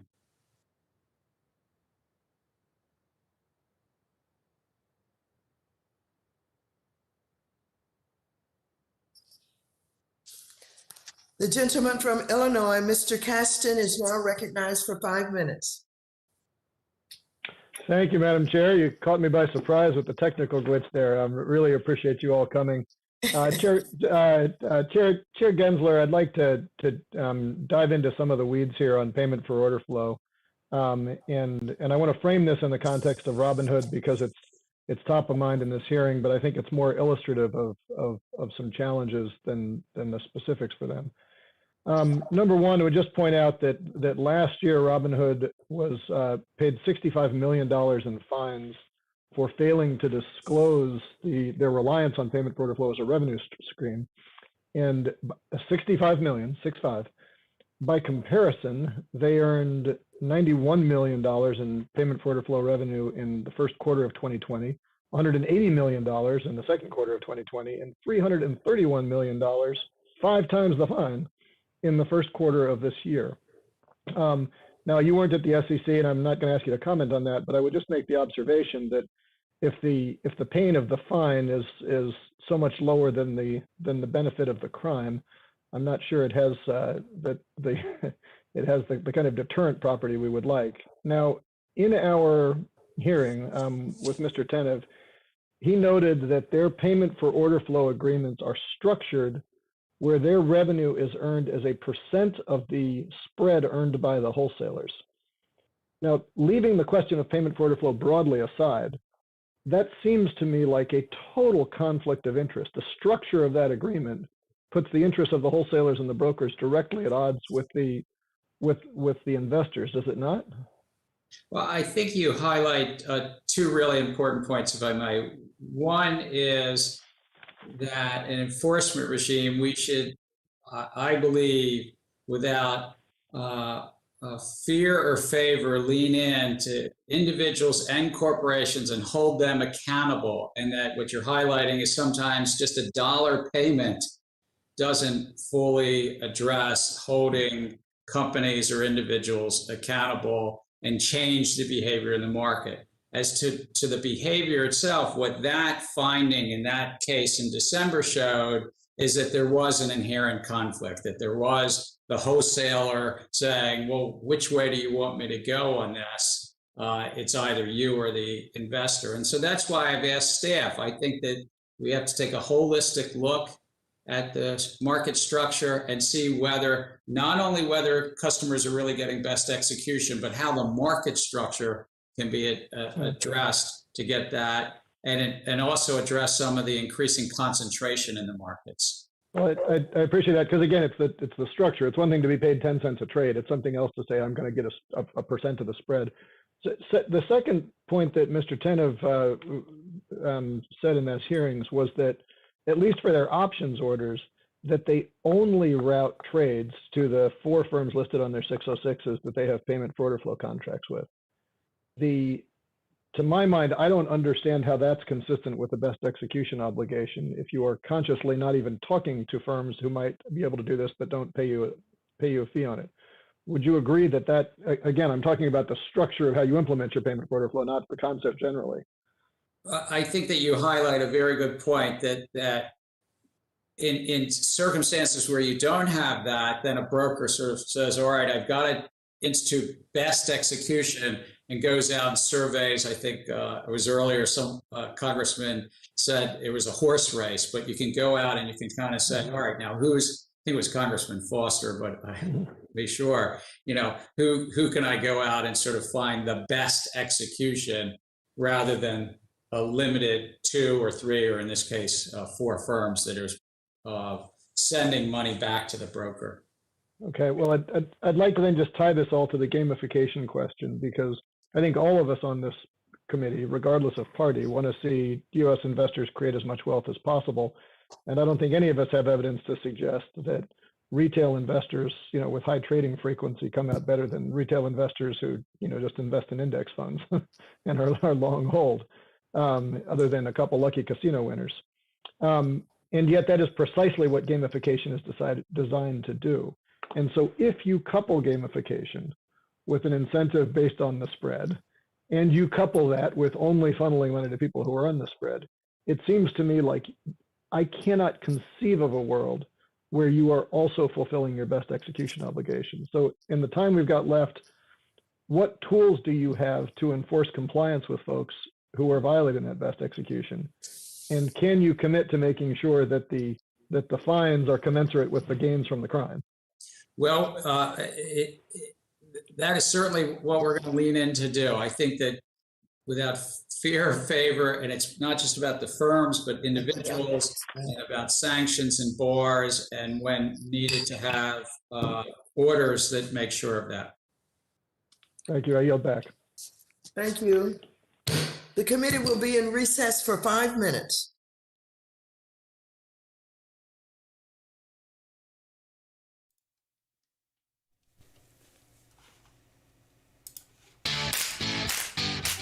All righty, recess, 5 minutes. Man, that was it was getting legit there in the last few minutes. He was asking some pretty good questions. I think that was probably one of the best, in my opinion, best of all of the so far representatives, as far as just drilling down to the meat and potatoes and actually asking questions. But we did have a pretty funny moment earlier, by the way. Off topic, the whole Maxine scared the bleep out of me, Mo. That was priceless. If you caught that, that was epic. So anyway, for those of you, my name is Corey. I'm the host of Pop the Chart. If you haven't had a chance to hit the like button, make sure you click it. If you haven't hit the subscribe button, click that as well. Do the show each day. Market open all the way through market close. Juan's in here. Hey, Juan, how you doing there, buddy? Crypto took a pretty good nosedive. Yes. Well, they're talking bad about it, though.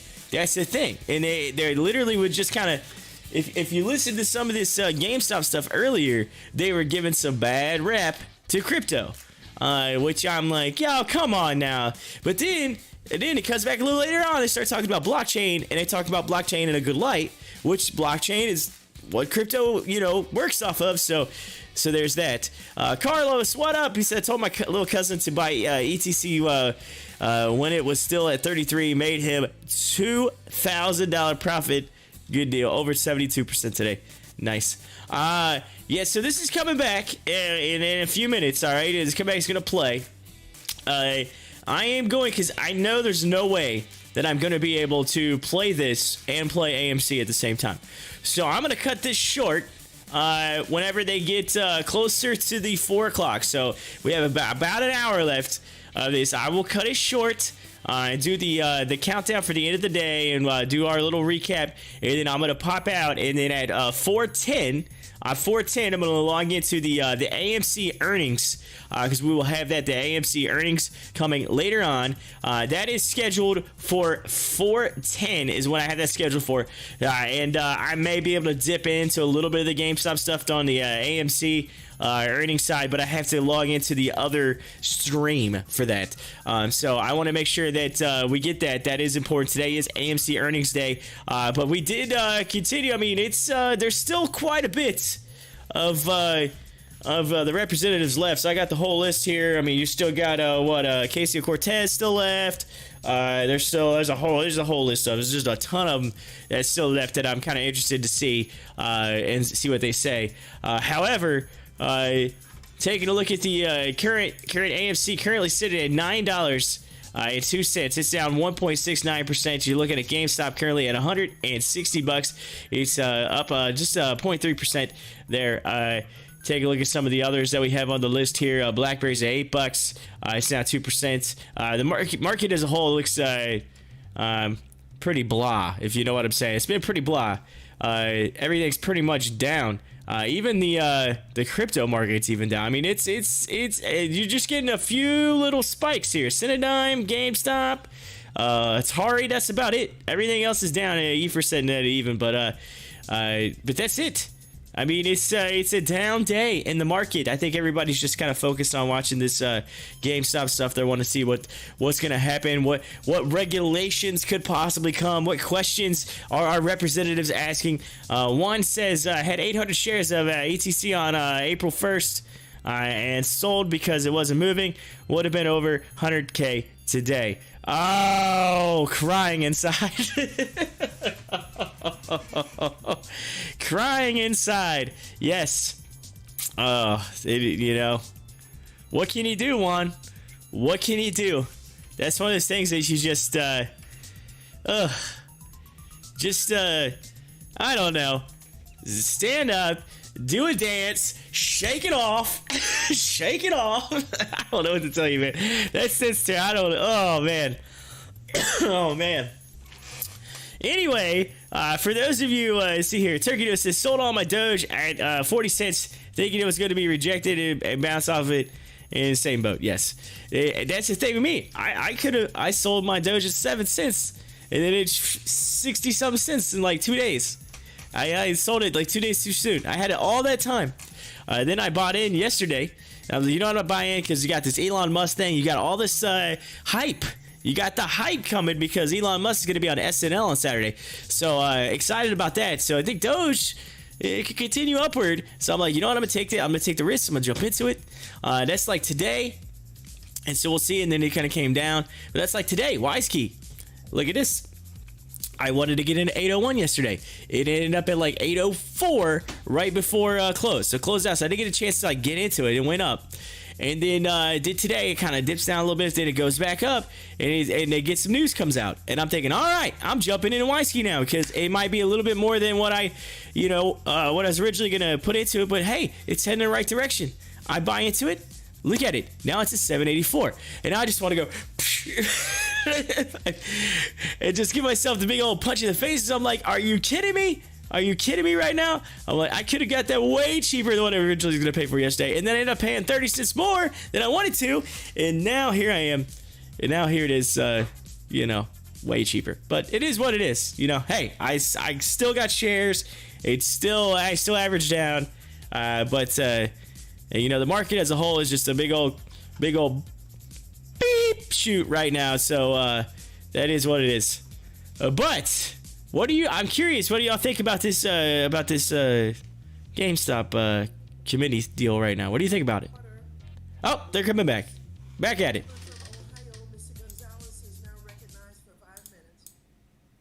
Thank you, Madam Chair, and thank you to our esteemed panel. Mr. Gensler, I want to start with you and thank you for your testimony and your thoughtfulness in today's hearing. It's our first time interacting, and it's great to meet you. I want to start with the Archegos situation. So, as you know, under SEC rules, any person or firm who acquires greater than 5% ownership of a company must publicly disclose, and then greater than 10% additional disclosures. Archegos via swaps had exposure, though not ownership, in excess of those triggers, and therefore they didn't have to disclose. Obviously, once the underlying shares started to tank, there were margin calls which they couldn't make, and then we had the disorderly liquidation. So my question around this is, from your view, how do we solve this going forward, and should the disclosures be triggered instead by exposure as opposed to outright ownership? Would that solve it? And if not, what sort of ideas? I think you raise a very good point, and Congress anticipated this in reforms passed 12 years ago in the Dodd-Frank Act, and gave authority to the SEC with certain conditions, but authority to bring what's called securities-based swaps into these regimes. So this 5 and 10% disclosure. I've asked staff to try to prepare recommendations for the full commission. I think this Archegos circumstance where this family office had well in excess of those numbers shows some of the market-based and systemic-based reasons why, even if they didn't have the vote, it was an important set of exposures. Right. And then with respect to this situation, from a systemic risk standpoint, do you think that Archegos was close to a long-term capital management style dislocation, or was it more a blip in the radar? Where are you on that? And I know it's a very good question. I guess I've been around finance long enough that I was asked by then Secretary Rubin to visit long-term capital management in 1997. I don't know all the figures, but this was smaller, and it's 24 years later, than that circumstance had over $1 trillion of derivatives contracts on about $4 billion of capital. So it was highly levered. This was levered, as earlier members of this committee has said, pretty levered up, but I don't think it was quite at that level. But you raise a good point. There's systemic implications that we have to take the lessons, even when the system holds, take those lessons and adjust our rules. Okay.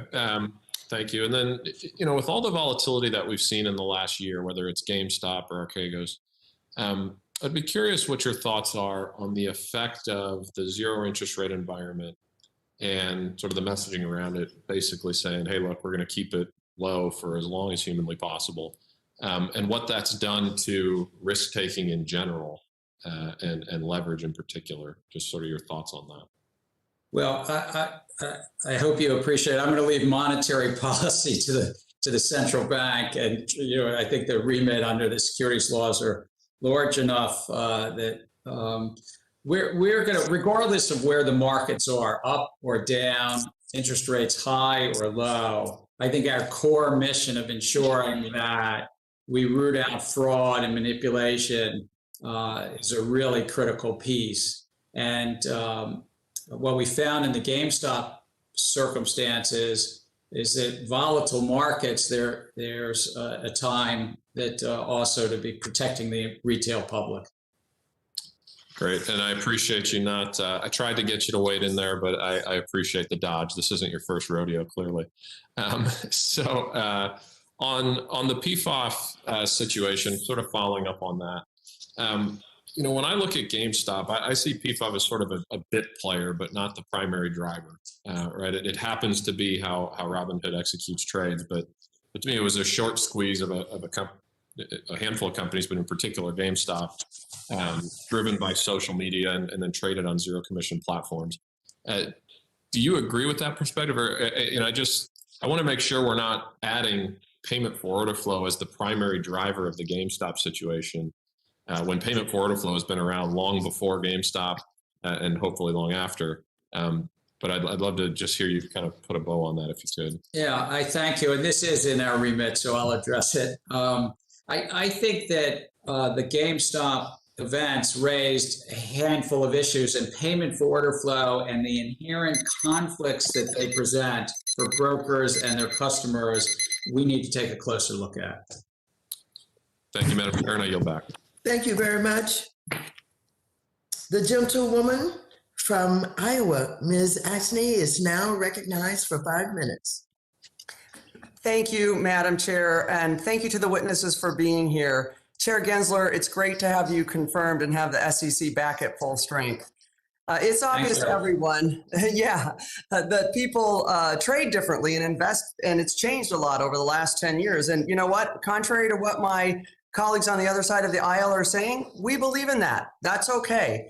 But I do worry about some of the standards and protections for investors so that we can keep up with those changes. And recently, I've been very focused throughout this process on how new digital platforms have gamified trading and can be designed to influence behaviors within those users. And my husband and I own a digital design firm, so I'm pretty familiar with this. And one of the things I've heard along the way is that we shouldn't take away from some of those fun features of the apps. I don't disagree with that in general. However, at our last hearing, I asked Dr. Vicki Bogan, who is an expert in this area, about this, and she said that app design can absolutely influence the decisions people make while they're using that app. And so in this case, that app design can encourage riskier trading, which is literally the last thing investors with limited knowledge need. So Chair Gensler, what I'm wondering, is that something that the SEC will look at in evaluating whether the current regulatory structures are doing enough to protect investors against gamification towards riskier behavior? Yes, Congresswoman, and I look forward to working with you. I think what we found in our modern internet age is that service providers outside of finance figured out how to basically engage us in a more fun app and make the user experience more enjoyable. Bringing that to finance, that can be good because it's easier to use the app, but it also can lead to high trading activity. And that high trading activity is really important. Tie that with predictive data analytics, some fancy words like deep learning and machine learning, but tie that to predictive data analytics, then they can say to Gary Gensler, this is the prompt you're going to get. And they can say to Chair Waters, this is the prompt she's going to get. And then they figure out, the computers figure out how to market to us differently. And all of a sudden, it becomes somewhat potentially behaviorally addictive. And you start to find that your returns go down. So I think it's a very important thing we're putting out to public comment to find from the public more about this area. I think it's best to get ahead of it than rather 5 years from now look back and say some problems have occurred. Listen, that's music to my ears, and thank you so much. We'll continue to work with this. Also in this committee, we've looked a lot at the industries who have a business model where people aren't actually the customer of the service that they count on. So from student loans to credit reporting servicers, we consistently hear from those, about those businesses where we've got a lot of complaints from consumers. So Chair Gensler, since it's pretty clear that this is a similar situation, they're not the same, the customer really is Robinhood selling to the marketplace, the vendor, so not the consumer itself. I wonder, we've got a clear interest of conflict here when it comes to pay for order flow. And one of the things that is pretty clear from both news coverage and from these hearings is that this business with this is much of a conflict here. We don't have enough transparency around the PFOF, both for public and for policymakers to even understand. And I've had back and forth with Robinhood's CEO on this, and he said he'd send us that information for the PFOF.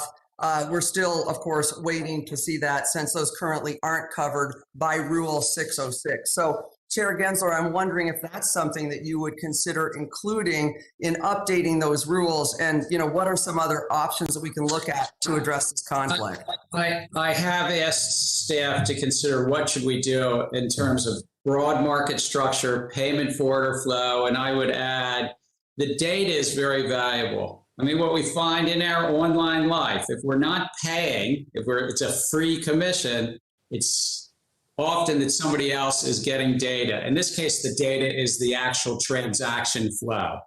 That data is very valuable to the wholesaler, the internalizer who's taking that order flow. And then, as we heard, maybe 50% of the retail flow, then they have a data advantage against all the other market makers. Like a search engine that has data advantages against all other online platforms. Yeah, listen, I can't wait to work with you on this. And I'll tell you what, I'm worried, while we all want people, of course, to be able to save and invest equitably, that what we've got right now could exacerbate inequity. So grateful to hear what you have to say. Thank you. Thank you.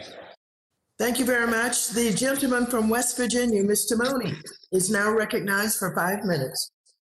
Thank you, Madam Chair. In the last 2 years, a record number of retail investors have opened brokerage accounts. Last year, individual investors' estimated share of equities trade volume reached a decade high. Although financial outcomes for individual investors will vary, I see increased participation in our capital markets as a positive development for wealth creation. Investors who bought shares of an ETF that tracks the S&P 500 on January 1st, 2020, would see roughly a 29% return on their investment today. That kind of return can make it easier to buy a house or save for a child's education. So my question, Chairman Gensler, do you consider increased participation by retail investors to be a positive development? And if so, how will market access factor into your decision-making at the SEC? I think, Congressman, that market access is important. Market access and an informed public making their own risk decisions in participating in markets, and that these new financial technology apps have helped facilitate that. What we're also doing, though, is ensuring that investors are protected, and that we look at these gamification features and other prompts to see that they're still protected and they're not just encouraged in sort of in a method to trade more, chasing after something that behavioral prompts are encouraging them to do. Well, thank you. As a good Republican, we always say, whenever possible, quote Ronald Reagan. So as President Ronald Reagan once said, government can and must provide opportunity, not smother it. Foster productivity, not stifle it, close quotes. So my fear is that overregulation could stifle the trend of greater participation from retail investors. Bad or just simply misguided legislation could have negative effects as well. Specifically, banning payment for order flow is not the right approach. If we ban payment for order flow, a practice that's been around for decades, I fear we may see the end of commission-free trading. And commission-free trading has been a driving force behind increased retail participation, and a return to commissions would make it harder for new retail investors to participate in our markets. The consequences of that could be devastating.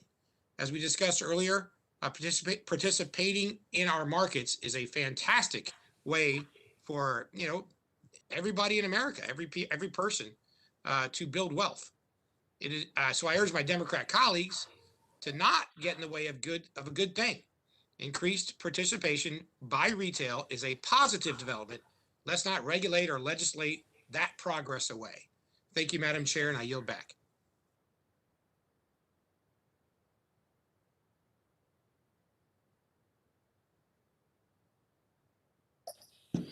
Thank you very much. The gentleman from New York, Mr. Torters, is now recognized for 5 minutes. Thank you, Madam Chair. My first question is to Chair Gensler. Mr. Chair, do you believe there is an inherent conflict between payment for order flow and best execution? We have, thank you, Congressman. I look forward to working with you. We have found, as highlighted earlier in the hearing, that there has been times where there's an inherent conflict, even when the wholesaler paying for that order flow has said, look, you tell me roughly, you know, I can pay you more, I can pay the customer more. There are firms that have zero commission that don't have payment for order flow. And also to the earlier question, there are countries, the United Kingdom banned payment for order flow. Canada has banned payment for order flow.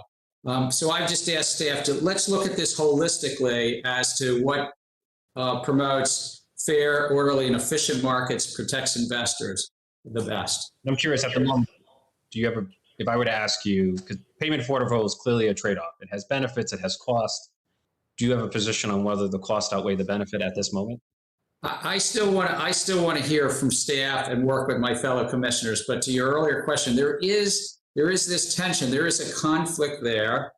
And it's also led to a handful, really one or two wholesalers to have a dominant share in the retail market. And that concentration also raises issues of fragility, the data that they have. Do they get a competitive advantage on the rest of the market? Concentration usually leads to less efficient markets. Now, it's often said zero commissions trading is free, but there's a sense in which it's deceptively free. It has no cost at the front end, but it certainly has a hidden cost at the back end. Do you agree with that assessment?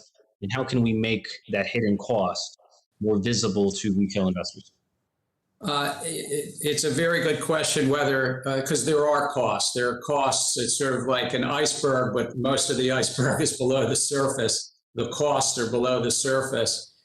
Payment for order flow is one of the costs. The data that someone else in the market gets enough data to trade that market better for them and a little less well for everybody else. You mentioned, two concerns I have is market concentration and systemic risk. It's been reported that Citadel controls 47% of the retail order flow market. It's also been reported that Melvin Capital, which sustained 51% losses in January of 2021, was heavily leveraged. How are we going to address market concentration and systemic risk in this market? I think by thinking through as best we can how to instill through market rules and transparency, vibrant competition. And vibrant competition so that one firm doesn't necessarily, through economics, get to that center and get to dominate. We see concentration also in the brokerage side, increasing concentration on the brokerage side. So it's not just on the market making side. And that's what I've asked staff and our Division of Economic Research and others to work at. And as you know, there was controversy around Robinhood's decision to restrict trading. I've heard the arguments. I, for one, actually find the arguments to be reasonable. It seems like Robinhood would have had the inability to meet margin call. But it raises a larger question for me. It seems to me the ability of a broker to restrict trading appears to be absolute. I'm wondering, should there be any limits on the ability of a broker to restrict trading to ensure that it's done reasonably and that there's no abuse of power? So I think what happened here is to protect the clearinghouse and protect it, because this firm didn't have enough liquidity and they scrambled around to raise a little over $1 billion that fateful day. They and some others restricted trading. I think access to the markets is a fundamental part of the markets. And so the folks that took it on the chin, so to speak, were people that wanted that access at that critical time. And so we're looking at that very closely at the agency. But should there be limits? Yes, sir. Should there be limits on the ability of a broker to restrict trading? Again, it's only my third week of the job, so you've been thinking about these topics for a long time. I understand. I would have to say, whether you're the smallest investor or the largest investor, one of the hallmarks of our markets is access to trading. And so it does concern me that retail investors were shut out during a fateful time. But again, there's a balance. They had to protect the clearinghouse as well. Thank you, Madam Chair. Thank you very much. The gentleman from Tennessee, Mr. Rose, is now recognized for 5 minutes. Thank you, Madam Chair and Ranking Member McHenry, and thank you to our witnesses for your testimony and participation in today's hearing. Chairman Gensler, I want to welcome you as well to your first appearance before the committee in your new role. Historically, the SEC has administered the federal security laws in a bipartisan fashion. Chairman Gensler, I hope you continue that tradition, as I believe discussions about security laws are not where we should be holding debates about climate change or racial inequalities or other extraneous issues. As the American economy continues to recover from the government-imposed shutdowns due to COVID-19, I also urge you to avoid placing overburdensome regulations through backdoor regulating that could lead to limited consumer access to credit or stifle job growth. As we analyze the events surrounding GameStop, we again are discussing payment for order flow, a conversation that has been ongoing since the 1980s. I'm not in favor of banning payment for order flow like the legislation my Democratic colleagues have introduced to this hearing, especially without the proper due diligence of studying its benefits and costs. The updated reporting requirements released in 2018 were a good first step, a good step forward, but I think we should continue to investigate if those changes are providing the necessary transparency for investors. Chairman Gensler, in the previous hearing, I asked one of our witnesses what reforms he thought the SEC should implement or could implement with respect to payment for order flow to increase transparency for retail investors, and he suggested more granular 606 reports, specifically doing more to provide better public transparency of best execution. Are you looking into additional changes to those reports? And if so, what changes? So I thank you for that, and I look forward to working with you and your staff and bipartisanship in any way that your advice. I want to turn to your question. I think transparency is very helpful, and transparency around these potential conflicts. I don't know that that will get us all the way there, and that's why I've asked the staff as to market structure, and more broadly, not just about wholesalers and brokerage shops like Robinhood, but also exchanges and brokerage shops which pay rebates. And that whole market structure, what's going to promote the most competition, the most efficiency. So when a company goes to raise money, they have the most efficient markets. And when working families save, they can save best for retirement. And at the middle, if we have concentration often economic shows leads to higher economic rents and higher costs. So competition in that middle of the market is what would serve as my question to the staff. What is the time frame and prioritization for your examination of payment for order flow?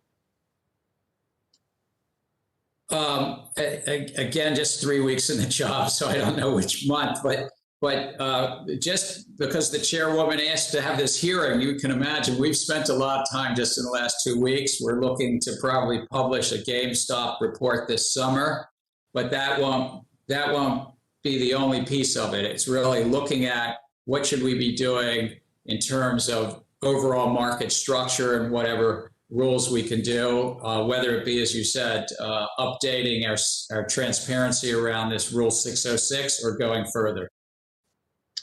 Thank you. Mr. Cook, in your written testimony, you said that the SEC's 2018 disclosure requirement updates that took effect in 2020 have increased the public transparency of payment for order flow, but that FINRA believes that additional updates to order routing disclosure are necessary. Could you describe what updates you are planning to recommend? Thank you for that question, sir. I think we'd like to explore with the SEC To build on, I think it was a very positive development, the 2018 disclosure you're referring to. It just became effective in 2020. A lot of the debate around payment for order flow now is informed by that additional disclosure. So I think that's been very helpful. The question is whether there might be more granular information about payment for order flow. We might think about some of that being reported to regulators to help them investigate how orders are being routed. But also more disclosure to investors, and that might be enhanced 606 reports or considering disclosures at the point of sale. Thank you, and I yield back, Madam Chair. Thank you. The gentlewoman from North Carolina, Ms. Adams, is now recognized for 5 minutes. Thank you, Madam Chair. Thank you for holding this hearing, and thank you to our guests today. Chair Gensler, first of all, congratulations on your confirmation. I want to focus my questions on increasing transparency within the markets. As you know, on a quarterly basis, some of our largest institutional investors must disclose their equity holdings via Form 13F. However, both the GameStop and Archegos controversies have highlighted some serious weak points and loopholes in Form 13F. Which for example, Archegos, which caused billions in losses for some of the world's largest financial institutions like Credit Suisse, was able to skirt disclosing its sizable derivatives positions because Form 13F doesn't require covered flyers to disclose. So, as chairman of SEC, what reforms to 13F do you believe need to be made to provide more transparency to the markets and investors? And do you believe that 13F filings should be expanded to include derivatives? Thank you for that question. I do think, and Congress anticipated this by giving authority to the SEC to do that.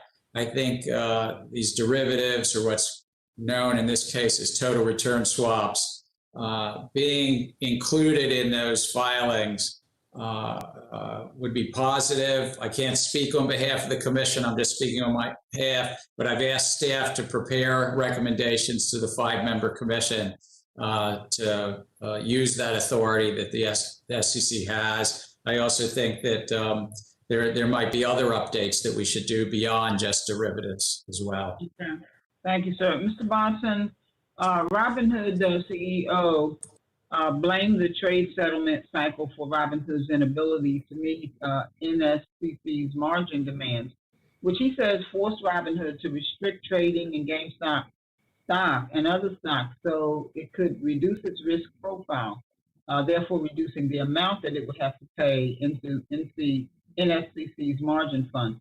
So, Mr. Bonson, can you please describe generally what factors NSCC uses to determine a member firm's risk profile, and estimate how often it is that a member firm is surprised at the amount it has to pay into a clearinghouse's margin fund?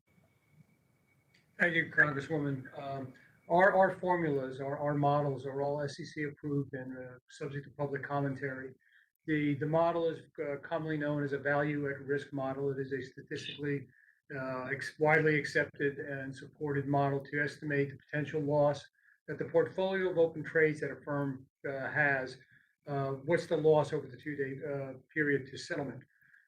In the case of Robinhood and others, because they were not the only firm that was facing these situations, the model saw that they had large concentration of transactions in buy. So they were, instead of a portfolio of buys and sells, they were all buy trades in stocks that were moving around 100 to 200 to 300% a day, which is incredible volatility, and with volumes that were over 100 times above what would be normal. All these factors lead the model to say this is a very risky situation. If a firm defaults, there's a possibility of those stocks losing all their value in an equal period of time. So that's what drove the margin charge from Robinhood and some other firms where you saw this heavy retail flow. We provide our members the model itself in our rules. We have model guides to help them understand it. We have APIs which sends information to the firms. We have a customer portal where they can see what we're seeing.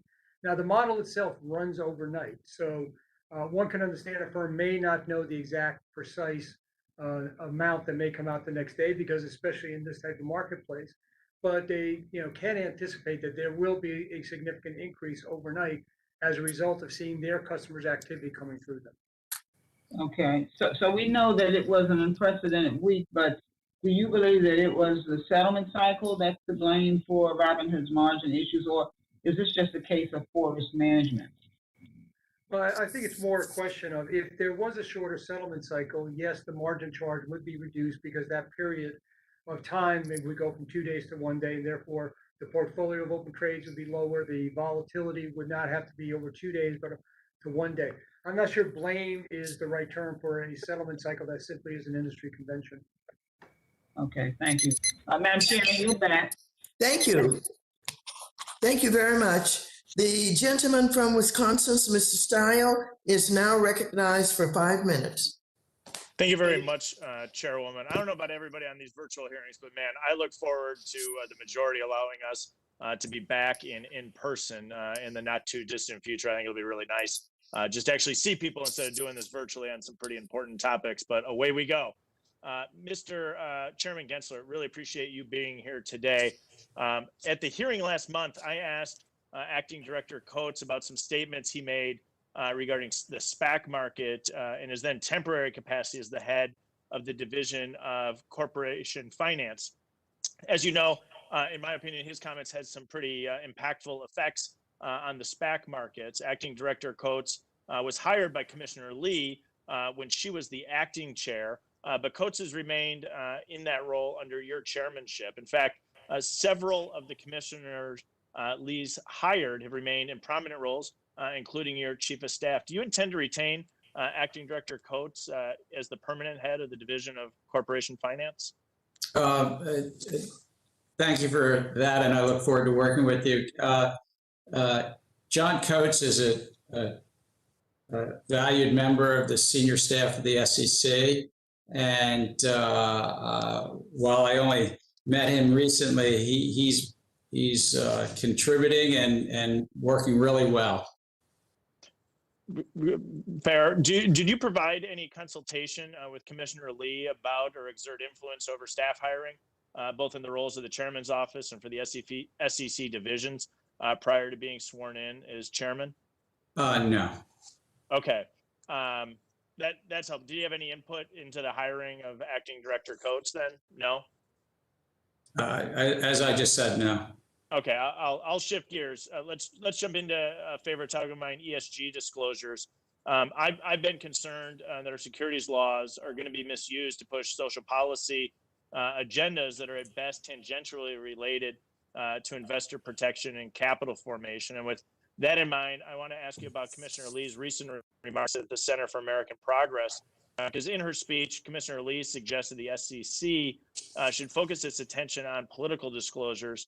She said the following, quote, many companies that have made carbon neutral pledges or otherwise state they support climate friendly initiatives have donated substantial sums to candidates with climate voting records inconsistent with such assertions, end quote.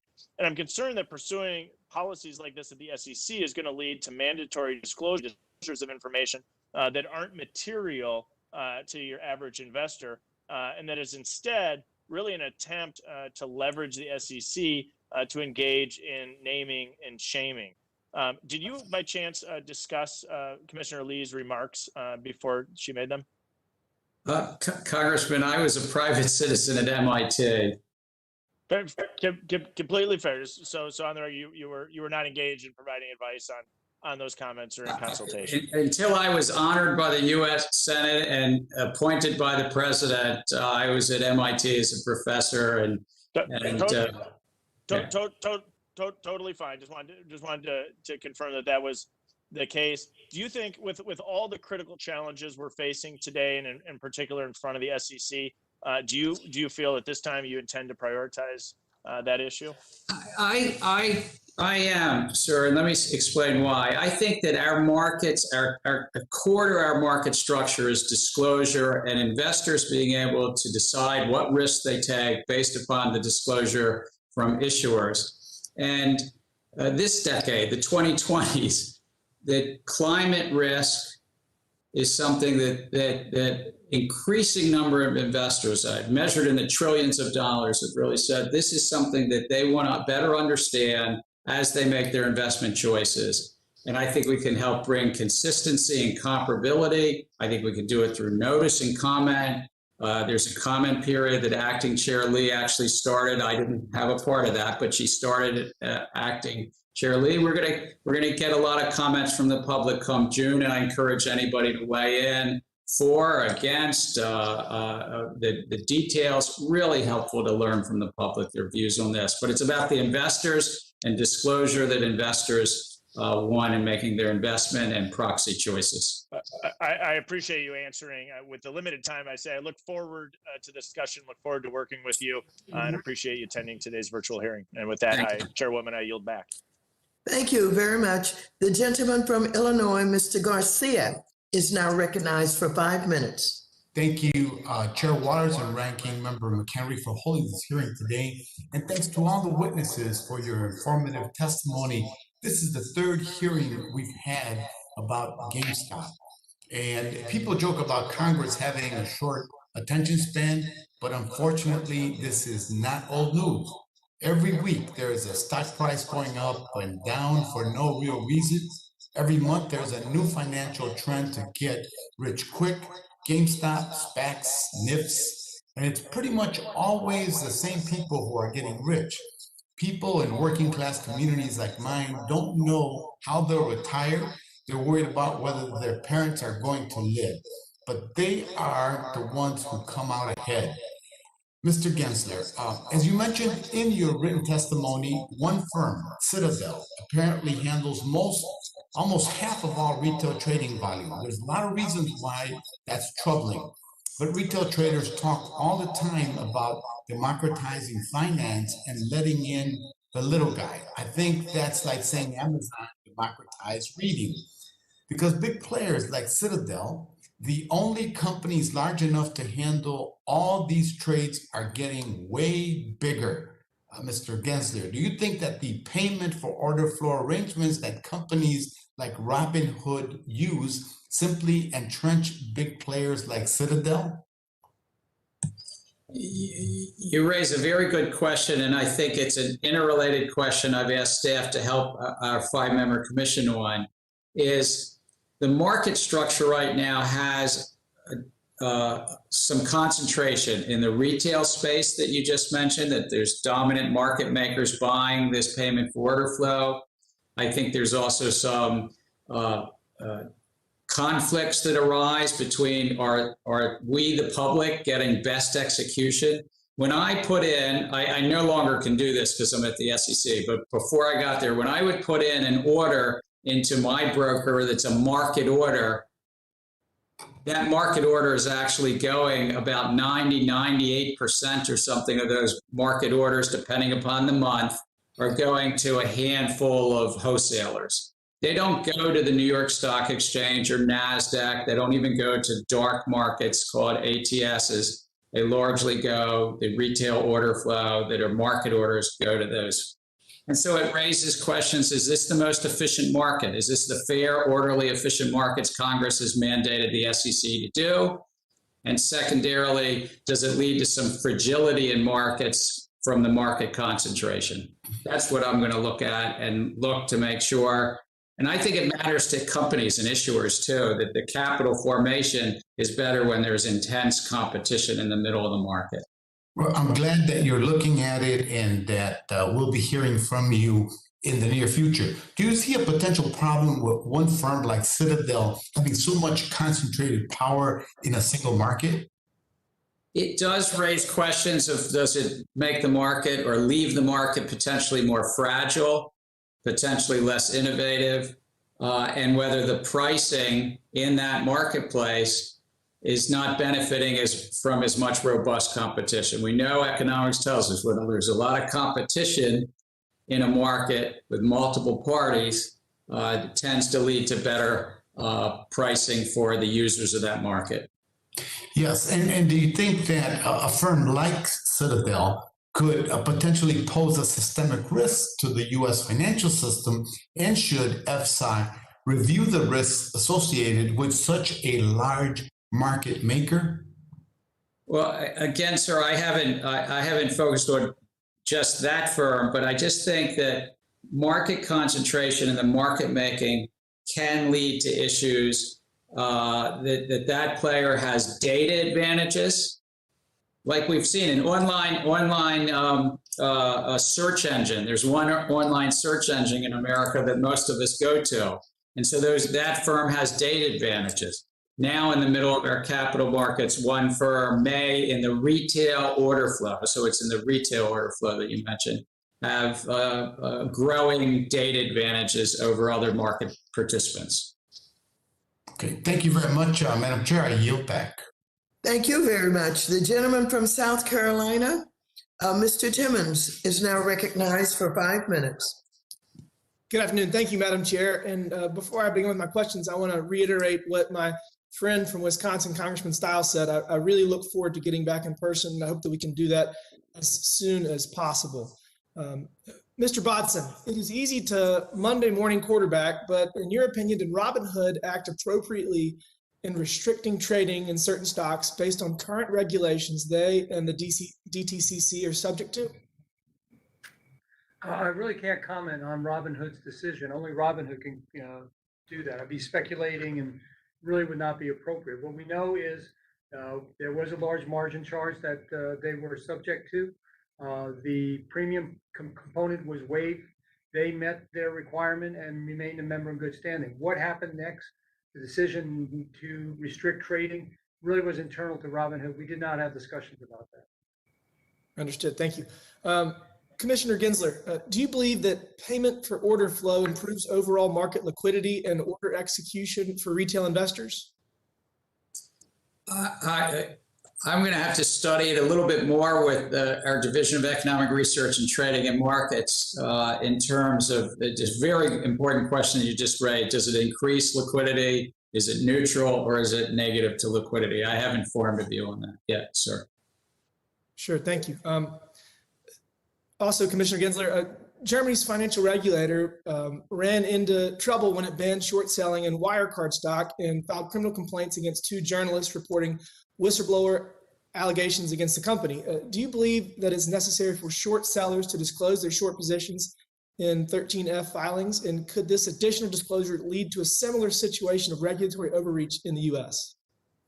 I'm not familiar with the circumstances you're mentioning, but let me say Congress anticipated and gave authorities to the SEC to, on a monthly basis, require aggregate information in the short selling market. FINRA, and Mr. Cook could speak to it, already publishes some information on a biweekly basis. I think that transparency is positive to markets, and I've asked staff to put forward recommendations to our 5-member commission. It was actually a mandate from Congress. It wasn't a may, it was a shall. So we're going to lean in and follow Congress's mandate from 12 years ago. Sure, thank you, thank you. Last question for you. Do you believe that short sellers play a role in maintaining fair, orderly, and efficient capital markets? I think that short selling, which is probably as old as capital markets, several hundred years or more old, does play a role in capital markets and price formation. The important tenet for the SEC is to ensure that the markets are free of fraud and manipulation. And so those participants in the market, whether they're on the buy side or long side or on the short side, are doing so without defrauding or manipulating the markets, and then there's the appropriate transparency. Sure, thank you. Mr. Cook, do you believe that know your customer rules and current policies can continue to protect retail investors regardless of their broker-dealer? Could you repeat that question, sir? There was some interference. Sure. Sorry. I said, do you believe that know your customer rules and current policies can continue to protect retail investors regardless of their broker dealer? Oh, thank you for that question, sir. I think it's important to note that there are existing rules along the lines that you described that include know your customer, and for certain more complex products like options, a requirement that those accounts be additional information be acquired, and also that the firm make a determination about whether the account would be appropriate. That said, I think as sort of the theme of the hearing and some of the conversations around these events, technology has changed the world, and some of those rules are quite old. And I think it's worth at least looking at whether they should be updated, but while taking into account the need to avoid unintended consequences or unduly limiting access to the markets. Sure, I appreciate that answer. And I'm going to finish how I started. Madam Chair, we really need to get back to work in person. I'm getting very tired of ring lights and cameras on the computer. So I hope we can get back to work soon. And with that, I yield back. Thank you, Madam Chair.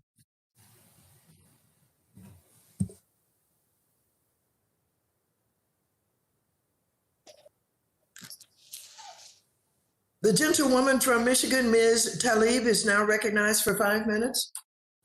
Thank you, Chairwoman. I appreciate it. Thank you for the panelists. I know that many of you know that high frequency trading conducted by market makers like Citadel Securities drive market validity and working people pay the price through their 401k and pension funds. That's what I'm most concerned about. Prior to 2008 and the financial crisis in 2008, Citadel sought to leverage its status as a hedge fund to compete with U.S. investment banks, but it didn't work. But Citadel has since used this regulatory blind spot to establish themselves as a dominant market maker for retail investors. So, Chairman Gensler, as a hedge fund, is Citadel Securities supervised by the Fed? Good to see you again, by the way, Congresswoman. And I was just thinking, are they supervised by the Federal Reserve is a question for them, but if they're registered, Citadel Securities is registered at the SEC. Are they designated, is this helpful? Are they designated as systematically important financial institution? Are they considered a SIF? I don't believe that I do not believe that the Financial Stability Oversight Council has made such designation. Yeah, and so according to its own website, Chairman, actually Citadel Securities says they execute about 40% of all U.S. listed retail volume and reportedly handles almost as much trading volume as NASDAQ.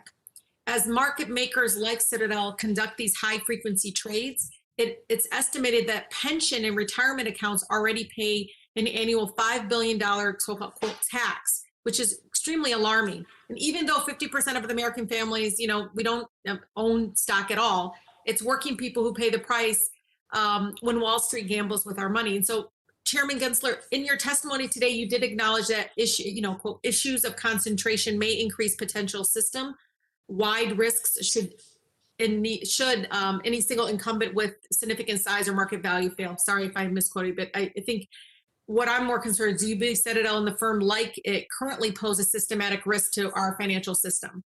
Yeah, so I do think that what we're seeing inside the financial markets is concentration growing. We see this outside of finance as well. We see it in search engines and online retailing and online streaming.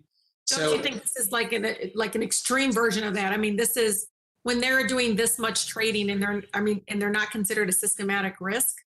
Well, I don't know how to compare it to other parts of the economy, but we're seeing similar economics about the network effects that a firm gets increased advantage of data, then they're growing concentration. So I've asked staff to really take a look at this because there are issues not just of fragility or resiliency, which you've raised, but also, is this the most efficient capital markets if there's a player? Now, this is just in the retail space, but players that are so concentrated in that space, and is the pricing in the market the best?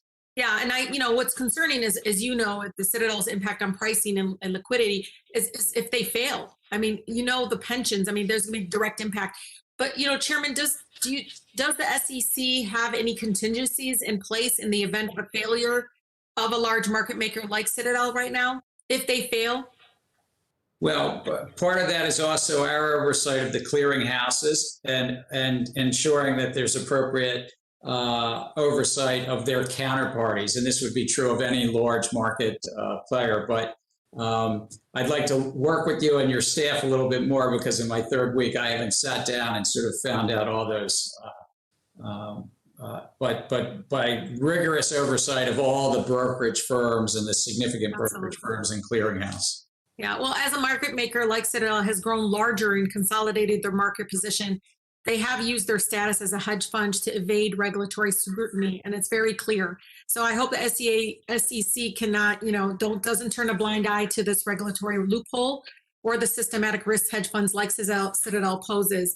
And so again, I really appreciate the chairwoman bringing this to light, because we will not have a healthy, transparent market so long as retail orders are directed towards a shrinking handful of wholesale traders. And so again, it's really important. Thank you, and I yield back. Thank you. The gentleman from Texas, Mr. Taylor, is now recognized for 5 minutes. Thank you, Madam Chair. Appreciate our witnesses coming to be here. I think this is an important hearing, and I'm Van Taylor. I represent Texas, and this is I'm the junior most Republican, so the end is near. You can celebrate that. Wanted to, Mr. Gensler, just talk to you about something that happened in the previous administration. So President Trump assigned an executive order prohibiting investors from trading in dozens of Chinese securities.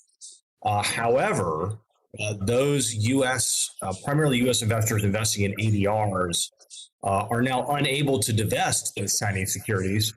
And so it's really unclear what the plan is for those U.S. investors to get out of those Chinese securities. I realize this didn't happen on your watch, but I'm wondering what the plan is to help those. And some of those investors there's some big ones and some small ones. I, of course, hear from the small ones. They're concerned about, hey, how am I going to get out of this? What is the SEC's plan on this? So first, Matt, I congratulate you if your first term in this is a terrific to get to know you. It's a terrific committee, if I could say. I've worked with this committee in 3 administrations.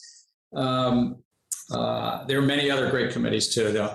But I'd like to work with you and your staff to understand the issue better. I have to say I hadn't yet been briefed on what you're saying is for investors to basically sell out of investments that they're right now kind of locked in. So the problem is these investors got frozen into these investments, and I mean, as you've said, and I certainly, it's something I heard in my time at Harvard Business School. I mean, hey, we've got great capital markets in this country, and it's a major competitive advantage for our nation to have those great capital markets for the formation and allocation of capital.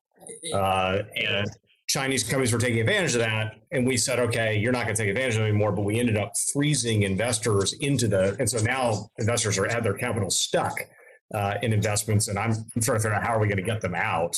Again, we don't want people to play in that market, but how are we going to get them out of it? One of the wonderful things for the public listening is our representative democracy. As a member raises a question like this, somebody in the administrative state like me, I will now go back and try to learn about this issue, and I look forward to chatting more about it with you. Now, I appreciate that, and thank you for letting me flag this one for you. But it is obviously it's important for those people, and I think it's important. It also can perhaps create a road path for this kind of action in the future instead of just locking it up and then everybody going, okay, what now? There's actually an exit ramp. Mr. Botson, the DTCC released a white paper advancing together, leading the industry to accelerated settlement. I obviously the last iteration of this GameStop hearing focused a lot on accelerated settlement T1 versus T2. I think you've done a good job of explaining some of the benefits of going from a T1 to a T2, and I think it would have certainly helped in this particular scenario that we're having this hearing under if you'd had a T1 instead of a T2. But one of the things that I wanted to understand a little bit more from your point of view, can you talk about distributed ledger technology and what that would actually mean and how it would work in this particular circumstance? Well, thank you, Congressman, for the question. The move to T1 really will be based upon existing technology, with looking to see if we could apply DLT and other technologies to help solve the problem. As I said, speeding up the process lowers credit risk, but it increases operational risk. So there's a whole series of processes that have to be done before a trade is settled. The easy parts in some ways is the trading part and the settlement part, because they're somewhat just bilateral transactions. But in between, as an example, any institutional asset manager has to take the trade. It's done throughout the day, aggregate that trade, break it up amongst all the funds, et cetera, et cetera. I don't want to go into too much nuance. So, all these steps require communication, reconciliation, passing of information. So there are instances where something like DLT, where you do have that advantage of a golden source being distributed, where it could be very much applicable. So, DLT, smart contracts. I'm sorry to interrupt you, Mr. Watson. I need to ask one quick question. Do you need any statutory authority to go from T2 to T1? Do you need us to pass a law, or do you have the authority you need? No, thank you, Congressman. If I do, I will definitely reach back to the committee. But at this point, the industry is coalescing around the move to T1. As you heard from Chairman Gensler and Robert Cook, we're all moving in the right direction. So I think at this point, the industry unto itself will get there. All right. All right. On that note, I am going to have to end the GameStop hearing, as we are less than 4 minutes to market close. Less than 4 minutes. Excuse me. It was hey, you know what? So here's the deal. For those of you that want to hear the rest of it, all right? So what I'll do, because I got to do the AMC earnings coming up here in just a few minutes. For those of you that want to hear the end of it, I can either play it tomorrow, the end of it tomorrow, or tack it on to the end of the AMC earnings. If you're more welcome to do that as well.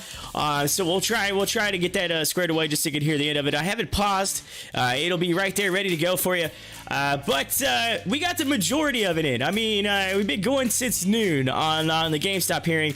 A lot of the questions tend to be the same question, just reiterated in a different way. So, I think we've kind of hit the about as far as you can really go. I mean, unless we get some other congressman or woman that decides to ask some crazy juicy question. But I think out of all that, I can probably count on my hand how many juicy questions actually turned out to be like really, really good.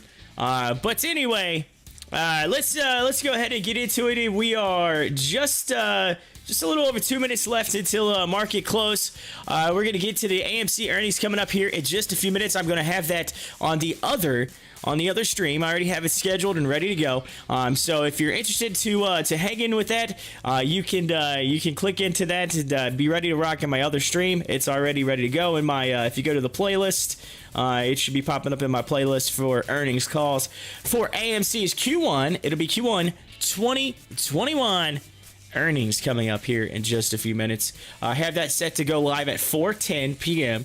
We already got some people already hanging in there and waiting for that. But we are currently at 2 minutes. 2 minute warning. All right, I'm gonna go ahead and pull up the grid here. Let's go to the 4 that I normally go to. Well, we're gonna pull up WiseKey. Let's see here if it'll cooperate. We'll go to WiseKey and we'll go to HOFV, which I'll click out of that. I'm gonna pull the hearing off over to the side here for now. But here we are. I'm gonna give you the update here in just a few minutes as I zoom in a little bit closer so that you can see the market close of where we're at.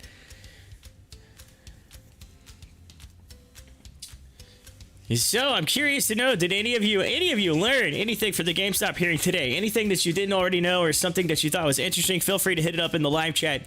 It's open. We have 1 minute left. 1 minute left in today in this Thursday, May 6th, 2021. We have 1 minute.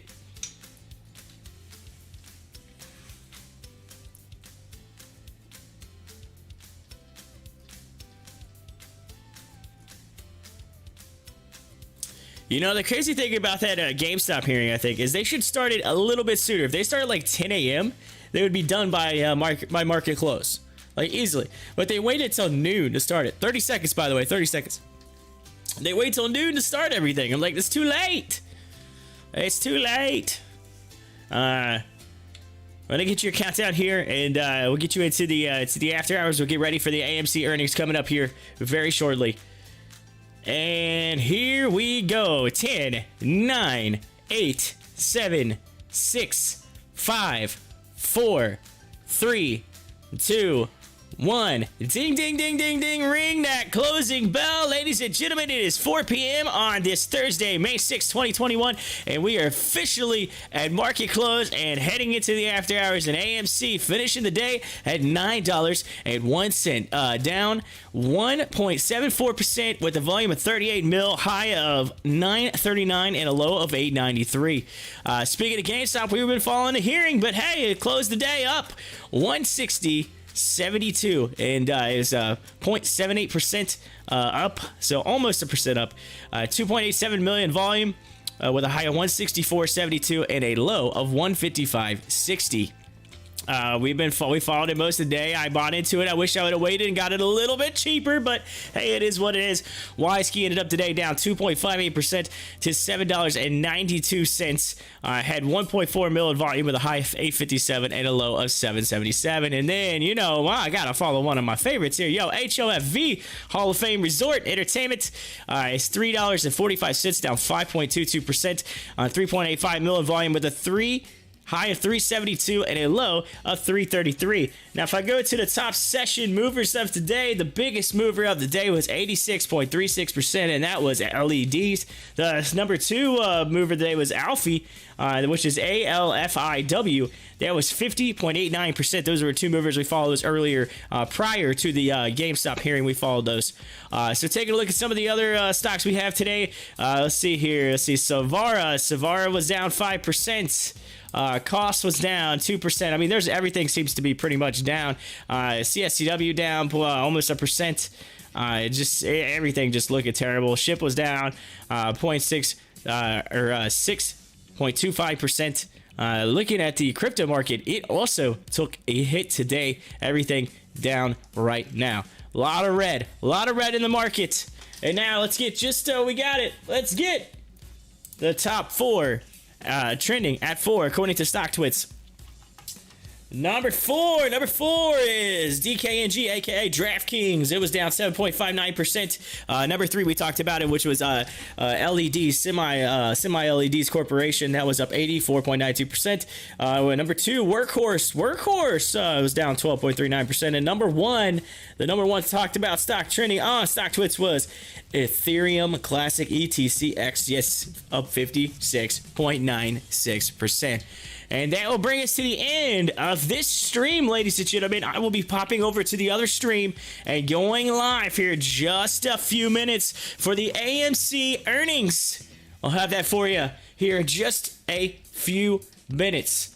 All right. So, with that being said, just hop out of here, hop into the other one, and let's get to it. AMC earnings coming at you here in just a few minutes. Hey, I am Corey, your host of Pop the Chart. Peace.